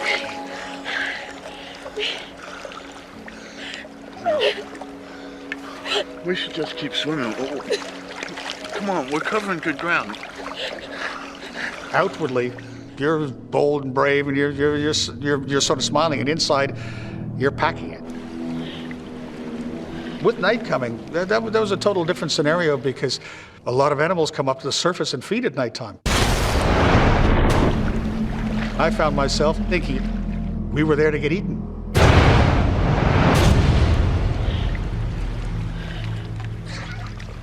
Fears aside, they have no other option, so they keep on swimming.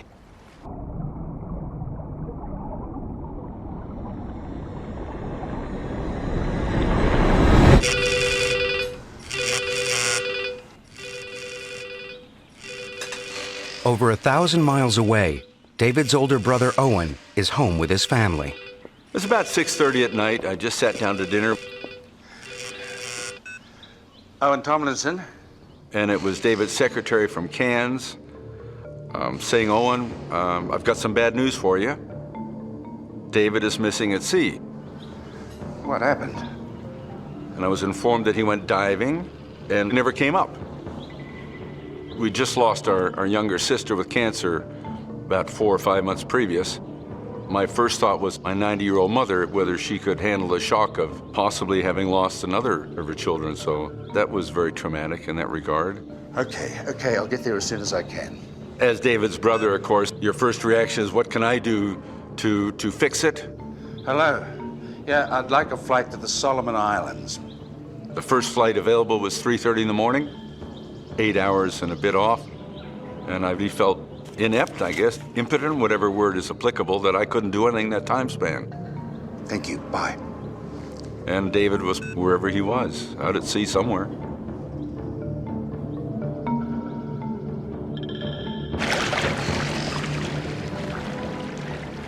As night started wrapping itself around us, it was completely terrifying. What? Stop. What Stop is it? swimming. Look. Look at the water. All of a sudden, I find that every time we move our arm or our leg, the water's glowing. The mysterious light is caused by microscopic plankton in the water. The slightest motion causes them to emit a visible glow called bioluminescence. With hundreds of millions of them in the water around the divers, any sudden movement leaves a trail of light. Wow!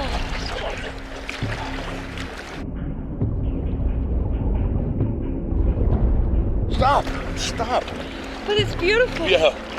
We move, we get seen. That really stopped us from swimming.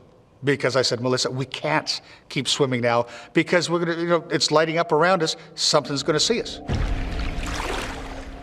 I was trying to recharge her batteries, allowing her to stretch out and just try to use a minimum amount of energy, but enough to keep herself warm. We're really getting rather tired. We can't sleep. We don't dare sleep because if we fall asleep, we could drown.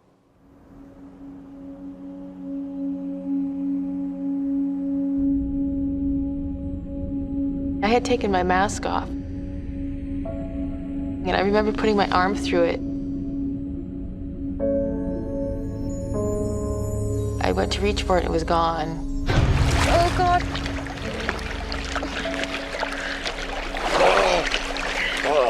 Can you see it?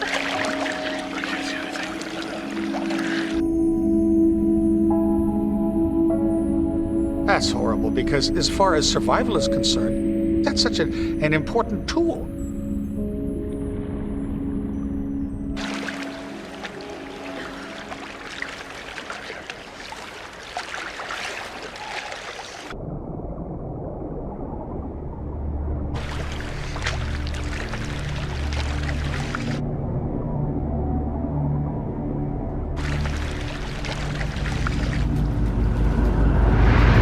Oh, David, what was that? What? Something just touched my leg. So was that you? Was that your fin, David? Well, that wasn't me. Oh, my God. Oh. I feel just a little bump, just like something brush up against me. I said, is it sharks? Is it sharks? Is it sharks?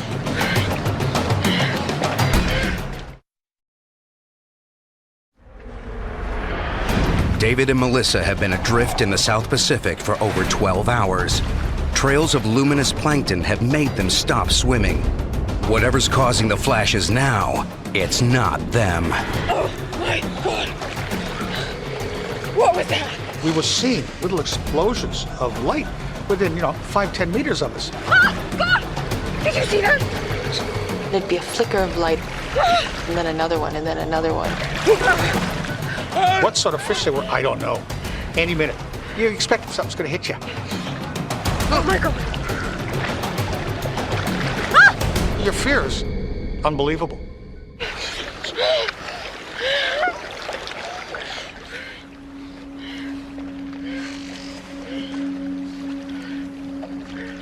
The night was the most stressful time I've ever had in my life.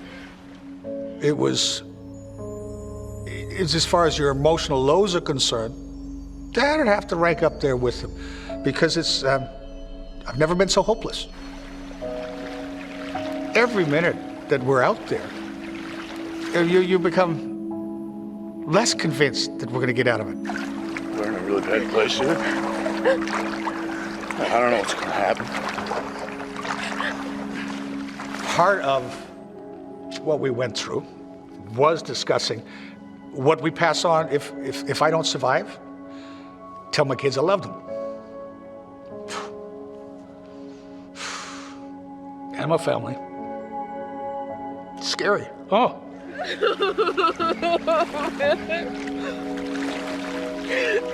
It was really important for me that if he were to survive, I wanted him to tell my mom and dad that they were good parents.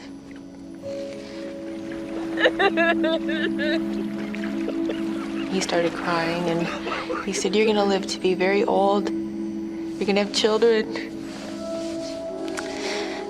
And that was hard.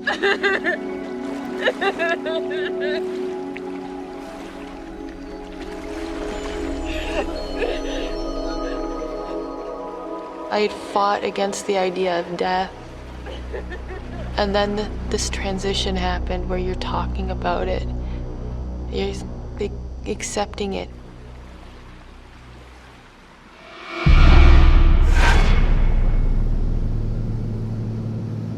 David and Melissa were 19 miles out at sea.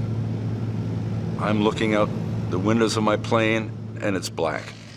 And I'm thinking, they're down there in the water somewhere and it's black.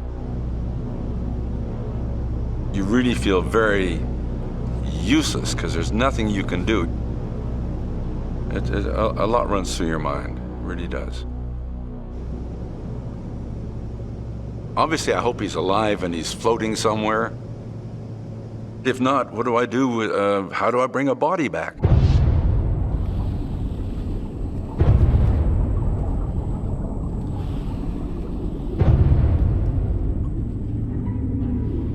There was one point where I thought maybe David can just hold me under.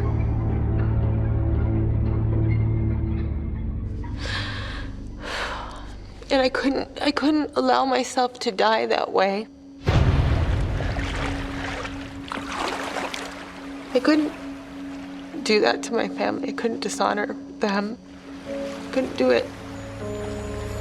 I just said, David, I don't care. I don't care if I die. I gotta die trying. I'm not gonna lay here anymore.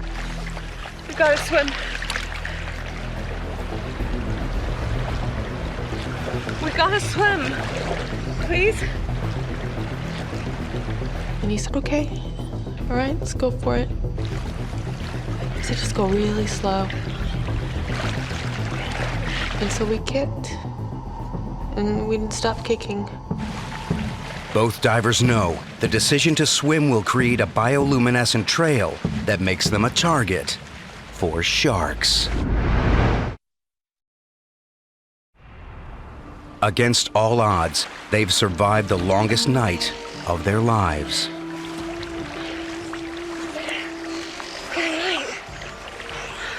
After living through that darkness and then seeing the light, it just changed. It just gave me something I didn't have. It was glorious just seeing that sun. It was one of the finest sunrises I've ever seen in my life. It just to watch the light come up was great. I could actually see for the first time the land. I could see that it was actually tangible. Oh, we're getting closer. It is closer. They swam nearly 10 miles. David's had no sleep at all. They're both dehydrated and completely wiped out. I was getting really tired. I've been going for 24 hours at that stage. There's no telling how long they can keep going. David's brother Owen could be their only hope of rescue. He's finally arrived in the Solomon Islands, but there's no official search and rescue organization. He needs to charter his own helicopter, and fast. When we got the helicopter chartering service, they weren't really sitting around waiting for me. They were doing other things. And I'm standing in the counter saying, come on, you know, I want to get this up and going. Owen knows that every second could be the difference between life and death. Hi. Yes, sir. I need a helicopter as soon as possible. Okay, what for? My brother's gone missing near Kavachi. I'll have to talk to my boss first. So if you'd like to take a seat. It was a bit upsetting because you wanted to find the two of them as quickly as possible. Mr. Tomlinson, good news. We've got a chopper on standby for you. Oh, that's great. And I said, well, get them out there, get them going. 1 minute. Finally, the divers have a chance of rescue. Okay, boys, we're right to go. David and Melissa have swam 14 miles without rest, food, or fresh water. Now the hot sun is adding to their suffering. My lips were so raw and swollen. And now the sun was burning them, so they were starting to blister.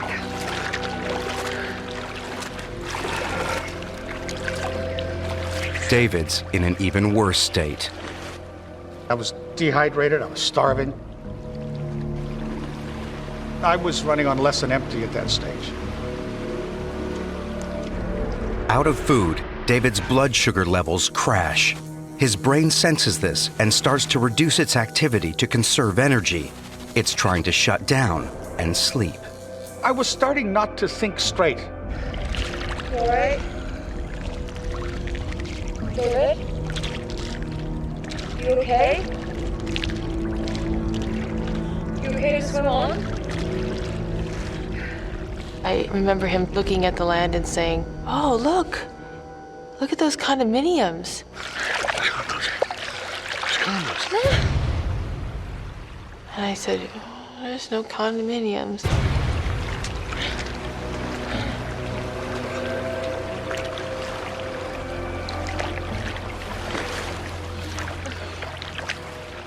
That's really when I realized he was fading.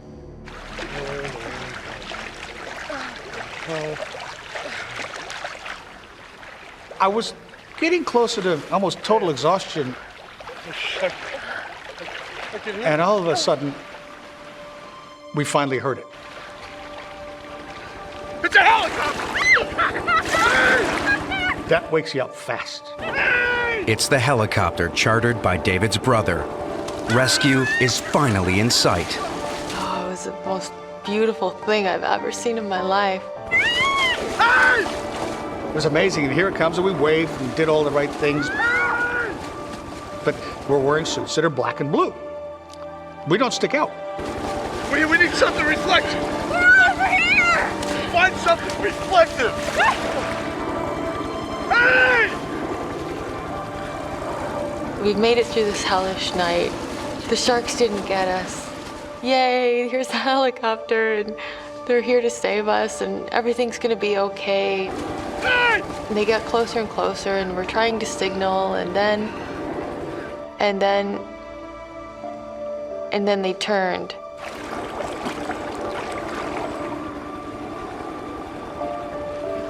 They can't see it.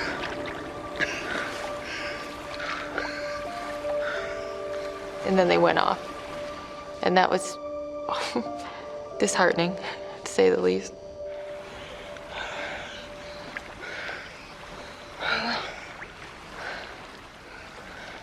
Then we just pressed on towards land.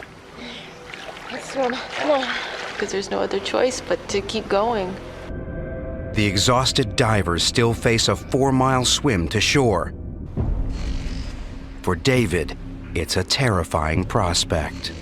I didn't totally mention to Melissa at that stage that I believe the greatest fear we're going to have is that last bit, right in close to the shore, because it's an area I wanted to fish, because there's so much sea life there, including your upper major predators. And at the same time, I didn't tell her about 2 big 20-plus foot hammerheads that I heard about that had been bothering the fishermen. So that deeply concerned me, but she didn't need to know that. But what David doesn't know is that his fins have been chafing his ankles, and he's now bleeding profusely. The blood is quickly diluted in the ocean, but the shark doesn't need much to lead it to its prey. The folded membranes in its nose are lined with millions of chemical sensors that give it an extraordinary sense of smell. 10,000 times more powerful than a human's, hammerheads can smell 1 drop of blood in 1,000,000 drops of seawater. I remember thinking, what's that piece of plastic sticking out of the water? It looks like a sailboat's on its end, or like almost like a kayak sticking straight up out of the water. Well, what's that plastic? Oh, David! David! I saw a shark. What? I saw a fin. Oh my God! That woke me up. What did it look like? I said, did it sort of look like this? And she says, yeah. And what I sketched with my finger was a dorsal fin of a hammerhead shark. Oh my God! Oh God!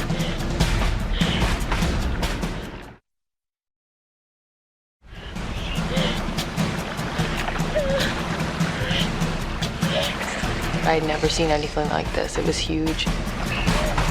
You're talking a 6+ meter shark. That's a big shark. I figured if it's gonna happen, I want it to happen fast. I hope it doesn't bite my leg. I hope it just sinks its teeth right into my heart. And bang, it's over with. This was my greatest fear. You're just hoping that that shark isn't hungry. With all the bad things that have happened, a little bit of good luck would be nice right now.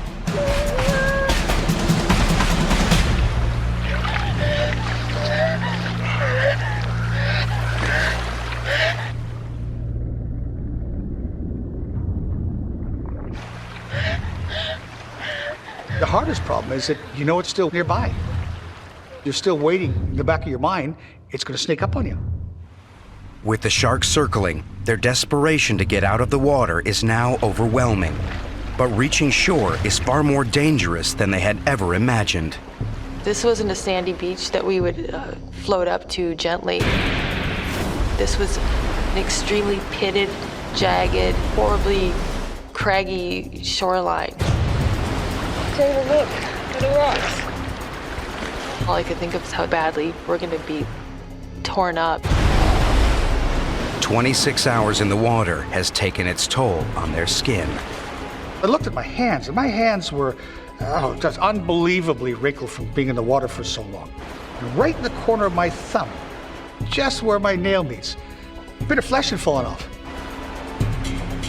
David's skin is literally dropping off. The constant immersion in the ocean has caused cells in his skin to absorb water and swell up. As the waterlogged cells inflate, the skin stretches out and wrinkles up, making it weaker. The slightest abrasions now will easily tear it. At that stage, our flesh is so soft from being in the water so long, it's not going to take much to hurt ourselves badly. It just takes a little piece of rock that's sticking up and it's going straight through you. The rocks could be lethal, but the shark might return at any moment. It's a do-or-die decision. Here, give me the vest. I discussed with Melissa exactly what we're going to do. We've worked out a plan. Get out in front of you. Get the body surfing on these, okay? So now I'm thinking, how on earth we're going to body surf and survive?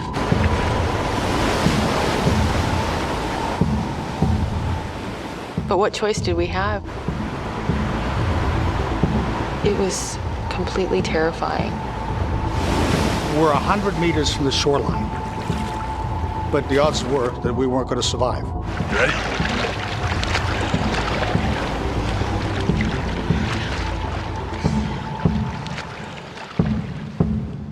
And I just happened to turn left, and I don't know why I turned left and looked. And then I heard him say, "I'll be damned. There's a boat."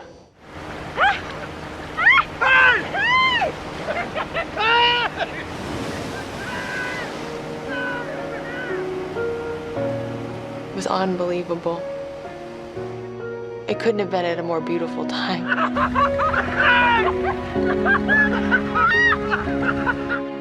It was an unbelievable feeling.